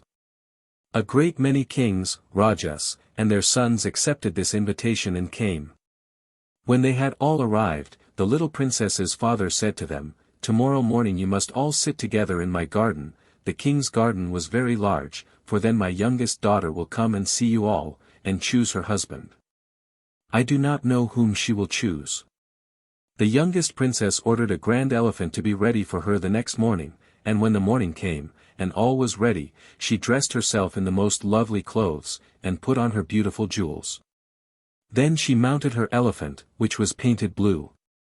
In her hand she took a gold necklace. Then she went into the garden where the kings, rajas, and their sons were seated. The boy, the grain merchant's servant, was also in the garden, not as a suitor, but looking on with the other servants. The princess rode all round the garden, and looked at all the kings and rajas and princes, and then she hung the gold necklace round the neck of the boy, the grain merchant's servant. At this everybody laughed, and the kings were greatly astonished. But then they and the rajas said, "What fooling is this?" And they pushed the pretended poor man away, and took the necklace off his neck, and said to him, "Get out of the way, you poor, dirty man. Your clothes are far too dirty for you to come near us."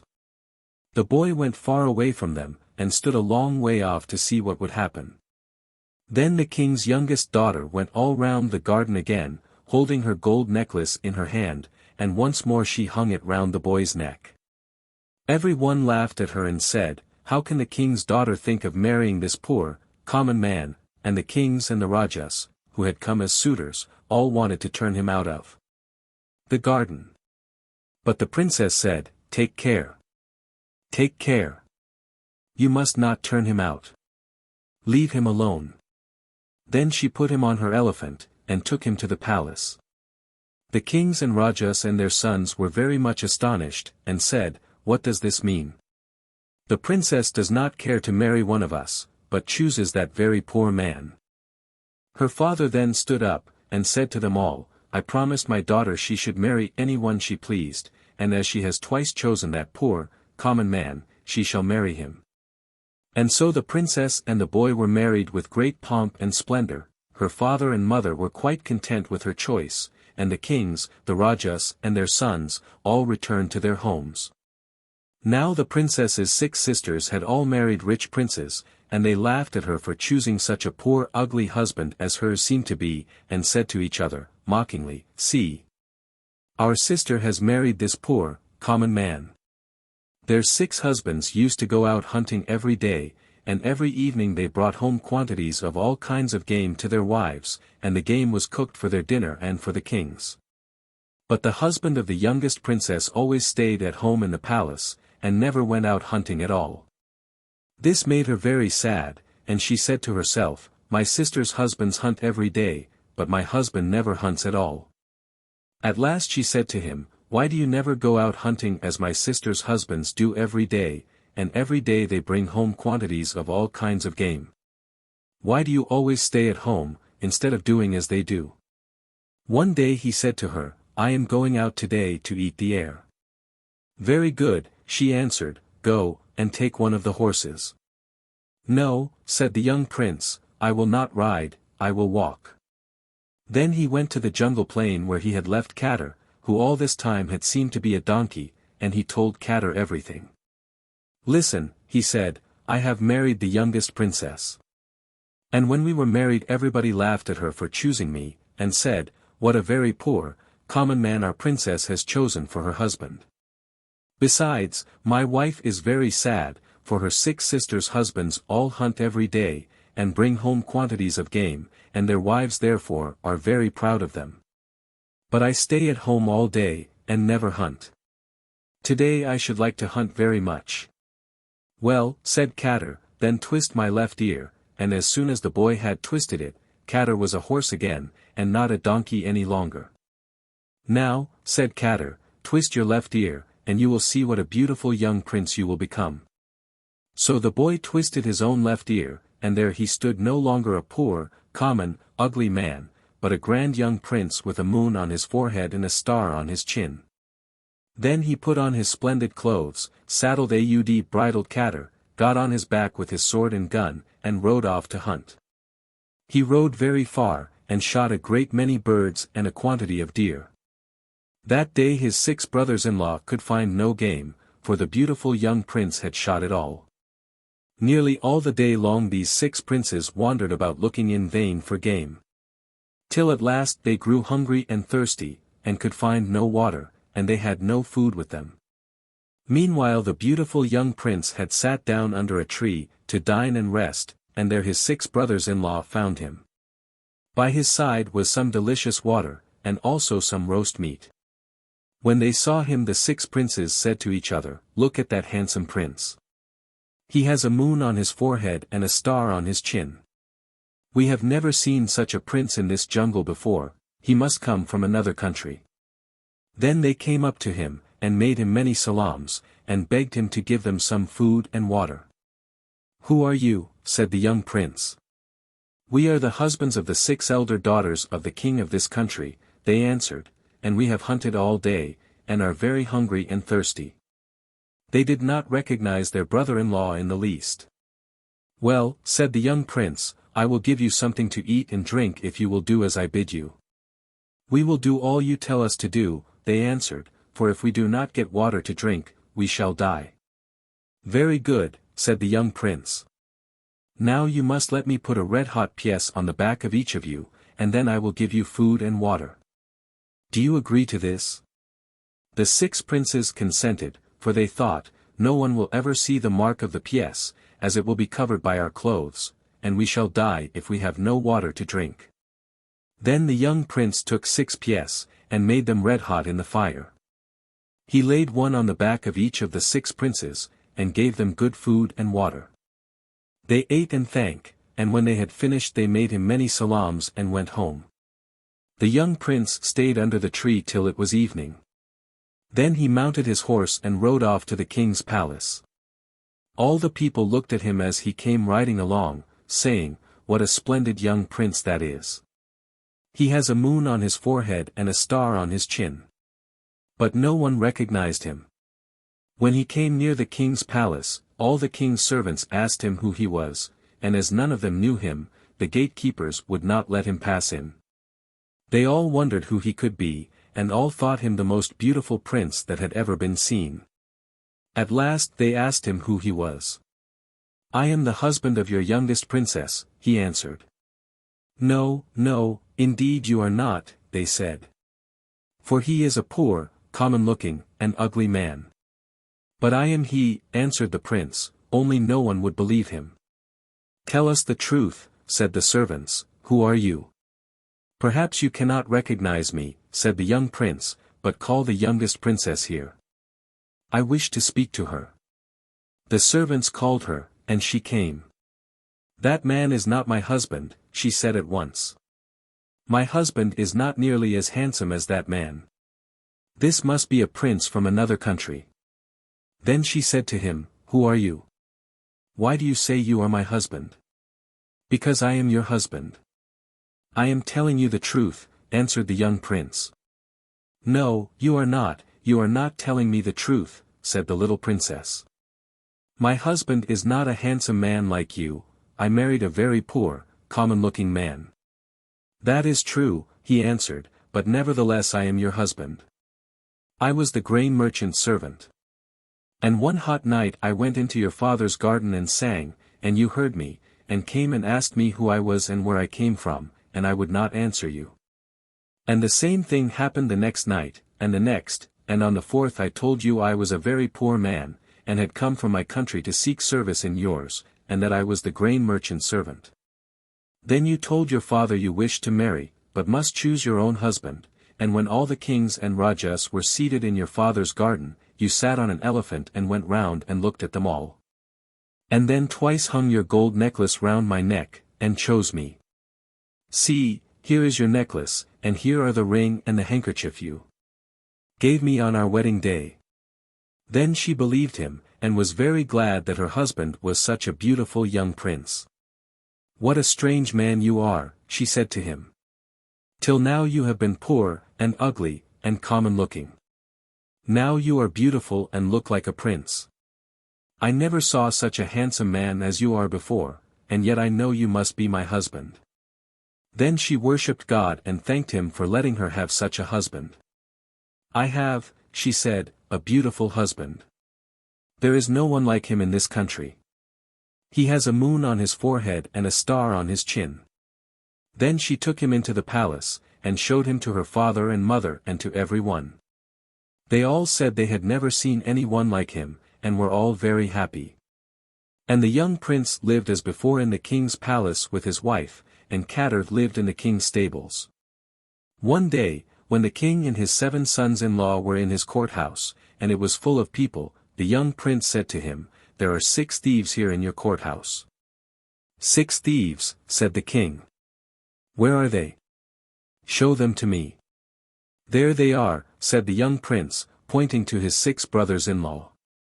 The king and every one else in the courthouse were very much astonished, and would not believe the young prince. "Take off their coats," he said, "and then you will see for yourselves that each of them has the mark of a thief on his back." So their coats were taken off the 6 princes, and the king and everybody in the courthouse saw the mark of the red-hot pièce.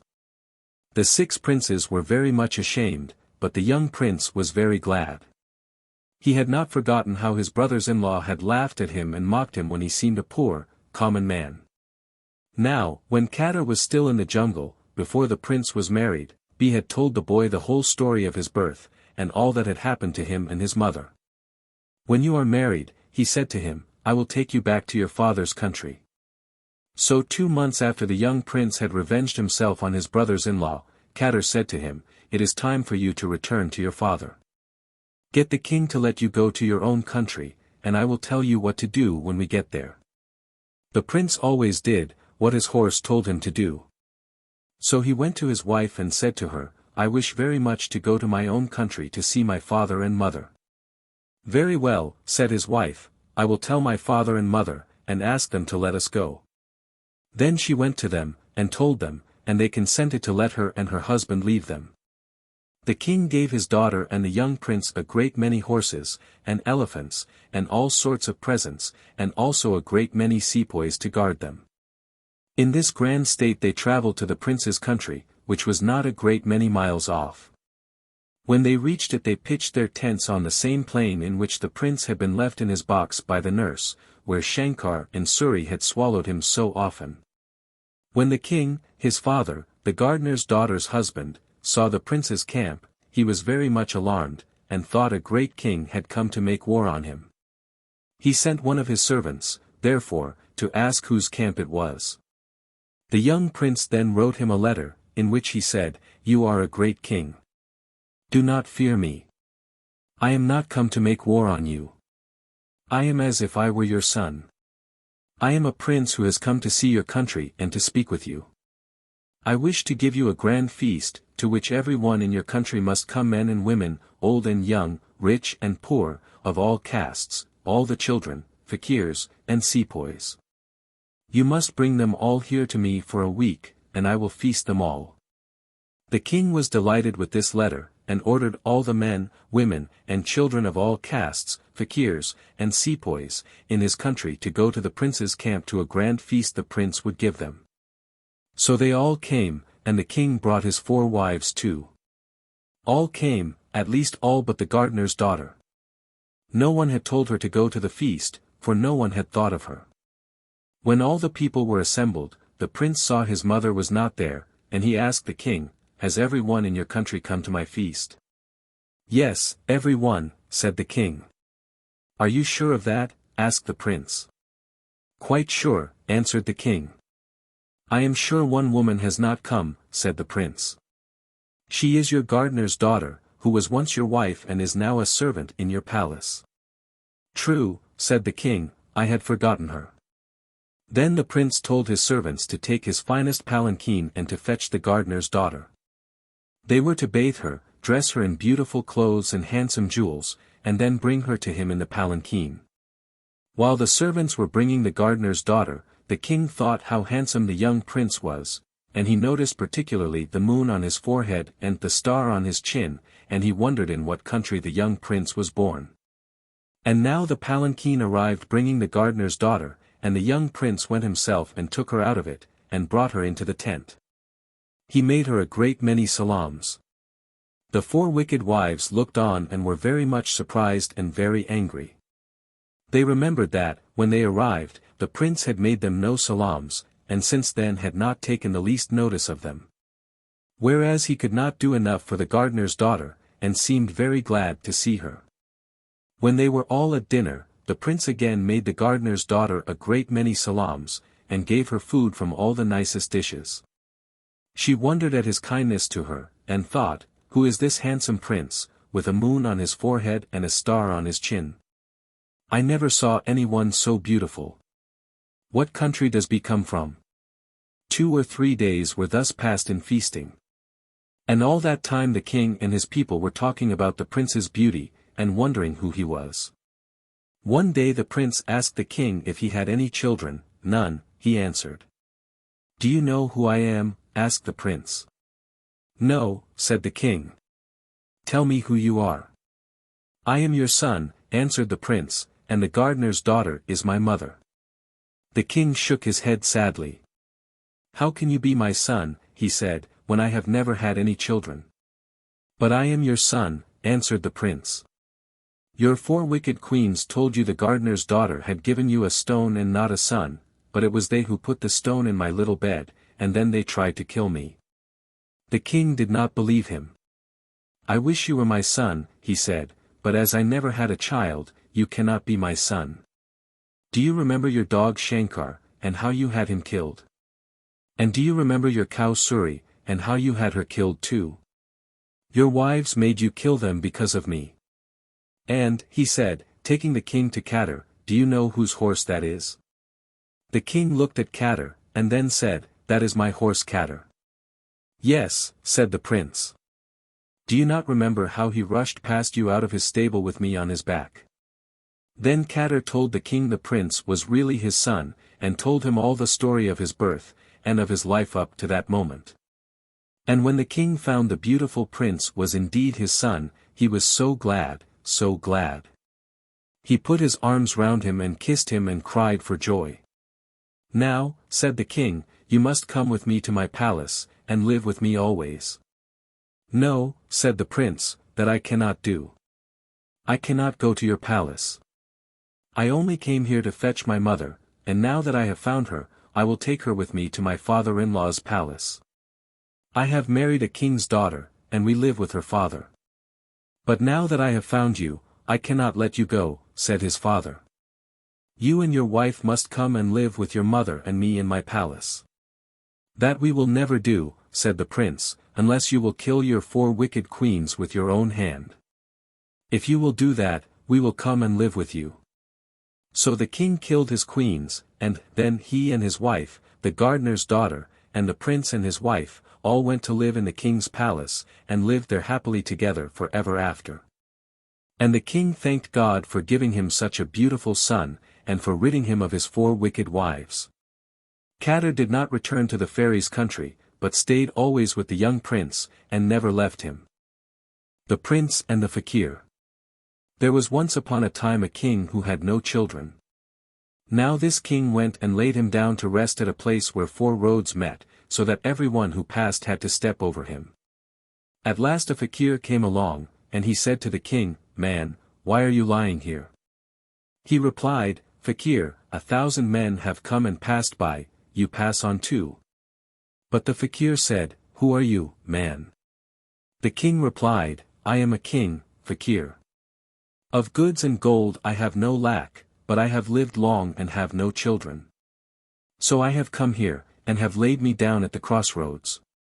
My sins and offences have been very many, so I have come and am lying here that men may pass over me, and perchance my sins may be forgiven me, and God may he merciful, and I may have a son." The fakir answered him, "O king! If you have children, what will you give me?" "Whatever you ask, fakir," answered the king. The fakir said, "Of goods and gold I have no lack, but I will say a prayer for you, and you will have 2 sons, one of those sons will be mine. Then he took out 2 sweetmeats and handed them to the king, and said, King, take these 2 sweetmeats and give them to your wives, give them to the wives you love best. The king took the sweetmeats and put them in his bosom. Then the fakir said, King, in a year I will return, and of the 2 sons who will be born to you one is mine and one yours. The king said, Well, I agree.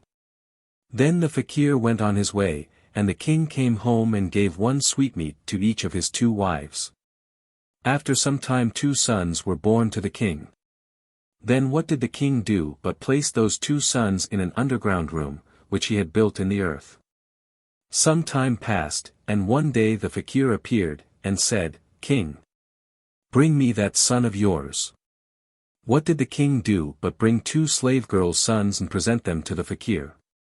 While the fakir was sitting there, the king's sons were sitting down below in their cellar eating their food. Just then a hungry ant had carried away a grain of rice from their food, and was going along with it to her children. Another stronger ant came up and attacked her in order to get this grain of rice. The first ant said, Oh, ant, why do you drag this away from me? I have long been lame in my feet, and I have got just 1 grain, and am carrying it to my children. The king's sons are sitting in the cellar eating their food. You go and fetch a grain from there, why should you take mine from me? On this the second ant let go and did not rob the first, but went off to where the king's sons were eating their food. On hearing this the fakir said, King, these are not your sons, go and bring those children who are eating their food in the cellar. Then the king went and brought his own sons. The fakir chose the eldest son and took him away, and set off with him on his journey. When he got home he told the king's son to go out to gather fuel. So the king's son went out to gather cow dung, and when he had collected some he brought it in. Then the fakir looked at the king's son and put on a great pot, and said, Come round here, my pupil. But the king's son said, Master first, and pupil after. The fakir told him to come once, he told him twice, he told him 3 times, and each time the king's son answered, Master first, and pupil after. Then the fakir made a dash at the king's son, thinking to catch him and throw him into the cauldron. There were about 100 gallons of oil in this cauldron, and the fire was burning beneath it. Then the king's son, lifting the fakir, gave him a jerk and threw him into the cauldron, and he was burnt, and became roast meat. He then saw a key of the fakir's lying there, he took this key and opened the door of the fakir's house. Now many men were locked up in this house, 2 horses were standing there in a hut of the fakir's, 2 greyhounds were tied up there. 2 simurgs were imprisoned, and 2 tigers also stood there. So the king's son let all the creatures go, and took them out of the house, and they all returned thanks to God. Next he let out all the men who were in prison. He took away with him the 2 horses, and he took away the 2 tigers, and he took away the 2 hounds, and he took away the 2 simurgs, and with them he set out for another country.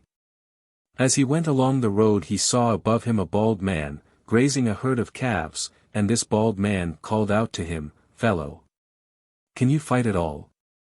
The king's son replied, When I was little I could fight a bit, and now, if anyone wants to fight, I am not so unmanly as to turn my back. Come, I will fight you. The bald man said, If I throw you, you shall be my slave. And if you throw me, I will be your slave. So they got ready and began to fight, and the king's son threw him. On this the king's son said, I will leave my beasts here, my simurgs, tigers, and dogs, and horses. They will all stay here while I go to the city to see the sights. I appoint the tiger as guard over my property. And you are my slave, you, too, must stay here with my belongings. So the king's son started off to the city to see the sights, and arrived at a pool. He saw that it was a pleasant pool, and thought he would stop and bathe there, and therewith he began to strip off his clothes. Now the king's daughter, who was sitting on the roof of the palace, saw his royal marks, and she said, This man is a king, when I marry, I will marry him and no other. So she said to her father, My father, I wish to marry. Good, said her father. Then the king made a proclamation, Let all men, great and small, attend today in the hall of audience, for the king's daughter will today take a husband. All the men of the land assembled, and the traveller prince also came, dressed in the fakir's clothes, saying to himself, I must see this ceremony today. He went in and sat down. The king's daughter came out and sat in the balcony, and cast her glance round all the assembly. She noticed that the traveller prince was sitting in the assembly in fakir's attire. The princess said to her handmaiden, Take this dish of henna, go to that traveller dressed like a fakir, and sprinkle scent on him from the dish. The handmaiden obeyed the princess's order, went to him, and sprinkled the scent over him. Then the people said, The slave girl has made a mistake. But she replied, The slave girl has made no mistake, 'tis her mistress has made the mistake. On this the king married his daughter to the fakir, who was really no fakir, but a prince. What fate had decreed came to pass in that country, and they were married.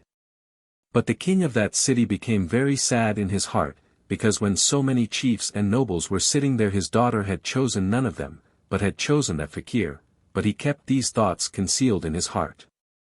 One day the traveller prince said, Let all the king's sons-in-law come out with me today to hunt. People said, What is this fakir that he should go a-hunting? However, they all set out for the hunt, and fixed their meeting place at a certain pool. The newly married prince went to his tigers, and told his tigers and hounds to kill and bring in a great number of gazelles and hog deer and marker. Instantly they killed and brought in a great number. Then taking with him these spoils of the chase, the prince came to the pool settled on as a meeting place. The other princes, sons-in-law of the king of that city, also assembled there. But they had brought in no game, and the new prince bad brought a great deal. Thence they returned home to the town, and went to the king, their father-in-law, to present their game. Now that king had no son. Then the new prince told him that in fact he, too, was a prince. At this the king, his father-in-law, was greatly delighted and took him by the hand and embraced him. He seated him by himself, saying, O prince, I return thanks that you have come here and become my son-in-law, I am very happy at this, and I make over my kingdom to you. Why the fish laughed. As a certain fisherwoman passed by a palace crying her fish, the queen appeared at one of the windows and beckoned her to come near and show what she had. At that moment a very big fish jumped about in the bottom of the basket. Is it a he or a she? Inquired the queen. I wish to purchase a she-fish. On hearing this the fish laughed aloud. It's a he, replied the fisherwoman, and proceeded on her rounds. The queen returned to her room in a great rage, and on coming to see her in the evening, the king noticed that something had disturbed her. Are you indisposed? He said. No. But I am very much annoyed at the strange behavior of a fish. A woman brought me one today, and on my inquiring whether it was a male or female, the fish laughed most rudely. A fish laugh. Impossible. You must be dreaming. I am not a fool. I speak of what I have seen with my own eyes and have heard with my own ears. Passing strange.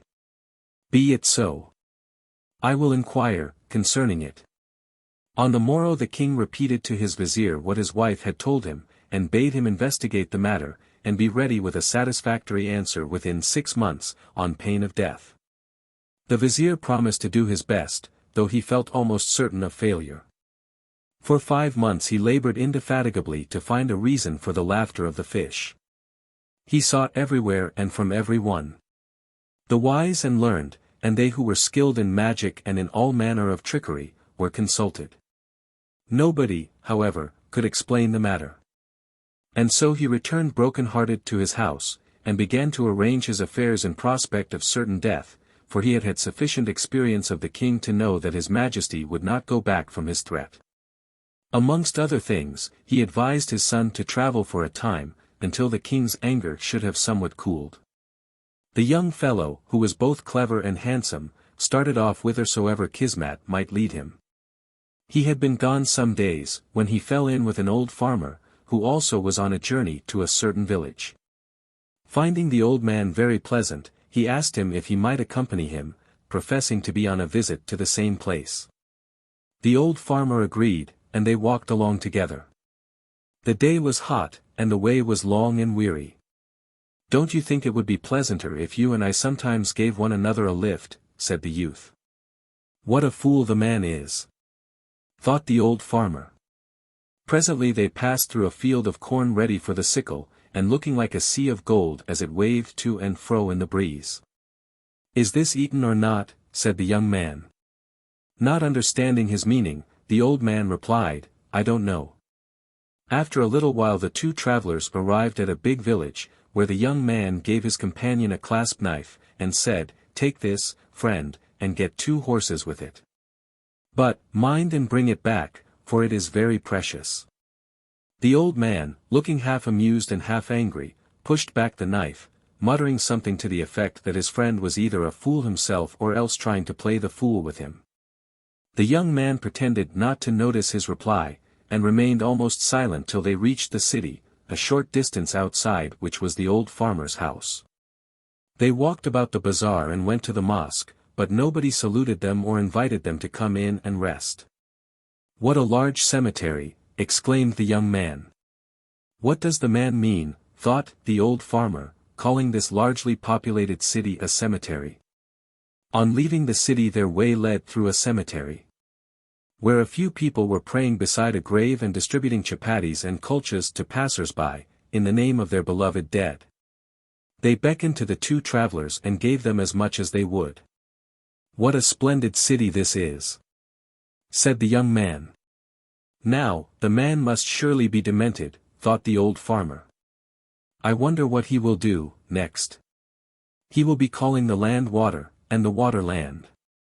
And be speaking of light where there is darkness, and of darkness when it is light." However, he kept his thoughts to himself. Presently, they had to wade through a stream that ran along the edge of the cemetery. The water was rather deep, so the old farmer took off his shoes and pyjamas and crossed over, but the young man waded through it with his shoes and pyjamas on. "Well, I never did see such a perfect fool, both in word and in deed," said the old man to himself. However, he liked the fellow. And thinking that he would amuse his wife and daughter, he invited him to come and stay at his house as long as he had occasion to remain in the village. "Thank you very much," the young man replied. "But let me first inquire, if you please, whether the beam of your house is strong." The old farmer left him in despair, and entered his house laughing. "There is a man in yonder field," he said, after returning their greetings. "He has come the greater part of the way with me, and I wanted him to put up here as long as he had to stay in this village. But the fellow is such a fool that I cannot make anything out of him. He wants to know if the beam of this house is all right. The man must be mad," and saying this, he burst into a fit of laughter. "Father," said the farmer's daughter, who was a very sharp and wise girl, "this man, whosoever he is no fool, as you deem him. He only wishes to know if you can afford to entertain him." "Oh, of course," replied the farmer. "I see. Well, perhaps you can help me to solve some of his other mysteries." While we were walking together he asked whether he should carry me or I should carry him, as he thought that would be a pleasanter mode of proceeding. "Most assuredly," said the girl. "He meant that one of you should tell a story to beguile the time." "Oh yes. Well, we were passing through a cornfield, when he asked me whether it was eaten or not." "And didn't you know the meaning of this, father?" "He simply wished to know if the man was in debt or not, because, if the owner of the field was in debt, then the produce of the field was as good as eaten to him. That is, it would have to go to his creditors." "Yes, yes, yes, of course." Then, on entering a certain village, he bade me take his clasp knife and get 2 horses with it, and bring back the knife again to him. Are not 2 stout sticks as good as 2 horses for helping one along on the road? He only asked you to cut a couple of sticks and be careful not to lose his knife." "I see," said the farmer. "While we were walking over the city we did not see anybody that we knew, and not a soul gave us a scrap of anything to eat, till we were passing the cemetery, but there some people called to us and put into our hands some chapatis and kulchas. So my companion called the city a cemetery, and the cemetery a city. This also is to be understood, father, if one thinks of the city as the place where everything is to be obtained, and of inhospitable people as worse than the dead. The city, though crowded with people, was as if dead, as far as you were concerned, while, in the cemetery, which is crowded with the dead, you were saluted by kind friends and provided with bread. True, true, said the astonished farmer. Then, just now, when we were crossing the stream, he waded through it without taking off his shoes and pyjamas. I admire his wisdom, replied the girl. I have often thought how stupid people were to venture into that swiftly flowing stream and over those sharp stones with bare feet. The slightest stumble and they would fall, and be wetted from head to foot. This friend of yours is a most wise man. I should like to see him and speak to him. Very well, said the farmer, I will go and find him, and bring him in. Tell him, father, that our beams are strong enough, and then he will come in. I'll send on, ahead a present to the man, to show him that we can afford to have him for our guest. Accordingly she called a servant and sent him to the young man with a present of a basin of ghee, 12 chapatis, and a jar of milk, and the following message: O friend, the moon is full. 12 months make a year, and the sea is overflowing with water. Halfway the bearer of this present and message met his little son, who, seeing what was in the basket, begged his father to give him some of the food. His father foolishly complied. Presently he saw the young man, and gave him the rest of the present and the message. Give your mistress my salam, he replied, and tell her that the moon is new, and that I can only find 11 months in the year, and the sea is by no means full. Not understanding the meaning of these words, the servant repeated them word for word, as he had heard them, to his mistress, and thus his theft was discovered, and he was severely punished. After a little while the young man appeared with the old farmer. Great attention was shown to him, and he was treated in every way as if he were the son of a great man, although his humble host knew nothing of his origin. At length he told them everything about the laughing of the fish, his father's threatened execution, and his own banishment, and asked their advice as to what he should do. The laughing of the fish, said the girl, which seems to have been the cause of all this trouble, indicates that there is a man in the palace who is plotting against the king's life. Joy, joy, exclaimed the vizier's son. There is yet time for me to return and save my father from an ignominious and unjust death, and the king from danger. The following day he hastened back to his own country, taking with him the farmer's daughter. Immediately on arrival he ran to the palace and informed his father of what he had heard. The poor vizier, now almost dead from the expectation of death, was at once carried to the king, to whom he repeated the news that his son had just brought. Never, said the king. But it must be, so, your majesty, replied the vizier, and in order to prove the truth of what I have heard, I pray you to call together all the maids in your palace, and order them to jump over a pit, which must be dug. We'll soon find out whether there is any man there. The king had the pit dug, and commanded all the maids belonging to the palace to try to jump it. All of them tried, but only one succeeded. That one was found to be a man. Thus was the queen satisfied, and the faithful old vizier saved. Afterwards, as soon as could be, the vizier's son married the old farmer's daughter, and a most happy marriage it was. The demon with the matted hair. This story the teacher told in Jetavana about a brother who had ceased striving after righteousness. Said the teacher to him, Is it really true that you have ceased all striving? Yes, blessed one, he replied. Then the teacher said, O brother, in former days wise men made effort in the place where effort should be made, and so attained unto royal power. And he told a story of long ago. Once upon a time, when Brahmadatta was king of Benares, the Bodhisattva was born as son of his chief queen. On his name day they asked 800 Brahmins, having satisfied them with all their desires, about his lucky marks. The Brahmins who had skill in divining from such marks beheld the excellence of his, and made answer. Full of goodness, great king, is your son, and when you die he will become king. He shall be famous and renowned for his skill with the 5 weapons, and shall be the chief man in all India. On hearing what the Brahmins had to say, they gave him the name of the prince of the 5 weapons, sword, spear, bow, battle-axe, and shield.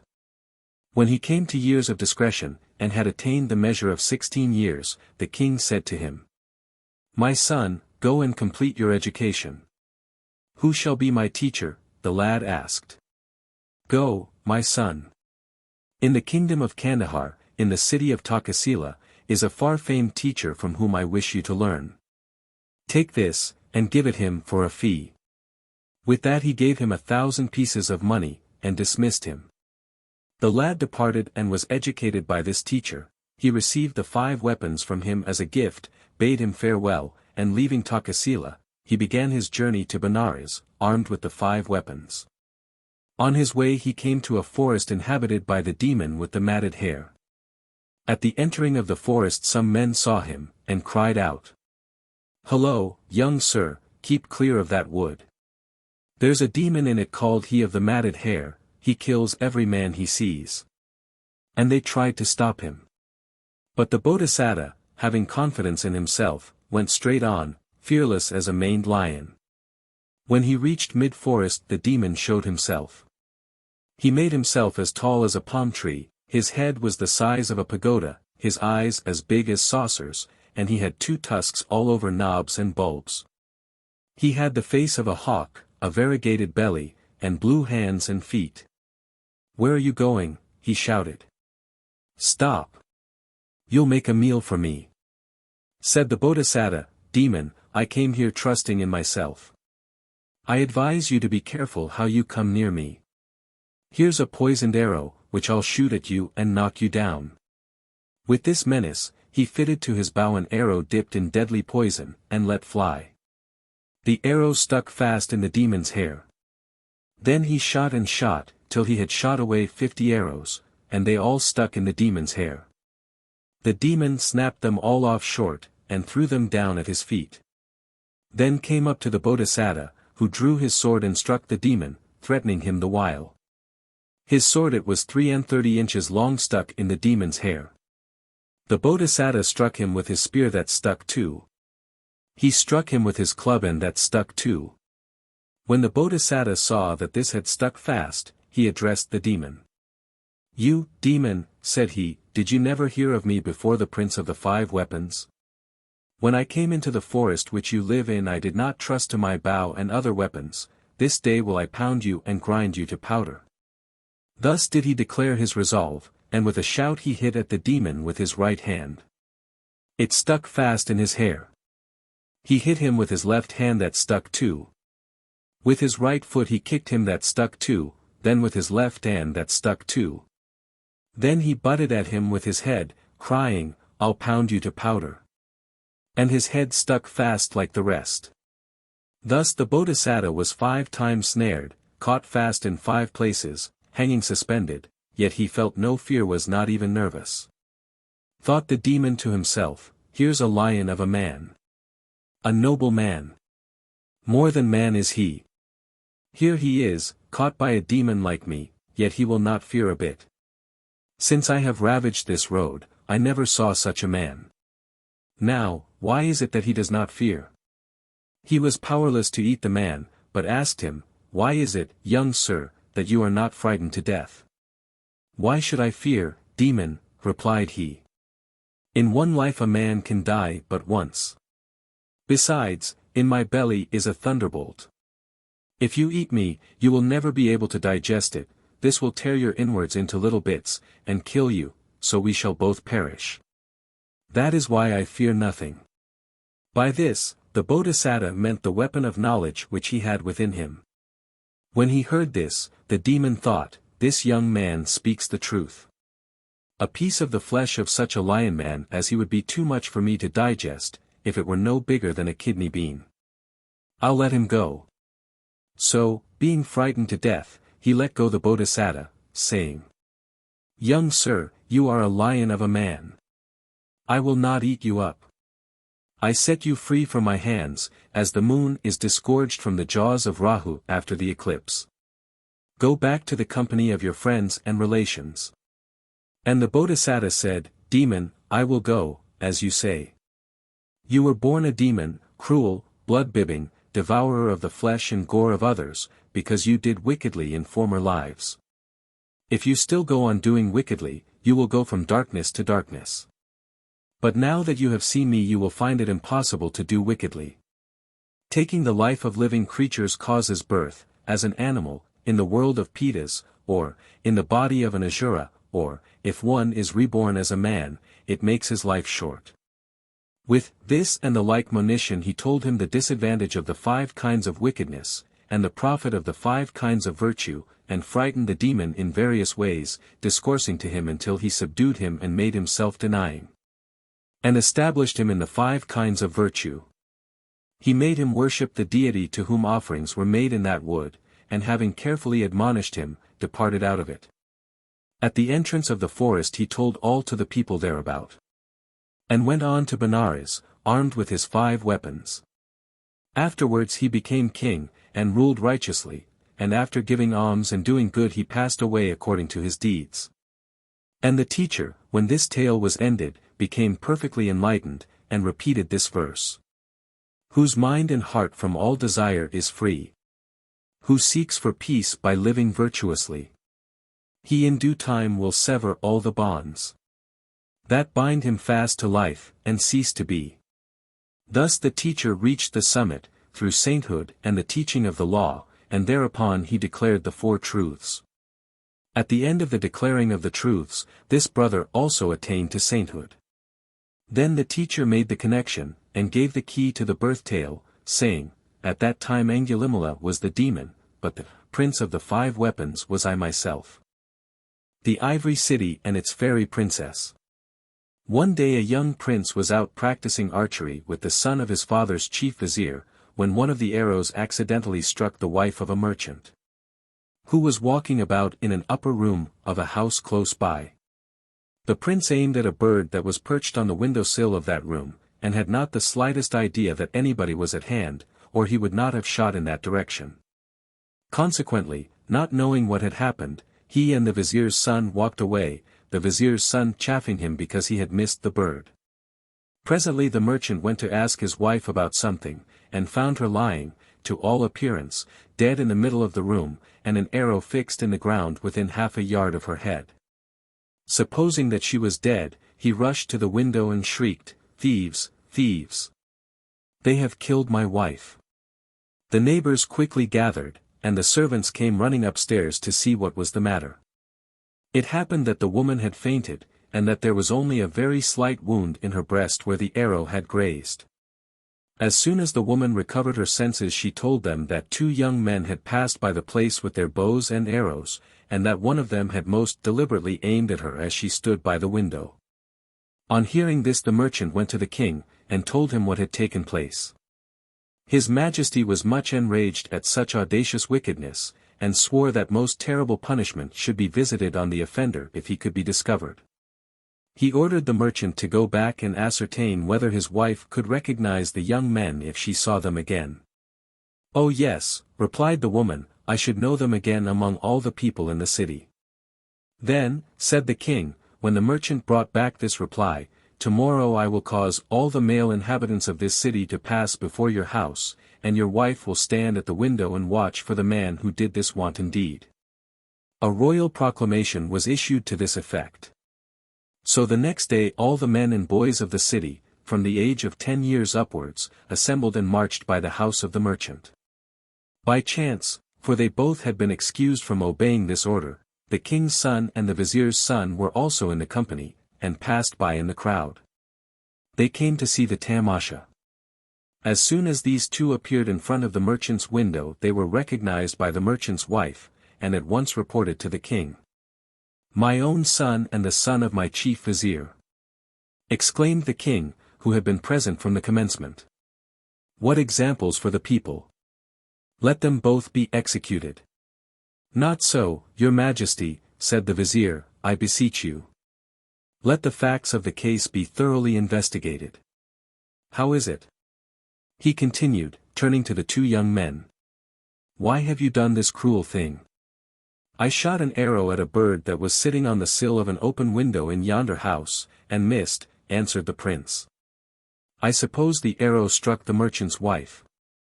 Had I known that she or anybody had been near, I should not have shot in that direction. We will speak of this later on, said the king, on hearing this answer. Dismiss the people. Their presence is no longer needed. In the evening His Majesty and the vizier had a long and earnest talk about their two sons. The king wished both of them to be executed, but the vizier suggested that the prince should be banished from the country. This was finally agreed to. Accordingly, on the following morning, a little company of soldiers escorted the prince out of the city. When they reached the last custom house, the vizier's son overtook them. He had come with all haste, bringing with him 4 bags of myrrhs on 4 horses. I am come, he said, throwing his arms round the prince's neck, because I cannot let you go alone. We have lived together, we will be exiled together, and we will die together. Turn me not back, if you love me. Consider, the prince answered, what you are doing. All kinds of trial may be before me. Why should you leave your home and country to be with me? Because I love you, he said, and shall never be happy without you. So the two friends walked along hand in hand as fast as they could to get out of the country, and behind them marched the soldiers and the horses with their valuable burdens. On reaching a place on the borders of the king's dominions, the prince gave the soldiers some gold, and ordered them to return. The soldiers took the money and left. They did not, however, go very far, but hid themselves behind rocks and stones, and waited till they were quite sure that the prince did not intend to come back. On and on the exiles walked, till they arrived at a certain village, where they determined to spend the night under one of the big trees of the place. The prince made preparations for a fire, and arranged the few articles of bedding that they had with them, while the vizier's son went to the baniya and the baker and the butcher to get something for their dinner. For some reason he was delayed. Perhaps the tsut was not quite ready, or the baniya had not got all the spices prepared. After waiting half an hour the prince became impatient, and rose up and walked about. He saw a pretty, clear little brook running along not far from their resting place, and hearing that its source was not far distant, he started off to find it. The source was a beautiful lake, which at that time was covered with the magnificent lotus flower and other water plants. The prince sat down on the bank, and being thirsty took up some of the water in his hand. Fortunately he looked into his hand before drinking, and there, to his great astonishment, he saw reflected whole and clear the image of a beautiful fairy. He looked round, hoping to see the reality. But seeing no person, he drank the water, and put out his hand to take some more. Again he saw the reflection in the water which was in his palm. He looked around as before, and this time discovered a fairy sitting by the bank on the opposite side of the lake. On seeing her he fell so madly in love with her that he dropped down in a swoon. When the vizier's son returned, and found the fire lighted, the horses securely fastened, and the bags of myrrhs lying altogether in a heap, but no prince, he did not know what to think. He waited a little while, and then shouted. But not getting any reply, he got up and went to the brook. There he came across the footmarks of his friend. Seeing these, he went back at once for the money and the horses, and bringing them with him, he tracked the prince to the lake, where he found him lying to all appearance dead. Alas! Alas! He cried, and lifting up the prince, he poured some water over his head and face. Alas, my brother, what is this? Oh! Do not die and leave me thus. Speak, speak. I cannot bear this. In a few minutes the prince, revived by the water, opened his eyes, and looked about wildly. Thank God, exclaimed the vizier's son. But what is the matter, brother? Go away, replied the prince. I don't want to say anything to you, or to see you. Go away. Come, come, let us leave this place. Look, I have brought some food for you, and horses, and everything. Let us eat and depart. Go alone, replied the prince. Never, said the vizier's son. What has happened to suddenly estrange you from me? A little while ago we were brethren, but now you detest the sight of me. "I have looked upon a fairy," the prince said. "But a moment I saw her face. For when she noticed that I was looking at her, she covered her face with lotus petals. Oh, how beautiful she was! And while I gazed, she took out of her bosom an ivory box, and held it up to me. Then I fainted. Oh! If you can get me that fairy for my wife, I will go anywhere with you." "Oh, brother," said the vizier's son, "you have indeed seen a fairy. She is a fairy of the fairies. This is none other than Gulizar of the Ivory City. I know this from the signs that she gave you. From her covering her face with lotus petals I learn her name, and from her showing you the ivory box, I learn where she lives. Be patient, and rest assured that I will arrange your marriage with her." When the prince heard these encouraging words, he felt much comforted, rose up, and ate, and then went away gladly with his friend. On the way they met two men. These two men belonged to a family of robbers. There were 11 of them altogether. One, an elder sister, stayed at home and cooked the food, and the other 10 all brothers went out, 2 and 2, and walked about the 4 different ways that ran through that part of the country, robbing those travelers who could not resist them, and inviting others, who were too powerful for 2 of them to manage, to come and rest at their house, where the whole family attacked them and stole their goods. These thieves lived in a kind of tower, which had several strong rooms in it, and under it was a great pit, wherein they threw the corpses of the poor unfortunates who chanced to fall into their power.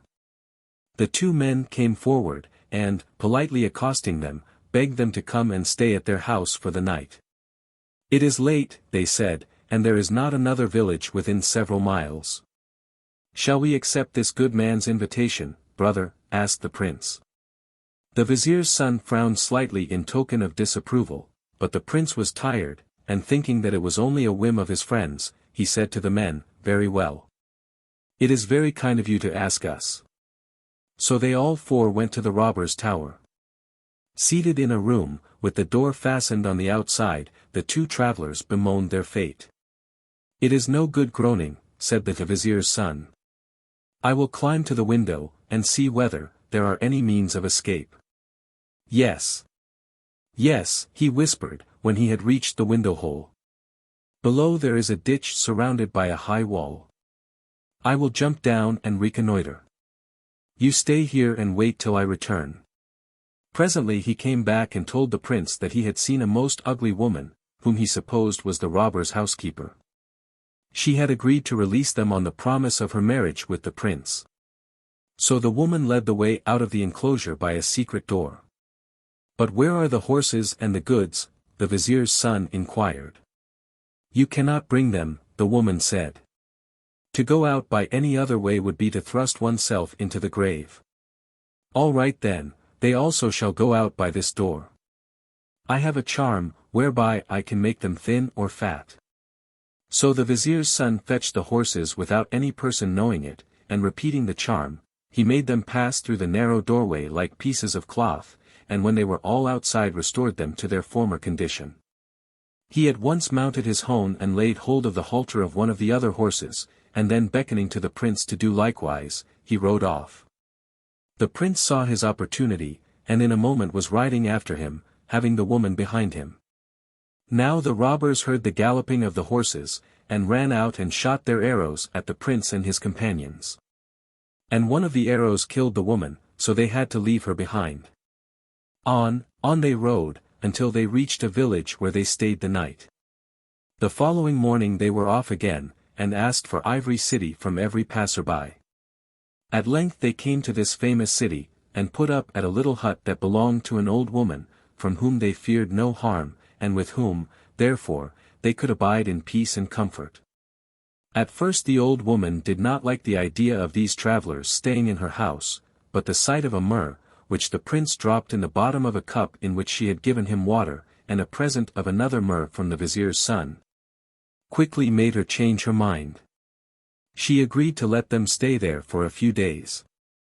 As soon as her work was over the old woman came and sat down with her lodgers.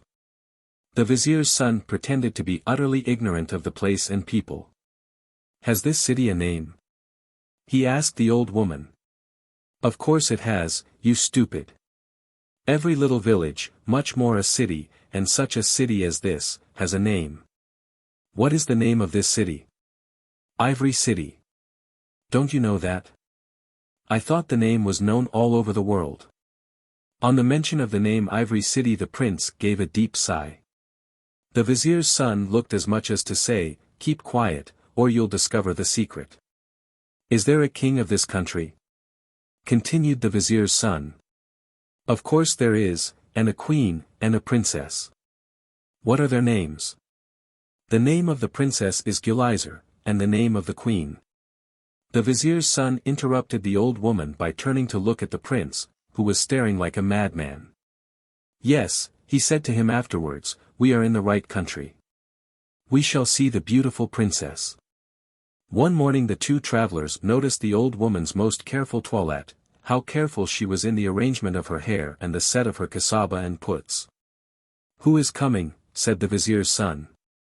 Nobody, the old woman replied. Then where are you going? I am going to see my daughter, who is a servant of the Princess Gulizar. I see her and the princess every day. I should have gone yesterday, if you had not been here and taken up all my time. Ijich. Be careful not to say anything about us in the hearing of the princess. The vizier's son asked her not to speak about them at the palace, hoping that, because she had been told not to do so, she would mention their arrival, and thus the princess would be informed of their coming. On seeing her mother the girl pretended to be very angry. Why have you not been for 2 days? She asked. Because, my dear, the old woman answered, 2 young travelers, a prince and the son of some great vizier, have taken up their abode in my hut and demand so much of my attention. It is nothing but cooking and cleaning and cooking, all day long. I can't understand the men, she added, one of them especially, appears very stupid. He asked me the name of this country and the name of the king. Now where can these men have come from, that they do not know these things? However, they are very great and very rich. They each give me a myrrh every morning and every evening. After this the old woman went and repeated almost the same words to the princess, on the hearing of which the princess beat her severely, and threatened her with a severer punishment if she ever again spoke of the strangers before her. In the evening, when the old woman had returned to her hut, she told the vizier's son how sorry she was that she could not help breaking her promise, and how the princess had struck her because she mentioned their coming and all about them. Alas! Alas, said the prince, who had eagerly listened to every word. What, then, will be her anger at the sight of a man? Anger, said the vizier's son, with an astonished air. She would be exceedingly glad to see one man. I know this. In this treatment of the old woman I see her request that you will go and see her during the coming dark fortnight. Heaven be praised, the prince exclaimed. The next time the old woman went to the palace Gulizar called one of her servants and ordered her to rush into the room while she was conversing with the old woman. And if the old woman asked what was the matter, she was to say that the king's elephants had gone mad, and were rushing about the city and bazaar in every direction, and destroying everything in their way. The servant obeyed, and the old woman, fearing lest the elephants should go and push down her hut and kill the prince and his friend, begged the princess to let her depart. Now Gulizar had obtained a charmed swing, that landed whoever sat on it at the place wherever they wished to be. Get the swing, she said to one of the servants standing by. When it was brought she bade the old woman step into it and desire to be at home. The old woman did so, and was at once carried through the air quickly and safely to her hut, where she found her 2 lodgers safe and sound. Oh! She cried, I thought that both of you would be killed by this time. The royal elephants have got loose and are running about wildly. When I heard this I was anxious about you. So the princess gave me this charmed swing to return in. But come, let us get outside before the elephants arrive and batter down the place. Don't believe this, said the vizier's son. It is a mere hoax. They have been playing tricks with you. You will soon have your heart's desire, he whispered aside to the prince. These things are signs. 2 days of the dark fortnight had elapsed, when the prince and the vizier's son seated themselves in the swing, and wished themselves within the grounds of the palace. In a moment they were there, and there too was the object of their search standing by one of the palace gates, and longing to see the prince quite as much as he was longing to see her. Oh, what a happy meeting it was! At last, said Gulizar, I have seen my beloved, my husband. 1,000 thanks to heaven for bringing me to you, said the prince. Then the prince and Gulizar betrothed themselves to one another and parted, the one for the hut and the other for the palace, both of them feeling happier than they had ever been before. Henceforth the prince visited Gulizar every day and returned to the hut every night. One morning Gulizar begged him to stay with her always. She was constantly afraid of some evil happening to him, perhaps robbers would slay him, or sickness attack him, and then she would be deprived of him. She could not live without seeing him. The prince showed her that there was no real cause for fear, and said that he felt he ought to return to his friend at night, because he had left his home and country and risked his life for him. And, moreover, if it had not been for his friend's help he would never have met with her. Gulizar for the time assented, but she determined in her heart to get rid of the vizier's son as soon as possible. A few days after this conversation she ordered one of her maids to make a pilau. She gave special directions that a certain poison was to be mixed into it while cooking, and as soon as it was ready the cover was to be placed on the saucepan, so that the poisonous steam might not escape.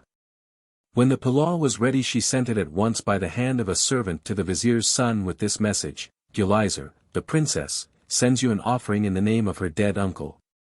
On receiving the present the vizier's son thought that the prince had spoken gratefully of him to the princess, and therefore she had thus remembered him.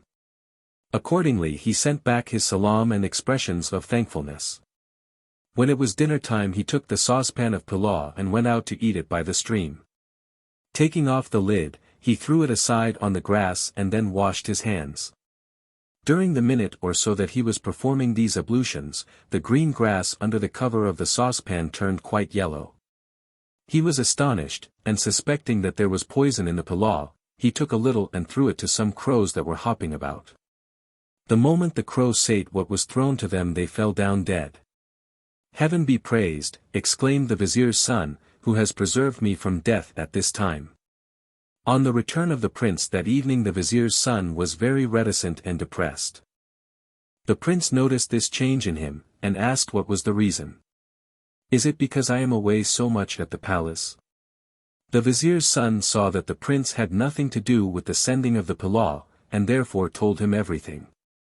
Look here, he said, in this handkerchief is some pilau that the princess sent me this morning in the name of her deceased uncle. It is saturated with poison. Thank heaven, I discovered it in time. Oh, brother! Who could have done this thing? Who is there that entertains enmity against you? The Princess Gulizar. Listen. The next time you go to see her, I entreat you to take some snow with you, and just before seeing the princess put a little of it into both your eyes. It will provoke tears, and Gulizar will ask you why you are crying. Tell her that you weep for the loss of your friend, who died suddenly this morning. Look. Take, too, this wine and this shovel, and when you have feigned intense grief at the death of your friend, bid the princess to drink a little of the wine. It is strong, and will immediately send her into a deep sleep. Then, while she is asleep, heat the shovel and mark her back with it. Remember to bring back the shovel again, and also to take her pearl necklace. This done, return. Now fear not to execute these instructions, because on the fulfillment of them depends your fortune and happiness. I will arrange that your marriage with the princess shall be accepted by the king, her father, and all the court. The prince promised that he would do everything as the vizier's son had advised him, and he kept his promise. The following night, on the return of the prince from his visit to Gulizar, he and the vizier's son, taking the horses and bags of myrrhs, went to a graveyard about a mile or so distant. It was arranged that the vizier's son should act the part of a fakir and the prince the part of the fakir's disciple and servant. In the morning, when Gulizar had returned to her senses, she felt a smarting pain in her back, and noticed that her pearl necklace was gone. She went at once and informed the king of the loss of her necklace, but said nothing to him about the pain in her back. The king was very angry when he heard of the theft, and caused proclamation concerning it to be made throughout all the city and surrounding country. "It is well," said the vizier's son, when he heard of this proclamation. "Fear not, my brother, but go and take this necklace, and try to sell it in the bazaar." The prince took it to a goldsmith and asked him to buy it. "How much do you want for it?" asked the man. 50,000 rupees, the prince replied. "All right," said the man, "wait here while I go and fetch the money." The prince waited and waited, till at last the goldsmith returned, and with him the kotwal, who at once took the prince into custody on the charge of stealing the princess's necklace. "How did you get the necklace?" the kotwal asked. "A fakir, whose servant I am, gave it to me to sell in the bazaar," the prince replied. "Permit me, and I will show you where he is." The prince directed the kotwal and the policeman to the place where he had left the vizier's son, and there they found the fakir with his eyes shut and engaged in prayer. Presently, when he had finished his devotions, the kotwal asked him to explain how he had obtained possession of the princess's necklace. "Call the king hither," he replied, "and then I will tell his majesty face to face." On this some men went to the king and told him what the fakir had said. His majesty came, and seeing the fakir so solemn and earnest in his devotions, he was afraid to rouse his anger, lest peradventure the displeasure of heaven should descend on him, and so he placed his hands together in the attitude of a supplicant. And asked, "How did you get my daughter's necklace?" "Last night," replied the fakir, "we were sitting here by this tomb worshipping Kuda, when a ghoul, dressed as a princess, came and exhumed a body that had been buried a few days ago, and began to eat it. On seeing this I was filled with anger, and beat her back with a shovel, which lay on the fire at the time. While running away from me her necklace got loose and dropped." You wonder at these words, but they are not difficult to prove. Examine your daughter, and you will find the marks of the burn on her back. Go, and if it is as I say, send the princess to me, and I will punish her. The king went back to the palace, and at once ordered the princesses back to be examined. "It is so," said the maidservant, "the burn is there." "Then let the girl be slain immediately," the king shouted. "No, no, your majesty," they replied. "Let us send her to the fakir who discovered this thing, that he may do whatever he wishes with her." The king agreed, and so the princess was taken to the graveyard. "Let her be shut up in a cage, and be kept near the grave whence she took out the corpse," said the fakir. This was done, and in a little while the fakir and his disciple and the princess were left alone in the graveyard. Night had not long cast its dark mantle over the scene when the fakir and his disciple threw off their disguise, and taking their horses and luggage, appeared before the cage. They released the princess, rubbed some ointment over the scars on her back, and then sat her upon one of their horses behind the prince. Away they rode fast and far, and by the morning were able to rest and talk over their plans in safety. The vizier's son showed the princess some of the poisoned pilaw that she had sent him, and asked whether she had repented of her ingratitude. The princess wept, and acknowledged that he was her greatest helper and friend. A letter was sent to the chief vizier telling him of all that had happened to the prince and the vizier's son since they had left their country. When the vizier read the letter he went and informed the king. The king caused a reply to be sent to the two exiles, in which he ordered them not to return, but to send a letter to Gulizar's father, and inform him of everything. Accordingly they did this. The prince wrote the letter at the vizier's son's dictation. On reading the letter Gulizar's father was much enraged with his viziers and other officials for not discovering the presence in his country of these illustrious visitors, as he was especially anxious to ingratiate himself in the favor of the prince and the vizier's son. He ordered the execution of some of the viziers on a certain date. "Come," he wrote back to the vizier's son, "and stay at the palace. And if the prince desires it, I will arrange for his marriage with Gulizar as soon as possible." The prince and the vizier's son most gladly accepted the invitation, and received a right noble welcome from the king. The marriage soon took place, and then after a few weeks the king gave them presents of horses and elephants, and jewels and rich cloths, and bade them start for their own land, for he was sure that the king would now receive them. The night before they left, the viziers and others, whom the king intended to have executed as soon as his visitors had left, came and besought the vizier's son to plead for them, and promised that they each would give him a daughter in marriage. He agreed to do so, and succeeded in obtaining their pardon. Then the prince, with his beautiful bride Gulizar, and the vizier's son, attended by a troop of soldiers, and a large number of camels and horses bearing very much treasure, left for their own land. In the midst of the way they passed the tower of the robbers, and with the help of the soldiers they razed it to the ground, slew all its inmates, and seized the treasure which they had been amassing there for several years. At length they reached their own country, and when the king saw his son's beautiful wife and his magnificent retinue he was at once reconciled, and ordered him to enter the city and take up his abode there. Henceforth all was sunshine on the path of the prince. He became a great favorite, and in due time succeeded to the throne, and ruled the country for many, many years in peace and happiness.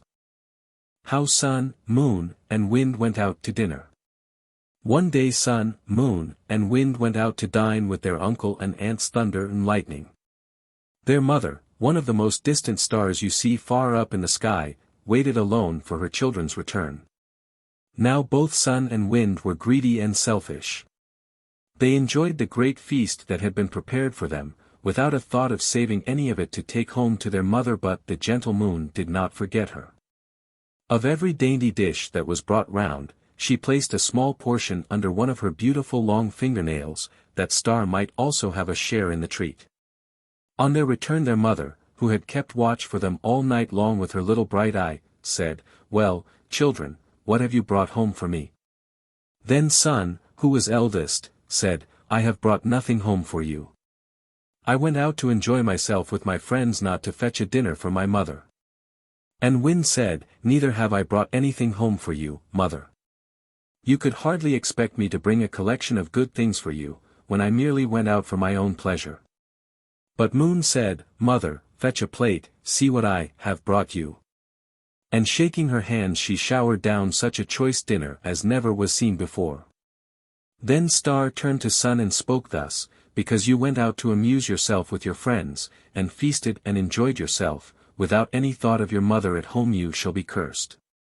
Henceforth, your rays shall ever be hot and scorching, and shall burn all that they touch.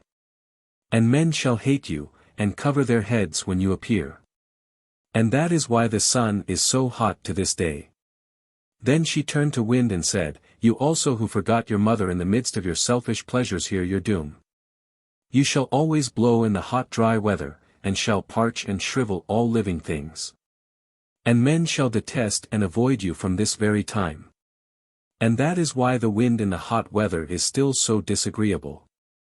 But to Moon she said, "Daughter, because you remembered your mother, and kept for her a share in your own enjoyment, from henceforth, you shall be ever cool, and calm, and bright. No noxious glare shall accompany your pure rays, and men shall always call you blessed. And that is why the moon's light is so soft, and cool, and beautiful even to this day."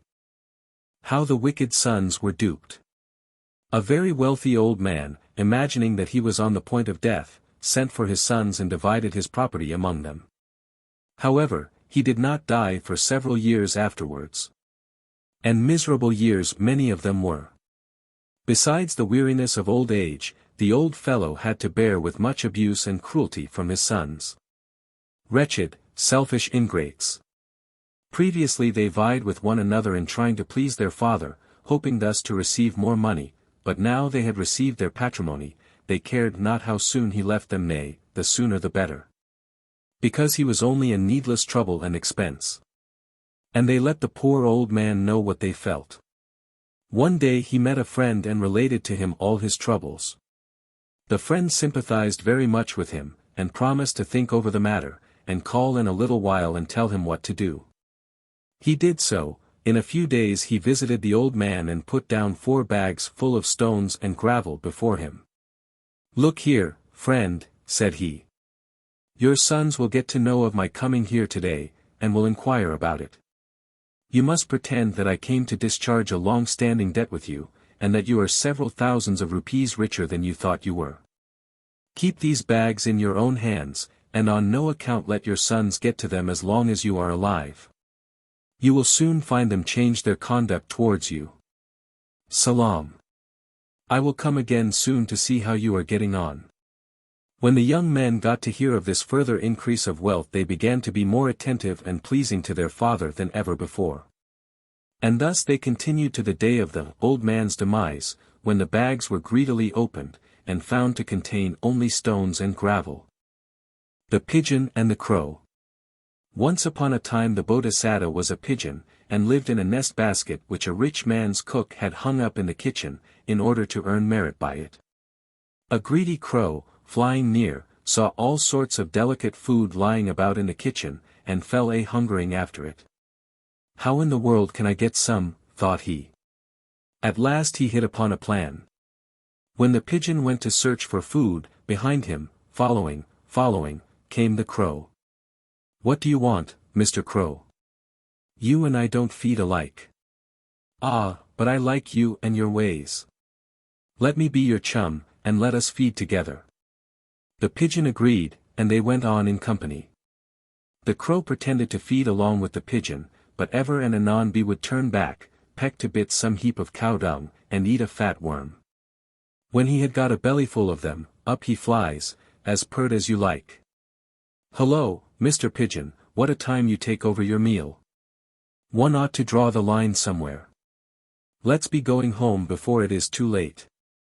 And so they did. The cook saw that his pigeon had brought a friend, and hung up another basket for him.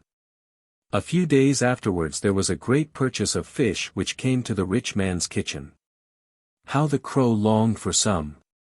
So there he lay, from early morn, groaning and making a great noise. Says the pigeon to the crow. Come, Sir Crow, and get your breakfast. Oh dear! Oh dear! I have such a fit of indigestion, says he. Nonsense! Crows never have indigestion, said the pigeon.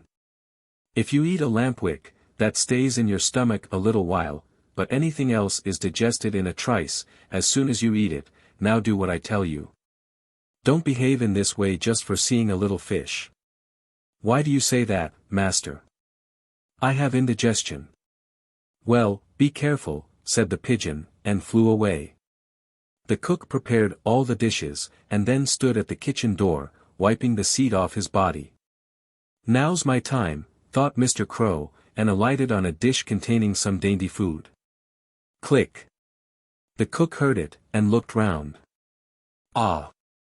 He caught the crow, and plucked all the feathers out of his head, all but one tuft. He powdered ginger and cummin, mixed it up with buttermilk, and rubbed it well all over the bird's body. That's for spoiling my master's dinner and making me throw it away, said he, and threw him into his basket. Oh, how it hurt! By and by the pigeon came in, and saw the crow lying there, making a great noise. He made great game of him, and repeated a verse of poetry. Who is this tufted crane I see? Lying where he's no right to be. Come out. My friend, the crow is near. And he may do you harm, I fear. To this the crow answered with another. No tufted crane am I, no, no. I'm nothing but a greedy crow. I would not do as I was told. So now I'm plucked, as you behold. And the pigeon rejoined with a third verse. You'll come to grief again, I know. It is your nature to do so. If people make a dish of meat, 'tis not for little birds to eat. Then the pigeon flew away, saying, I can't live with this creature any longer. And the crow lay there groaning till he died. General notes. The story literature of India is in a large measure the outcome of the moral revolution of the peninsula connected with the name of Gautama Buddha.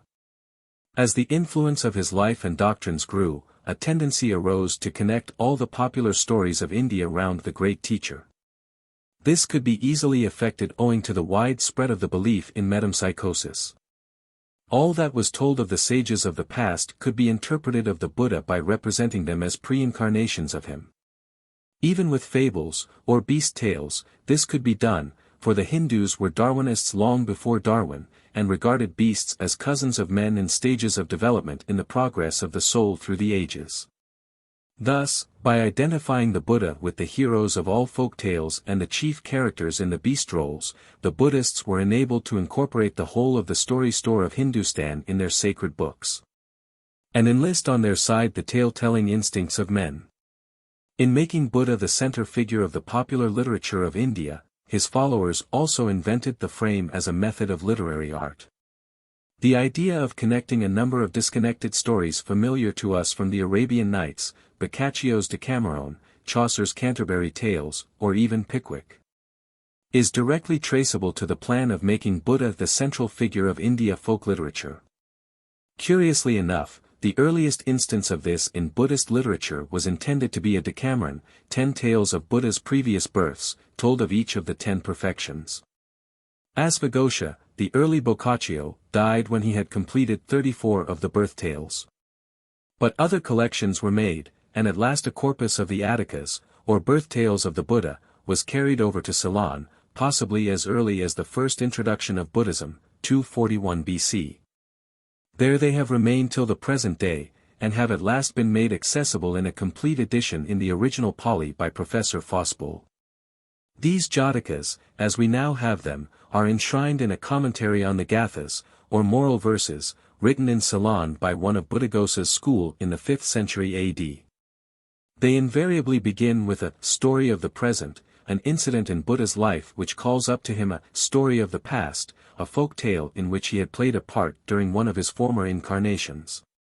Thus the fable of the lion and the crane, which opens the present collection, is introduced by a story of the present, in the following words: "A service have we done thee," the opening words of the Gatha or moral verse.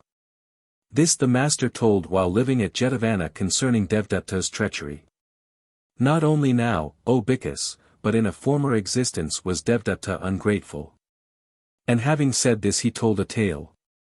Then follows the tale as given above, pp. 1, 2, and the commentary concludes, the master having given the lesson, summed up the Jataka thus: at that time, the lion was Devdutta, and the crane was I myself. Similarly, with each story of the past the Buddha identifies himself, or is mentioned as identical with, the virtuous hero of the folk tale. These Jatakas are 550 in number, and have been reckoned to include some 2,000 tales. Some of these had been translated by Mr. Rhys Davids, Buddhist Birth Stories, I. Trubner's Oriental Library, 1880, Professor Fosbull, 5 Jatakas, Copenhagen, and Dr. R. Morris, Folklore Journal, Volumes 2 v. A few exist sculptured on the earliest Buddhist stupas. Thus several of the circular figure designs on the reliefs from Amaravati, now on the grand staircase of the British Museum, represent Jatakas, or previous births of the Buddha. Some of the Jatakas bear a remarkable resemblance to some of the most familiar fables of Aesop. So close is the resemblance, indeed, that it is impossible not to surmise an historical relation between the two. What this relation is I have discussed at considerable length in the History of the Aesopic Fable, which forms the introductory volume to my edition of Caxton's Aesop, London, D. Nutt, Bibliothèque de Caraba, 1889. In this place I can only roughly summarize my results. I conjecture that a collection of fables existed in India before Buddha and independently of the Jatakas, and connected with the name of Kasyapa, who was afterwards made by the Buddhists into the latest of the 27 pre-incarnations of the Buddha. This collection of the fables of Kasyapa was brought to Europe with a deputation from the Sinhalese king Chandramukha Siwa, Obiat 52 AD, to the Emperor Claudius about 50 AD, and was done into Greek as the Alpha Gamma Omicron Iota Alpha Mu Beta Iota Kappa Omicron Iota of Kybuses. These were utilized by Babrius, from whom the Greek Aesop is derived, and avian, and so came into the European Aesop. I have discussed all those that are to be found in the Jatakas in the History, before mentioned, I pages 54 to 73, see notes I, 15. XX, in these notes henceforth I refer to the History, as my Aesop. There were probably other Buddhist collections of a similar nature to the Jatakas with a framework. When the Hindu reaction against Buddhism came, the Brahmins adapted these, with the omission of Buddha as the central figure. There is scarcely any doubt that the so-called Fables of Bidpai were thus derived from Buddhistic sources. In its Indian form this is now extant as a Panchatantra or Pentateuch, 5 books of tales connected by a frame. This collection is of special interest to us in the present connection, as it has come to Europe in various forms and shapes. I have edited Sir Thomas North's English version of an Italian adaptation of a Spanish translation of a Latin version of a Hebrew translation of an Arabic adaptation of the Pahlavi version of the Indian original, Fables of Bidpai, London, D. Nutt, Bibliothèque de Carabas, 1888. In this I give a genealogical table of the various versions, from which I calculate that the tales have been translated into 38 languages in 112 different versions, 20 different ones in English alone. Their influence on European folk tales has been very great. It is probable that nearly 1/10 of these can be traced to the Bidpai literature. See notes v. 9. X. 13. 15. Other collections of a similar character, arranged in a frame, and derived ultimately from Buddhistic sources, also reached Europe and formed popular reading in the Middle Ages. Among these may be mentioned the tales of Sindbad, known to Europe as the Seven Sages of Rome. From this we get the Gellert story, cf. Celtic fairy tales, though it also occurs in the Bidpai. Another popular collection was that associated with the life of Saint Buddha, who has been canonized as St. Josaphat. Barlaam and Josaphat tells of his conversion and much else besides, including the tale of the 3 caskets, used by Shakespeare in The Merchant of Venice. Some of the Indian tales reached Europe at the time of the Crusades, either orally or in collections no longer extant. The earliest selection of these was the Disciplina Clericalis of Petrus Alfonsi, a Spanish Jew converted about 1106. His tales were to be used as seasoning for sermons, and strong seasoning they must have proved. Another Spanish collection of considerably later date was entitled El Conde Lucaner, eng trans. By W. York. This contains the fable of the man, his son, and their ass, which they ride or carry as the popular voice decides. But the most famous collection of this kind was that known as Gesta Romanorum, much of which was certainly derived from Oriental and ultimately Indian sources, and so might more appropriately be termed Gesta Indorum. All these collections, which reached Europe in the 12th and 13th centuries, became very popular, and were used by monks and friars to enliven their sermons as exempla. Professor Crane has given a full account of this very curious phenomenon in his erudite edition of the Exempla of Jacques de Vitry, Folklore Society, 1890. The Indian stories were also used by the Italian Novelieri. Much of Boccaccio and his school being derived from this source. As these again gave material for the Elizabethan drama, chiefly in W. Painter's Palace of Pleasure, a collection of translated novelli which I have edited, London, 3 volumes. 1890, it is not surprising that we can at times trace portions of Shakespeare back to India. It should also be mentioned that 1/2 of La Fontaine's fables, BKS 7:12, are derived from Indian sources. See note on No. v. In India itself the collection of stories in frames went on and still goes on. Besides those already mentioned there are the stories of Vikram and the Vampire, Vetala, translated among others by the late Sir Richard Burton, and the 70 stories of a parrot, Sukha Saptati. The whole of this literature was summed up by Somadeva, circa 1200 AD. In a huge compilation entitled Katha Sarit Sagara, Ocean of the Stream of Stories. Of this work, written in very florid style, Mr. Tawney has produced a translation in 2 volumes, in the Bibliotheca Indica. Unfortunately, there is a divorce court atmosphere about the whole book, and my selections from it have been accordingly restricted. Notes, Number 11. So much for a short sketch of Indian folk tales so far as they have been reduced to writing in the native literature. An admirable and full account of this literature was given by M. Barth in Melusine, T. 4. Number 12, and T. v. Number 1. See also Table I of Professor Rhys David's Birth Stories.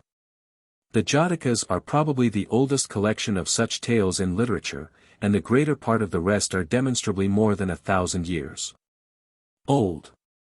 It is certain that much, perhaps 1/5, of the popular literature of modern Europe is derived from those portions of this large bulk which came west with the Crusades through the medium of Arabs and Jews.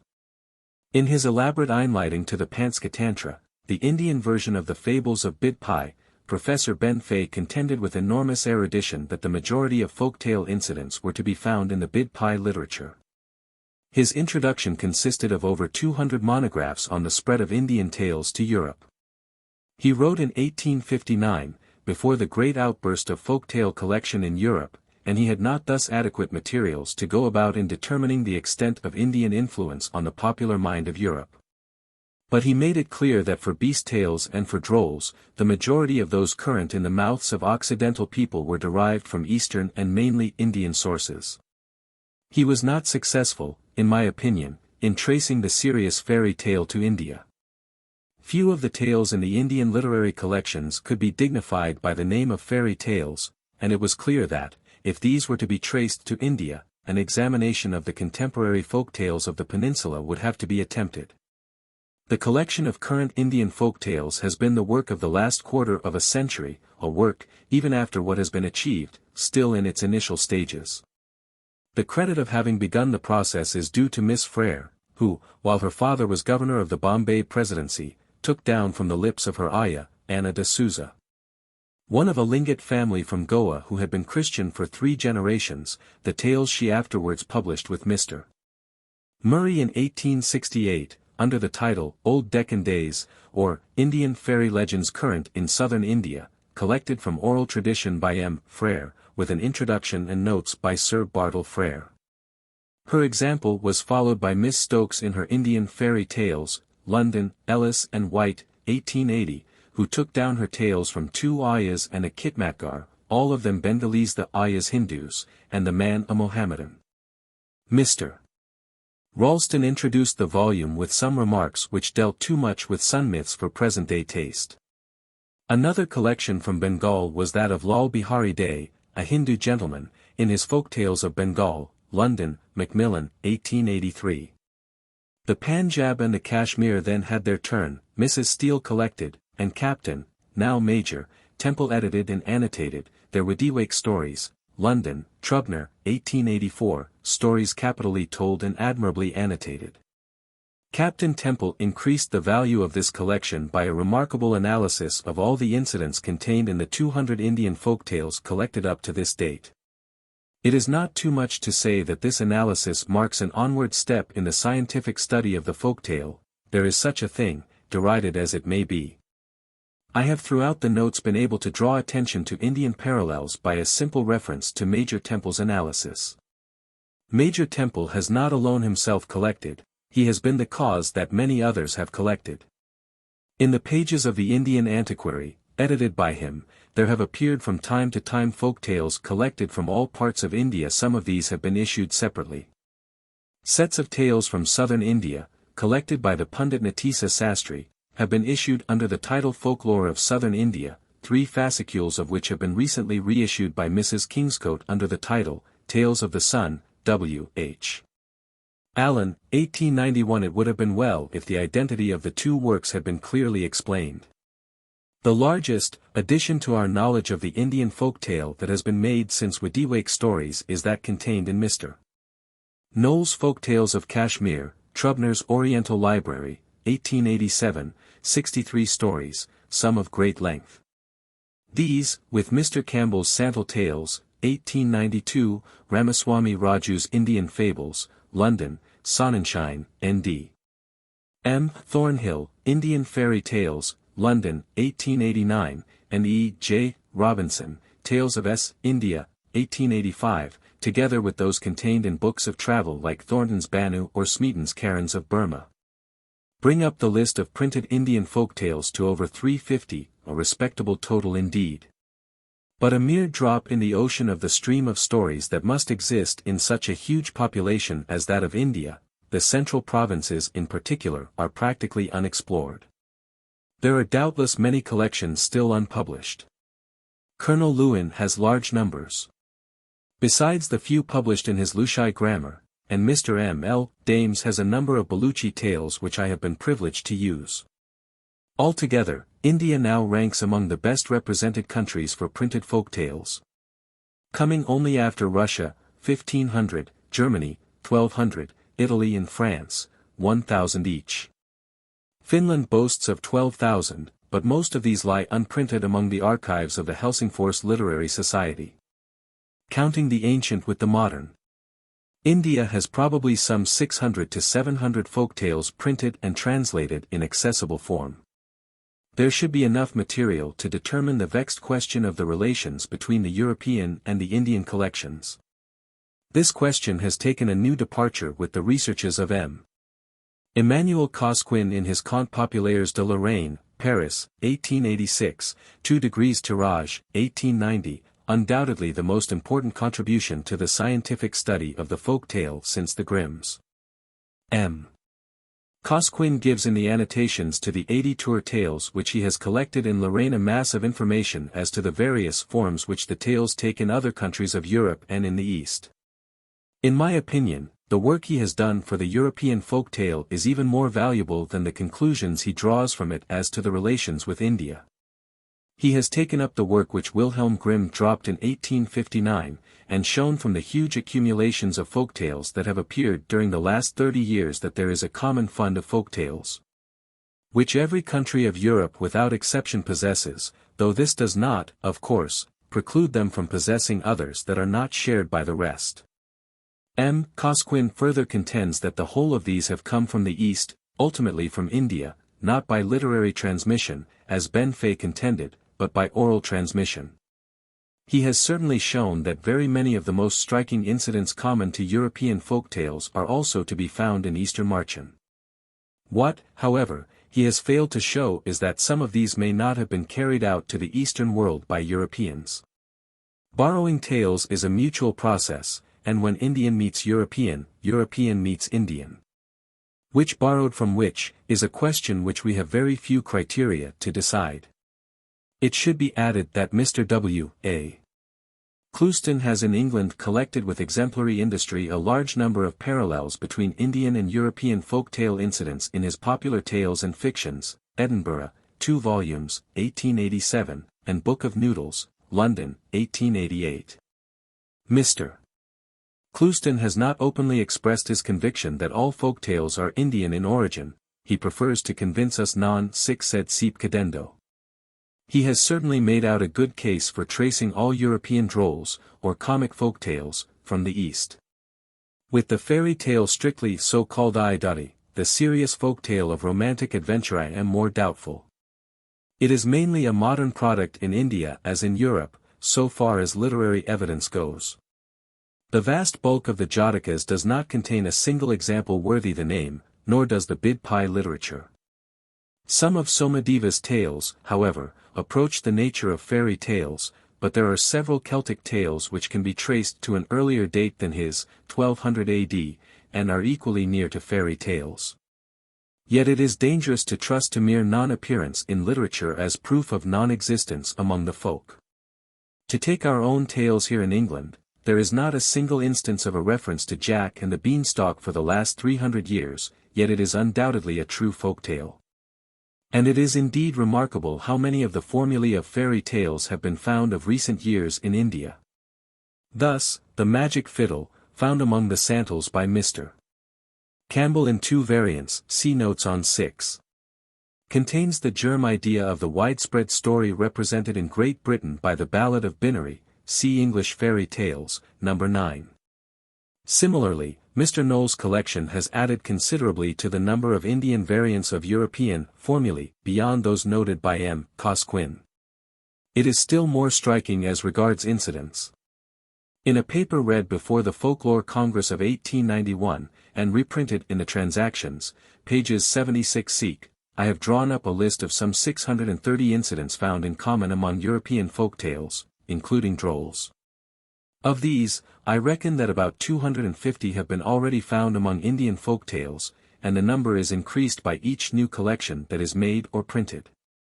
The moral of this is, that India belongs to a group of peoples who have a common store of stories. India belongs to Europe for purposes of comparative folk tales. Can we go further and say that India is the source of all the incidents that are held in common by European children? I think we may answer, yes, as regards droll incidents, the travels of many of which we can trace, and we have the curious result that European children owe their earliest laughter to Hindu wags. As regards the serious incidents, further inquiry is needed. Thus, we find the incident of an external soul, life index, Captain Temple very appropriately named it, in Asbjornson's Norse Tales and in Miss Frere's Old Deccan Days, see notes on Punchkin. Yet the latter is a very suspicious source, since Miss Frere derived her tales from a Christian ayah whose family had been in Portuguese Goa for 100 years. May they not have got the story of the giant with his soul outside his body from some European sailor touching at Goa? This is to a certain extent negatived by the fact of the frequent occurrence of the incident in Indian folk tales. Captain Temple gave a large number of instances in Wadiwake stories, pages 404 to -5. On the other hand, Mr. Fraser in his Golden Bough has shown the wide spread of the idea among all savage or semi-savage tribes. See note on number 4. In this particular case we may be doubtful. But in others, again as the incident of the rat's tail up nose, see notes on the charmed ring, there can be little doubt of the Indian origin. And generally, so far as the incidents are marvelous and of true fairy tale character, the presumption is in favor of India, because of the vitality of animism or metempsychosis in India throughout all historic time. No Hindu would doubt the fact of animals speaking or of men transformed into plants and animals. The European may once have had these beliefs, and may still hold them implicitly as survivals. But in the survival stage they cannot afford material for artistic creation, and the fact that the higher minds of Europe for the last 1,000 years have discountenanced these beliefs has not been entirely without influence. Of one thing there is practical certainty: the fairy tales that are common to the Indo-European world were invented once for all in a certain locality, and then spread to all the countries in culture contact with the original source. The mere fact that contiguous countries have more similarities in their story store than distant ones is sufficient to prove this. Indeed, the fact that any single country has spread throughout it a definite set of folk tales as distinctive as its flora and fauna is sufficient to prove it. It is equally certain that not all folk tales have come from one source, for each country has tales peculiar to itself. The question is as to the source of the tales that are common to all European children, and increasing evidence seems to show that this common nucleus is derived from India and India alone. The Hindus have been more successful than others, because of two facts: they have had the appropriate atmosphere of metempsychosis, and they have also had spread among the people sufficient literary training and mental grip to invent plots. The Hindu tales have ousted the native European, which undoubtedly existed independently. Indeed, many still survive, especially in Celtic lands.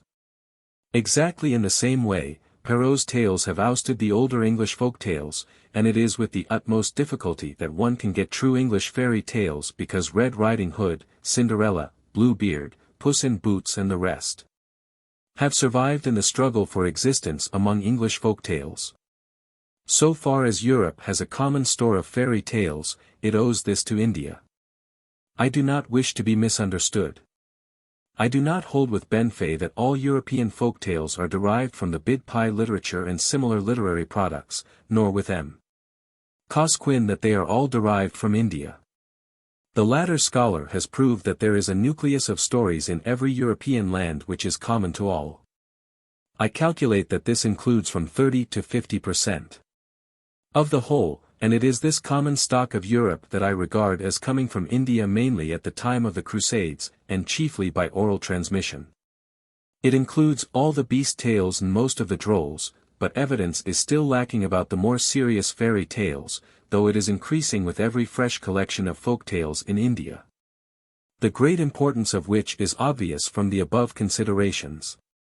In the following notes I give, as on the two previous occasions, the source whence I derived the tale, then parallels, and finally remarks. For Indian parallels I have been able to refer to Major Temple's remarkable analysis of Indian folk tale incidents at the end of Wide Awake Stories, pp. 386 to -436, for European ones to my alphabetical list of incidents, with bibliographical references, in Transactions of Folklore Congress, 1892, pages 87 to -98. My remarks have been mainly devoted to tracing the relation between the Indian and the European tales, with the object of showing that the latter have been derived from the former. I have, however, to some extent handicapped myself, as I have avoided giving again the Indian versions of stories already given in English fairy tales or Celtic fairy tales. Story Notes. I, The Lion and the Crane. Source: V. Fosbull, 5 Jatakas, Copenhagen, 1861, pages 35 to -8, text and translation of the Javasakuna Jataka. I have ventured to English Prof.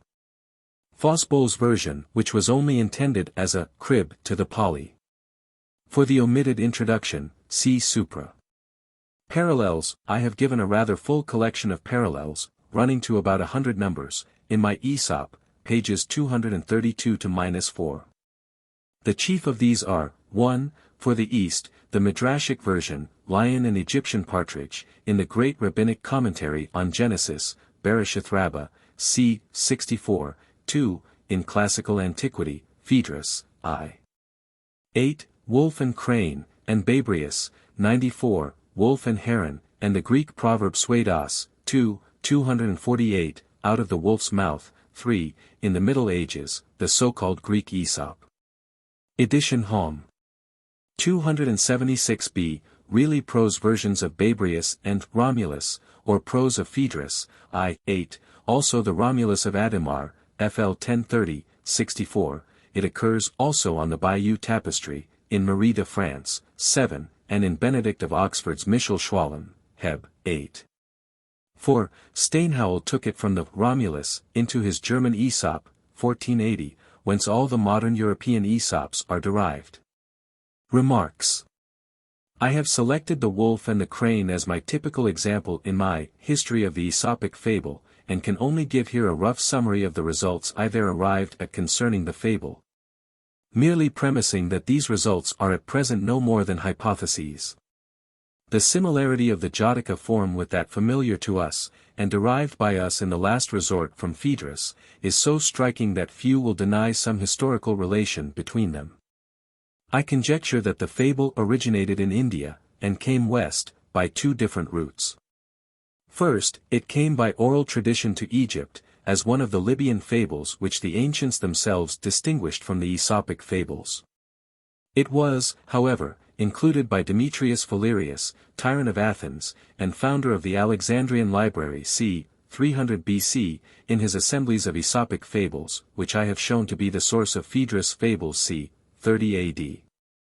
Besides this, it came from Ceylon in the Fables of Kibis-Izayat-e, Cassiopea the Buddha c. 50 AD, was adapted into Hebrew, and used for political purposes, by Rabbi Joshua ben Shenania in a harangue to the Jews, c. 120 AD. Begging them to be patient while within the jaws of Rome. The Hebrew form uses the lion, not the wolf, as the ingrate, which enables us to decide on the Indian provenance of the Midrashic version. It may be remarked that the use of the lion in this and other Jatakas is indirectly a testimony to their great age, as the lion has become rarer and rarer in India during historic times, and is now confined to the Gir forest of Kathiawar, where only a dozen specimens exist, and are strictly preserved. The verses at the end are the earliest parts of the Jataka, being in more archaic Pali than the rest. The story is told by the commentator, c. 400 AD, to illustrate them. It is probable that they were brought over on the first introduction of Buddhism into Ceylon, c. 241 BC. This would give them an age of over 2,000 years, nearly 300 years earlier than Phaedrus, from whom comes our wolf and crane. 2. Princess Labam. Source: Miss Stokes, Indian Fairy Tales, No. 22. Pages 153 to -63, told by Mania, one of the Ayas. I have left it unaltered, except that I have replaced God by Kuda, the word originally used, see notes L. C., page 237. Parallels. The taboo, as to a particular direction, occurs in other Indian stories as well as in European folk tales. See notes on Stokes, page 286. The grateful animals theme occurs in The Soothsayer's Son, Infra, No X. And frequently in Indian folk tales. See Temple's Analysis, 3. 5, 7, Wediwake Stories, pages 412, 3. The thorn in the tiger's foot is especially common. Temple, L.C. 6, 9, and recalls the story of Androclus, which occurs in the derivates of Phaedrus, and may thus be Indian in origin. See Ben Fay, Panskatantra, I. 211, and the parallels given in my Aesop, Row, 3-1, page 243. The theme is, however, equally frequent in European folk tales. See my list of incidents, Proc. Folklore Congress, page 91, SV, Grateful Animals, and Gifts by Grateful Animals. Similarly, the bride wager incident at the end is common to a large number of Indian and European folk tales. Temple, Analysis, page 430, my list, LC sub voce. The tasks are also equally common. Cf. Battle of the Birds, in Celtic fairy tales, though the exact forms as given in Princess Labam are not known in Europe. Remarks, we have here a concrete instance of the relation of Indian and European fairy tales. The human mind may be the same everywhere, but it is not likely to hit upon the sequence of incidents, direction to grateful animals bride wager tasks, by accident or independently. Europe must have borrowed from India, or India from Europe. As this must have occurred within historic times, indeed within the last 1,000 years, when even European peasants are not likely to have invented, even if they believed, in the incident of the grateful animals. The probability is in favor of borrowing from India, possibly through the intermediation of Arabs at the time of the Crusades. It is only a probability, but we cannot in any case reach more than probability in this matter, just at present. 3. Lambikin. Source, Steel Temple, Wediwake Stories, pages 69-72, originally published in Indian Antiquary, 12. 175. The droll is common throughout the Punjab. Parallels, the similarity of the concluding episode with the finish of the Three Little Pigs, ENG Fairy Tales, number 14. In my notes on that droll I have pointed out that the pigs were once goats or kids with hair on their chinny chin. This brings the tale a stage nearer to the Lambikin. Remarks, the similarity of pig no. 3 rolling downhill in the churn and the Lambikin in the Drumikin can scarcely be accidental, though, it must be confessed, the tale has undergone considerable modification before it reached England. 4. Punchkin. Source. Miss Frere, Old Deccan Days, pages 1-16, from her Aya, Anna de Souza, of a Lingit family settled and Christianized at Goa for 3 generations. I should perhaps add that a Prudhan is a prime minister or vizier. Punts are the same, and Sirdars, nobles. Parallels, the son of 7 mothers is a characteristic Indian conception, for which see notes on The Son of 7 Queens, in this collection, number 16.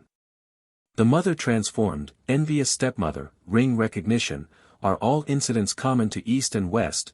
Bibliographical references for parallels may be found under these titles in my list of incidents. The external soul of the ogre has been studied by Mr. E. Claude in Folklore Journal, Volume 2, The Philosophy of Punchkin, and still more elaborately in the section, The External Soul in Folktales, in Mr. Fraser's Golden Bough, 2. pp. 296-326. See also Major Temple's Analysis, 2. 3. Wediwake Stories, pages 404-5, who there gives the Indian parallels. Remarks, both Mr. Claude and Mr. Fraser regard the essence of the tale to consist in the conception of an external soul or life index, and they both trace in this a survival of savage philosophy, which they consider occurs among all men at a certain stage of culture. But the most cursory examination of the sets of tales containing these incidents in Mr. Fraser's analyses shows that many, indeed the majority, of these tales cannot be independent of one another. For they contain not alone the incident of an external materialized soul, but the further point that this is contained in something else, which is enclosed in another thing, which is again surrounded by a wrapper.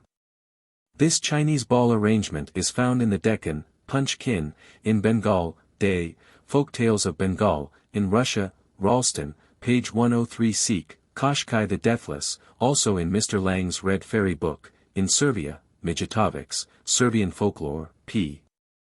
172, in South Slavonia, Radislaw, page 225, in Rome, Miss Busk, page 164, in Albania, Dozan, page 132 Sikh. In Transylvania, Haltrich, number 34, in Schleswig-Holstein, Mullenhof, page 404, in Norway, Asbjornsen, number 36, A.P. Docent, Pop Tales, page 55, the giant who had no heart in his body, and finally, in the Hebrides, Campbell, Pop Tales, page 10. Cf. Celtic Fairy Tales, number 17, Sea Maiden. Here we have the track of this remarkable idea of an external soul enclosed in a succession of wrappings, which we can trace from Hindostan to the Hebrides. It is difficult to imagine that we have not here the actual migration of the tale from east to west. In Bengal we have the soul, in a necklace, in a box, in the heart of a bowl of fish, in a tank. In Albania, it is in a pigeon, in a hare, in the silver tusk of a wild boar, in Rome it is, in a stone, in the head of a bird, in the head of a leveret, in the middle head of a seven-headed hydra. In Russia, it is in an egg, in a duck, in a hare, in a casket, in an oak, in Serbia it is, in a board, in the heart of a fox, in a mountain, in Transylvania, it is in a light, in an egg, in a duck, in a pond, in a mountain. In Norway it is, in an egg, in a duck, in a well, in a church, on an island, in a lake, in the Hebrides it is, in an egg, in the belly of a duck, in the belly of a wether, under a flagstone on the threshold. It is impossible to imagine the human mind independently imagining such bizarre convolutions. They were borrowed from one nation to the other, until we have reason shown to the contrary, the original lender was a Hindu.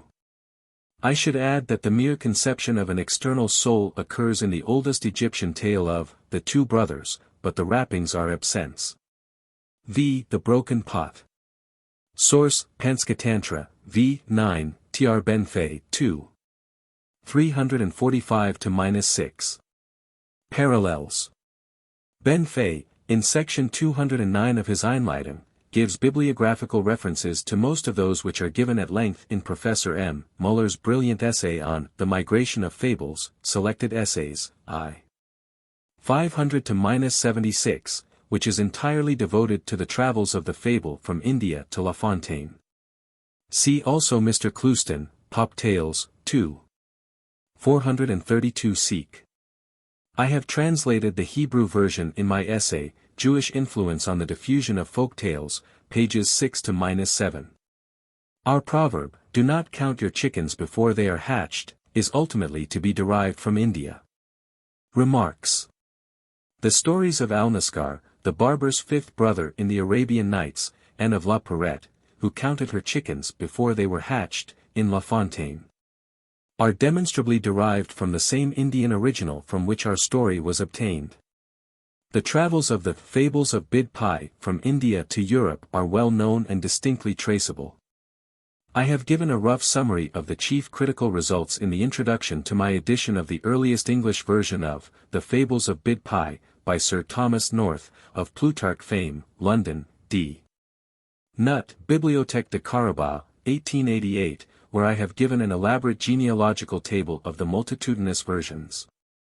La Fontaine's version, which has rendered the fable so familiar to us all, comes from Bonaventure de Perriers, Contes et Nouvelles, who got it from the Dialogus Creaturarum of Nicholas Pergamenus, who derived it from the sermons of Jacques de Vitry, see Prof. Crane's edition, No. Lee, who probably derived it from the Directorium Humani Vitae of John of Capua, a converted Jew, who translated it from the Hebrew version of the Arabic Kalila wa Dimna, which was itself derived from the Old Syriac version of a Pahlavi translation of the original Indian work, probably called after Karataka and Damanaka, the names of two jackals who figure in the earlier stories of the book. Professor Rhys-Davids informs me that these names are more akin to Pali than to Sanskrit, which makes it still more probable that the whole literature is ultimately to be derived from a Buddhist source. The theme of La Pourrette is of interest as showing the literary transmission of tales from Orient to Occident. It also shows the possibility of an influence of literary on oral tradition, as is shown by our proverb, and by the fact, which Ben Fay mentions, that La Fontaine's story has had influence on two of Grimm's tales, numbers 164, 168. 6. The Magic Fiddle. Source: Campbell, Santal Folk Tales, 1892, pages 52-6, with some verbal alterations. A bonga is the presiding spirit of a certain kind of rice land. Doms and hotties are low-caste aborigines, whose touch is considered polluting. The Santals are a forest tribe, who live in the Santal Parganas, 140 miles NW of Calcutta. Sir W. W. Hunter, The Indian Empire, 57-60.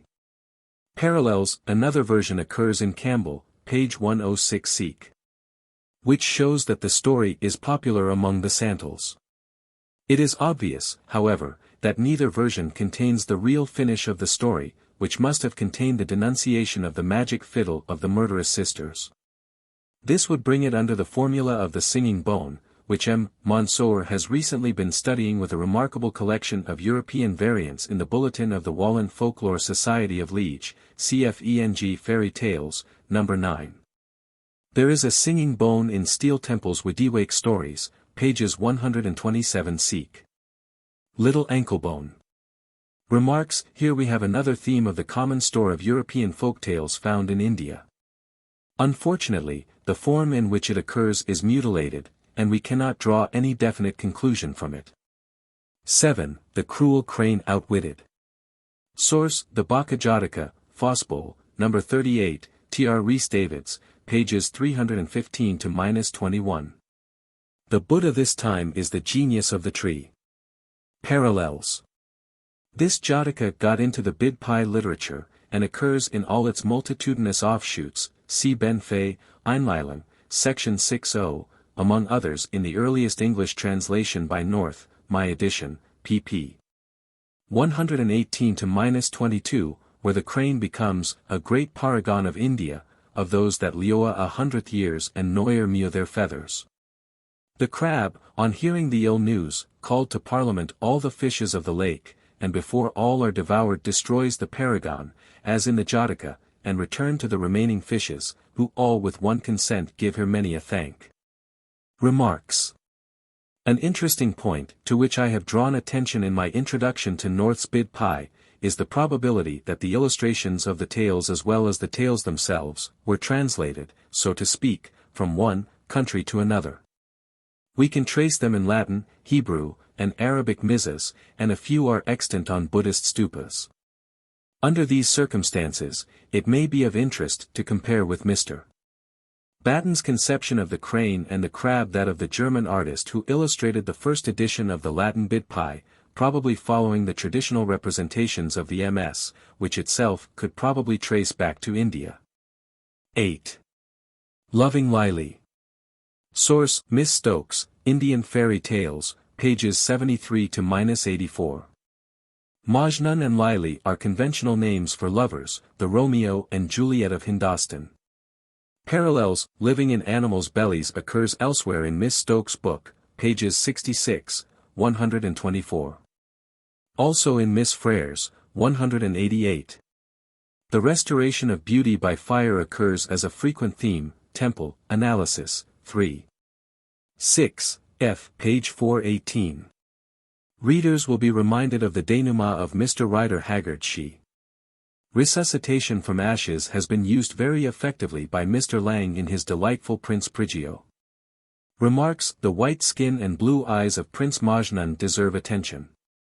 They are possibly a relic of the days of Aryan conquest, when the fair-skinned, fair-haired Aryan conquered the swarthier aboriginals. The name for caste in Sanskrit is Varna, color. And one Hindu cannot insult another more effectually than by calling him a black man.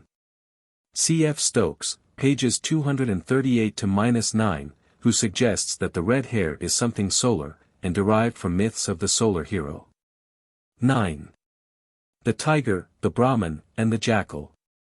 Source: Steel Temple, Wediwake Stories, pages 116-20, first published in Indian Antiquary, 12. Page 170. Seek. Parallels: no less than 94 parallels are given by Professor K.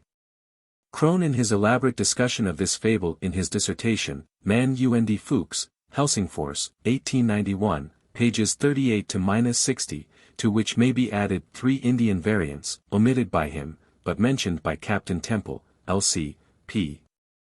324 in the Bhagavata Purana, the Goe Bakali and Ind 12. 177, and a couple more in my Aesop, page 253, Ad Smeaton, Cairns, page 126. Remarks: Prof. Krohn comes to the conclusion that the majority of the oral forms of the tale come from literary versions, page 47, whereas the Reynard form has only had influence on a single variant. He reduces the century of variants to 3 type forms.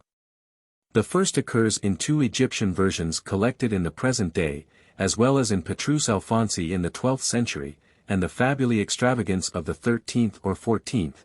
Here the ingrate animal is a crocodile, which asks to be carried away from a river about to dry up, and there is only one judge.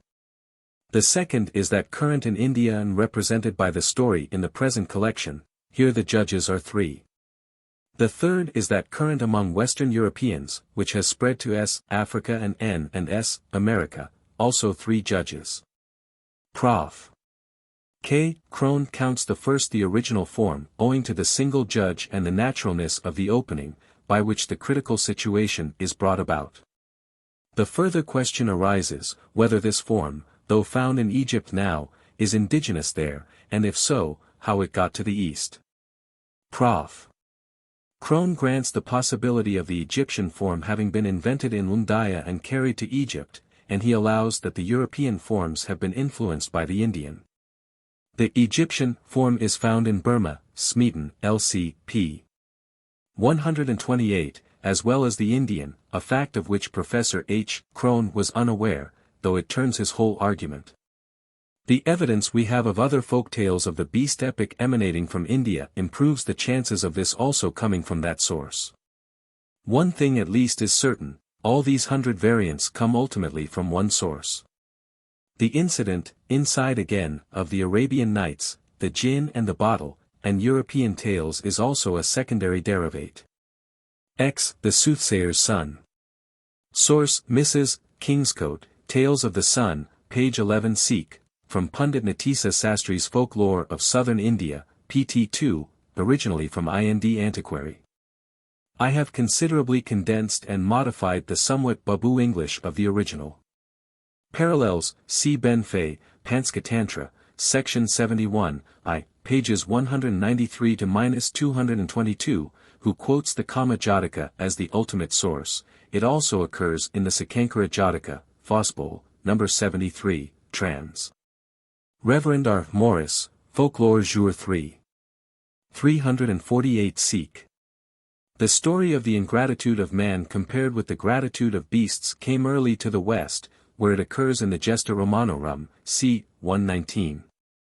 It was possibly from an early form of this collection that Richard Coeur de Lion got the story, and used it to rebuke the ingratitude of the English nobles on his return in 1195. Matthew Paris tells the story, sub anno. It is an edition of his to Ralph Dissett, History Major edition Lewid, 2. 413-6, how a lion and a serpent and a Venetian named Vitalis were saved from a pit by a woodman, Vitalis promising him half his fortune, 50 talents. The lion brings his benefactor a leveret, the serpent gemum preciosum, probably the precious jewel in his head, to which Shakespeare alludes, as you like it, 2. 1. Cf. Ben Fay, I.C., page 214, n. But Vitalis refuses to have anything to do with him, and altogether repudiates the 50 talents. Haec refrabat rex Richardus munificus, ingratos redargendo. Remarks. Apart from the interest of its wide travels, and its appearance in the standard medieval history of England by Matthew Paris, the modern story shows the remarkable persistence of folk tales in the popular mind. Here we have collected from the Hindu peasant of today a tale which was probably told before Buddha, over 2,000 years ago, and certainly included among the Jatakas before the Christian era. The same thing has occurred with the tiger, Brahman and Jackal, number 9. Supra. 11. Harisarman. Source, Somadeva, Kathatsarit, Sagara, trans. Tawny, Calcutta, 1880, pages 272-4. I have slightly toned down the inflated style of the original. Parallels, Benfei has collected and discussed a number in Orient and Occident, 371 seek, see also Tawny, Adlock. The most remarkable of the parallels is that afforded by the Grimms, Dr. Aloisand, No. 98, which extends even to such a minute point as his exclamation, ich armor Krebs, whereupon a crab is discovered under a dish. The usual form of discovery of the thieves is for the Dr. Know all to have so many days given him to discover the thieves, and at the end of the first day he calls out, there's one of them, meaning the days, just as one of the thieves peeps through at him. Hence the title and the plot of C. Lever's one of them. 12. The Charmed Ring. Source, Knowles, Folktales of Kashmir, pages 20-8. Parallels, the incident of the aiding animals. Is frequent in folktales, see bibliographical references, sub voce, in my list of incidents, trans. Folklore Congress, page 88, also Knowles, 21, N, and Temple, Wediwake Stories, pages 401, 412. The magic ring is also common form in folk tales, cf. Kohler AP Marie de France, Lays, edition Warnk, page 84. And the whole story is to be found very widely spread from India, Wediwake Stories, pages 196-206, to England, ENG Fairy Tales, number 17, Jack and His Golden Snuffbox, cf. Notes, Ibid. The most familiar form of it being, Aladdin and the Wonderful Lamp. Remarks, M. Cosquin has pointed out, Conte de Lorraine, p.11. Seek. That the incident of the rat Stay-Up-Nose to recover the ring from the stomach of an ogress, is found among Arabs, Albanians, Bretons, and Russians. It is impossible to imagine that incident occurring in the same series of incidents to have been invented more than once, and if that part of the story has been borrowed from India. There is no reason why the whole of it should not have arisen in India, and have been spread to the West. The English variant was derived from an English gypsy, and suggests the possibility that for this particular story the medium of transmission has been the gypsies. This contains the incident of the loss of the ring by the faithful animal, which again could not have been independently invented. 13. The Talkative Tortoise. Source, the Kachipa Jataka, Fosbull, number 215 also in his 5 Jatakas, pp. 16, 41, Tr. Rhys-Davids, pages 8x. Parallels, it occurs also in the Bidpai literature, in nearly all its multitudinous offshoots. See Benfei, Einleitung, section 84, also my Bidpai, E. 4. A. and North's text, pp. 170-5, where it is the taunts of the other birds that cause the catastrophe. Oh, here is a brave sight, Luke, here is a goodly yeast, what bug haul we here, said some. See, fee hangeth by the throat, and therefore fee speaketh not, said others, and the beast fleeth not like a beast, so she opened her mouth and paffed her all to pieces. Remarks. I have reproduced in my edition the original illustration of the first English Bidpai, itself derived from the Italian block. A replica of it here may serve to show that it could be used equally well to illustrate the Pali original as its English great-great-great-great-great-grandchild. 14. Lack of rupees. Source Knowles, Folktales of Kashmir, pages 32, 4i. I have reduced the pieces of advice to 3, and curtailed somewhat. Parallels, see Celtic Fairy Tales, number 22, Tale of Ivan, from the Old Cornish, now extinct, and notes Ibid. Mr. Clouston points out, Pop Tales, 2. 3:9, that it occurs in Buddhist literature, in Buddhaghosa's parables, as the story of Kulapathaka. Remarks. It is indeed curious to find the story better told in Cornwall than in the land of its birth, but there can be little doubt that the Buddhist version is the earliest and original form of the story. The piece of advice was originally a charm, in which a youth was to say to himself, "Why are you busy? Why are you busy?" He does so when thieves are about, and so saves the king's treasures, of which he gets an appropriate share. It would perhaps be as well if many of us should say to ourselves, Getisa, Getisa, Kim Karana. 15. The Gold-Giving Serpent. Source, Panskatantra, 3. V. Tr. Benfei, 2. 244-7. Parallels given in my.aesop, Row 2. 10, page 40. The chief points about them are, 1. Though the tale does not exist in either Phaedrus or Babrius, it occurs in prose derivates from the Latin by Adhemar, 65, and Romulus, 2. 10, and from Greek, in Gabrias, 45, and the prose Aesop, edition Halm, 96. Gittelbauer has restored the Babrian form in his edition of Babrius, number 160. 2. The fable occurs among Folktales Grimm, 105, Wojcicki, Poln. Mar. 105, Gering, Islandsk. Event. 59, possibly derived from La Fontaine, X. 12. Remarks. Benfei has proved most ingeniously and conclusively, anal. I. 359, that the Indian fable is the source of both Latin and Greek fables. I may borrow from my Aesop, p. 93, parallel abstracts of the three versions, putting Benfei's results in a graphic form, series of bars indicating the passages where the classical fables have failed to preserve the original. Bidpai. A Brahmin once observed a snake in his field, and thinking it the tutelary spirit of the field, he offered it a libation of milk in a bowl. Next day he finds a piece of gold in the bowl, and he receives this each day after offering the libation. One day he had to go elsewhere, and he sent his son with the libation.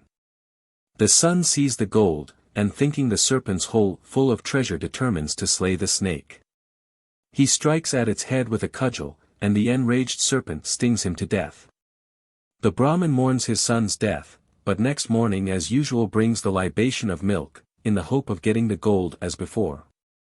The serpent appears after a long delay at the mouth of the lair, and declares their friendship at an end, as it could not forget the blow of the Brahmin's son, nor the Brahmin his son's death, from the bite of the snake.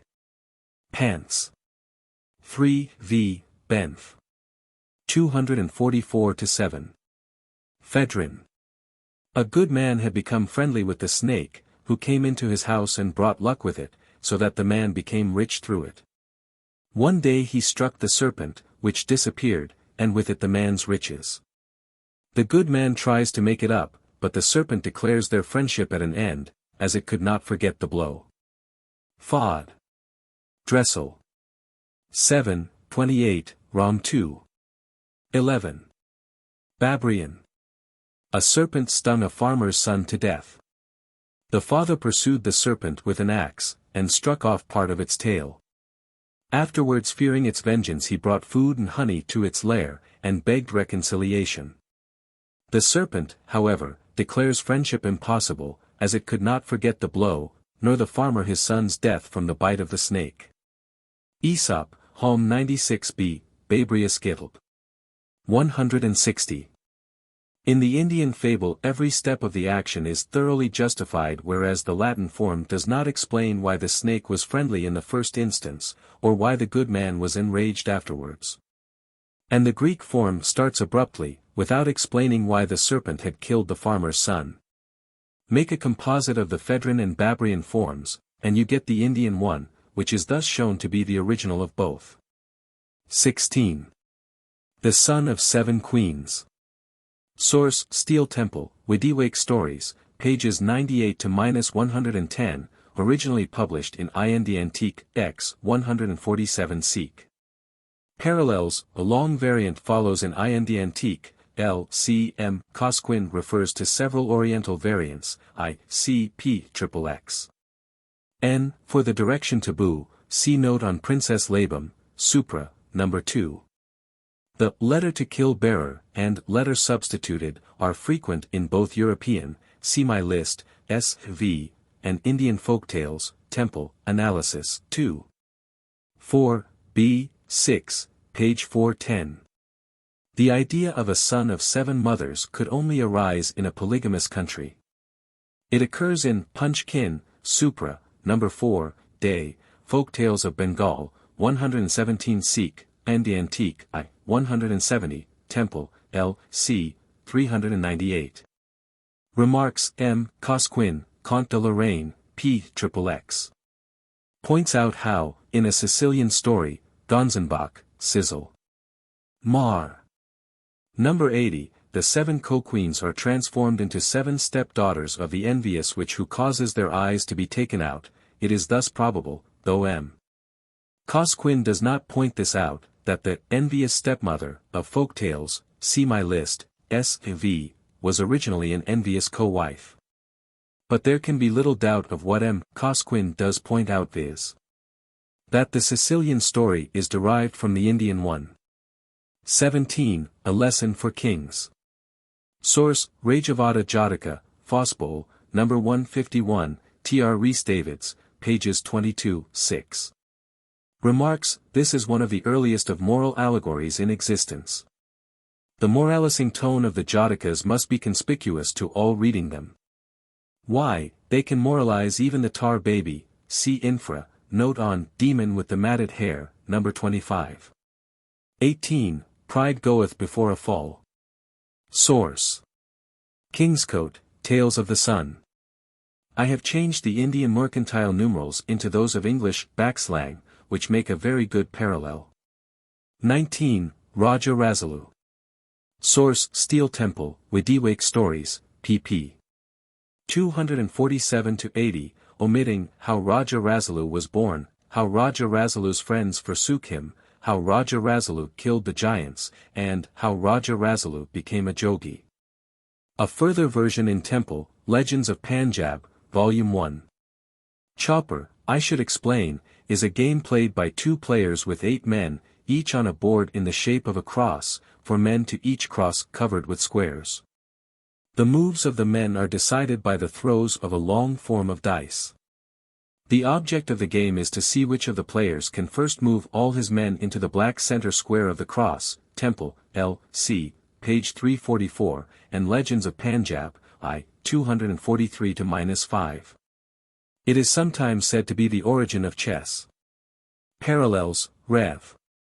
C. Swinnerton, for legends about Raja Rasalu, in Folklore Journal, page 158 Sikh, also in separate book much enlarged, The Adventures of Raja Rasalu, Calcutta, 1884. Curiously enough, the real interest of the story comes after the end of our part of it, for Kokilan, when she grows up, is married to Raja Rasalu, and behaves as sometimes youthful wives behave to elderly husbands. He gives her lover's heart to eat, a la Decameron, and she dashes herself over the rocks. For the parallels of this part of the legend see my edition of Painter's Palace of Pleasure, Tom. I. Tale 39, or, better, the Program of H. Patzig, Zur Geschichte der Hersmare, Berlin, 1891. Gambling for life occurs in Celtic and other folk tales, cf. my list of incidents, S.V. Gambling for magic objects. Remarks, Raja Rasalu is possibly an historic personage, according to Captain. Temple, Calcutta Review, 1884, page 397, flourishing in the 8th or 9th century. There is a place called Sirikap Kakila in the neighborhood of Sialkot, the traditional seat of Rasalu on the Indus, not far from Atlock. Her Patsig is strongly for the eastern origin of the romance, and finds its earliest appearance in the West in the Anglo-Norman troubadour, Thomas's Largué Run, where it becomes part of the Tristan cycle. There is, so far as I know, no proof of the earliest part of the Rasalu legend, our part, coming to Europe, except the existence of the gambling incidents of the same kind in Celtic and other folk tales. XX, The Ass and the Lion's Skin. Source: The Siha Kama Jataka, Fospol, No. 189, trans. Rhys Davids, pages v. 6. Parallels: it also occurs in Somadeva, Katha.Sarit Sagara, edition Tawny, 2. 65, NN. For Aesopic parallels, cf. My Aesop, AV4. It is in Babrius. Ed. Giddlebore, 218, from Greek prose Aesop, edition Hyam, No. 323, and Avian, edition Aeles, 5, whence it came into the modern Aesop. Remarks: Avian wrote towards the end of the 3rd century, and put into Latin mainly those portions of Babrius which are unparalleled by Phaedrus. Consequently, as I have shown, he has a much larger proportion of Eastern elements than Phaedrus. There can be little doubt that the ass in the lion's skin is from India. As Professor Rhys Davids remarks, the Indian form gives a plausible motive for the masquerade which is wanting in the ordinary Aesopic version. 21. The Farmer and the Money-Lender. Source: Steel Temple, Wediwake Stories, pages 215-18. Parallels enumerated in My Aesop, AV 17. See also Jacques de Vitry, Exempla, edition Crane, No. 196, see notes, page 212, and Bozon, Conte Moralises, No. 112. It occurs in Avian. Edition Ellis, No. 22. Mr. Kipling has a very similar tale in his Life's Handicap. Remarks: here we have collected in modern India what one cannot help thinking is the Indian original of a fable of Avian. The preceding number showed one of his fables existing among the Jatakas, probably before the Christian era. This makes it likely that we shall find an earlier Indian original of the fable of the avaricious and envious, perhaps among the Jatakas still untranslated. 22. The Boy with Moon on Forehead. Source: Miss Stokes' Indian Fairy Tales, No. 20, pp. 119-137. Parallels to heroes and heroines in European fairy tales, with stars on their foreheads, are given with some copiousness in Stokes, L.C., pages 242-3. This is an essentially Indian trait. Almost all Hindus have some tribal or caste mark on their bodies or faces. The choice of the hero disguised as a menial is also common property of Indian and European fairy tales, see Stokes, L.C., page 231, and My List of Incidents, S.V. Mental Disguise. 23. The Prince and the Fakir. Source: kindly communicated by Mr. M.L. Dames from his unpublished collection of Baluchi tales. Remarks: unholy fakirs are rather rare. See Temple, Analysis, I. 2. A. page 394. 24. Why the Fish Laughed. Source: Knowles, Folktales of Kashmir, pp 484-90. Parallels: the latter part is the formula of the clever lass who guesses riddles. She has been bibliographized by Professor Child, ENG and Scotch Ballads, I. 485. See also Benfey, K.L., SEHR, 2. 156 Seek. The sex test at the end is different from any of those enumerated by Professor Kohler on Gonzenbach, Cecil. Mar. 2, 216. Remarks. Here we have a further example of a whole formula, or series of incidents, common to most European collections, found in India, and in a quarter, too, where European influence is little likely to penetrate. Prof. Benfey, in an elaborate dissertation, Die Kluge Dime, in Ausland 1859, numbers 20-25, now reprinted in KL, SEKR, 2. 156 Seek. Has shown the wide spread of the theme both in early Indian literature, though probably they're derived from the folk, and in modern European folk literature. 25. The Demon with the Matted Hair. Source: the Pankavutta Jataka, Fospol, No. 55, kindly translated for this book by Mr. W. H. D. Rouse, of Christ's College, Cambridge. There is a brief abstract of the Jataka in Professor Estlin Carpenter's sermon, 3 Ways of Salvation, 1884, p. 27, where my attention was first called to this Jataka. Parallels. Most readers of these notes will remember the central episode of Mr. J. C. Harris's Uncle Remus, in which Br'er Fox, annoyed at Br'er Rabbit's depredations, fits up a contraption, what he calls a tar baby. Br'er Rabbit, coming along that way, passes the time of day with tar baby, and, annoyed at its obstinate silence, hits it with right fist and with left fist and with right, which successively stick to the contraption. Till at last he butts with his bead, and that sticks too, whereupon Br'er Fox, who all this time had lain low, saunters out, and complains of Br'er Rabbit that lie is too stuck up. In the sequel Br'er Rabbit begs Br'er Fox that he may drown me as deep as you please, skin me, scratch out my eyeballs, tar out my ears by the roots, and cut off my legs, but don't fling me in dat briar patch. Which, of course, Br'er Fox does, only to be informed by the cunning Br'er Rabbit that he had been bred and bound in a briar patch. The story is a favorite one with the Negroes. It occurs in Colonel Jones' Negro Myths of the Georgia Coast. Uncle Remus is from S. Carolina, also among those of Brazil, Romero, Contos do Brasil, and in the West Indian Islands, Mr. Lang, at the Sign of the Ship, Longman's Magazine, February 1889. We can trace it to Africa, where it occurs in Cape Colony, South African Folklore Journal, Volume 1. Remarks.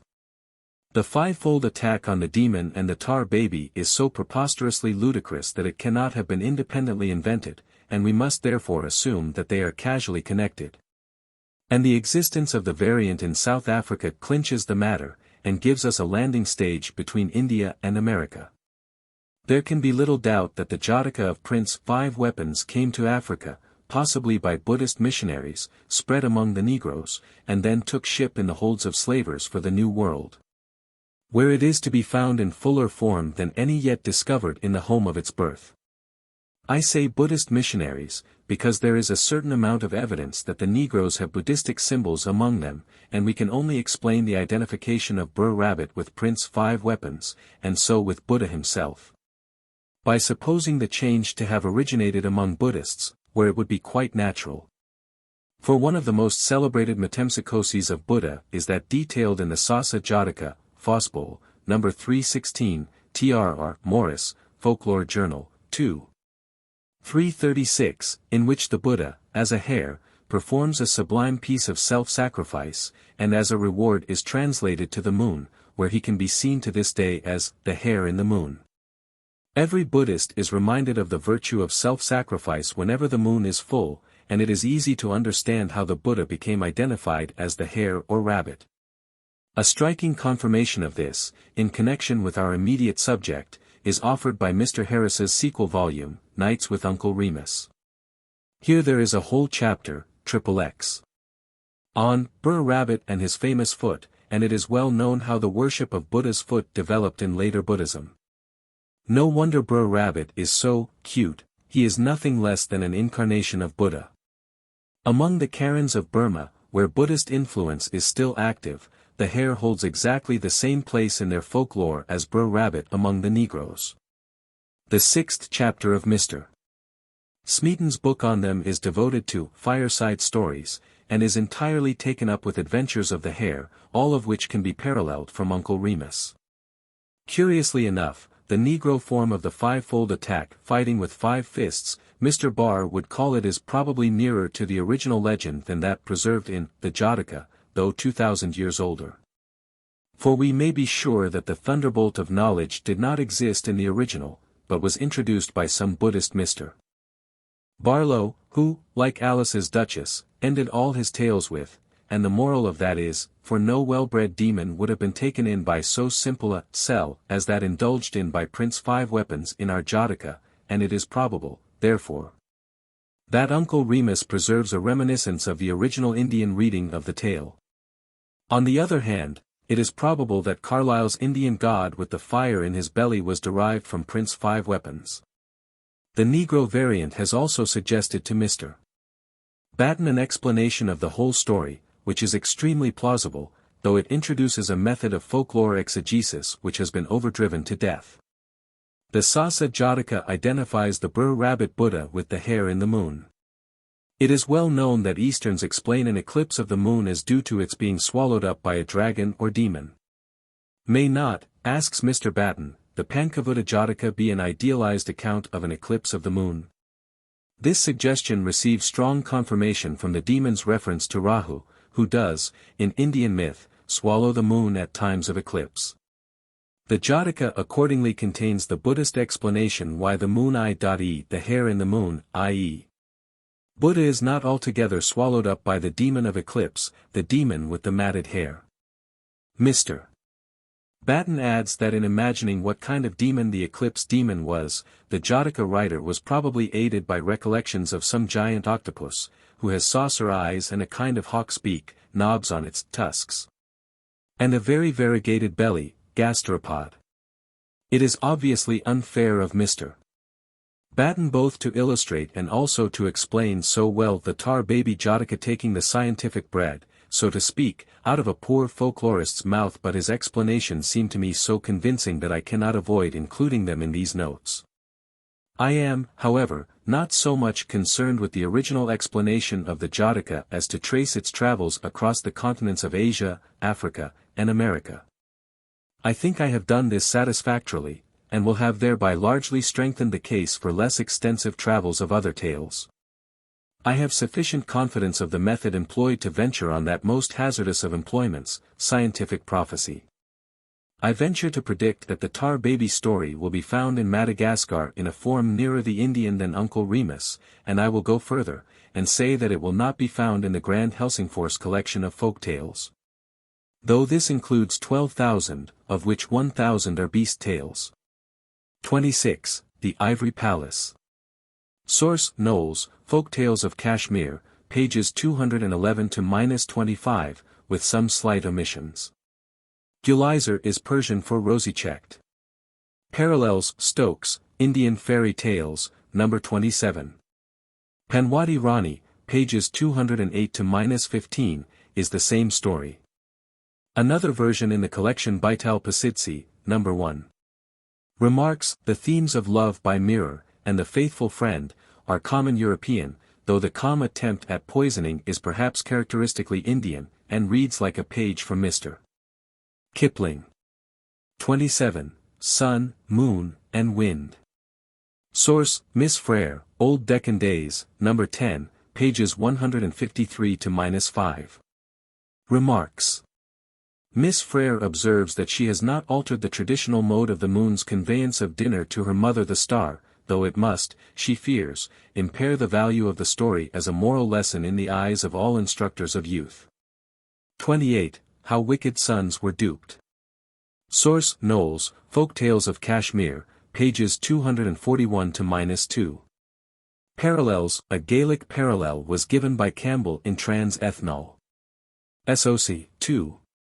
Page 336, an Anglo-Latin one from the Middle Ages by T. Wright in Latin Stories, Perseus OC, number 26, and for these and points of anthropological interest in the Celtic variant see Mr. Gomm's article in Folklore, pages 197-206, a Highland folktale and its origin in custom. Remarks: Mr. Gomm is of opinion that the tale arose from certain rhyming formulae occurring in the Gaelic and Latin tales as written on a mallet left by the old man in the box opened after his death. The rhymes are to the effect that a father who gives up his wealth to his children in his own lifetime deserves to be put to death with the mallet. Mr. Gomm gives evidence that it was an archaic custom to put oldsters to death after they had become helpless. He also points out that it was customary for estates to be divided and surrendered during the owner's lifetime, and generally he connects a good deal of primitive custom with our story. I have already pointed out in Folklore, p.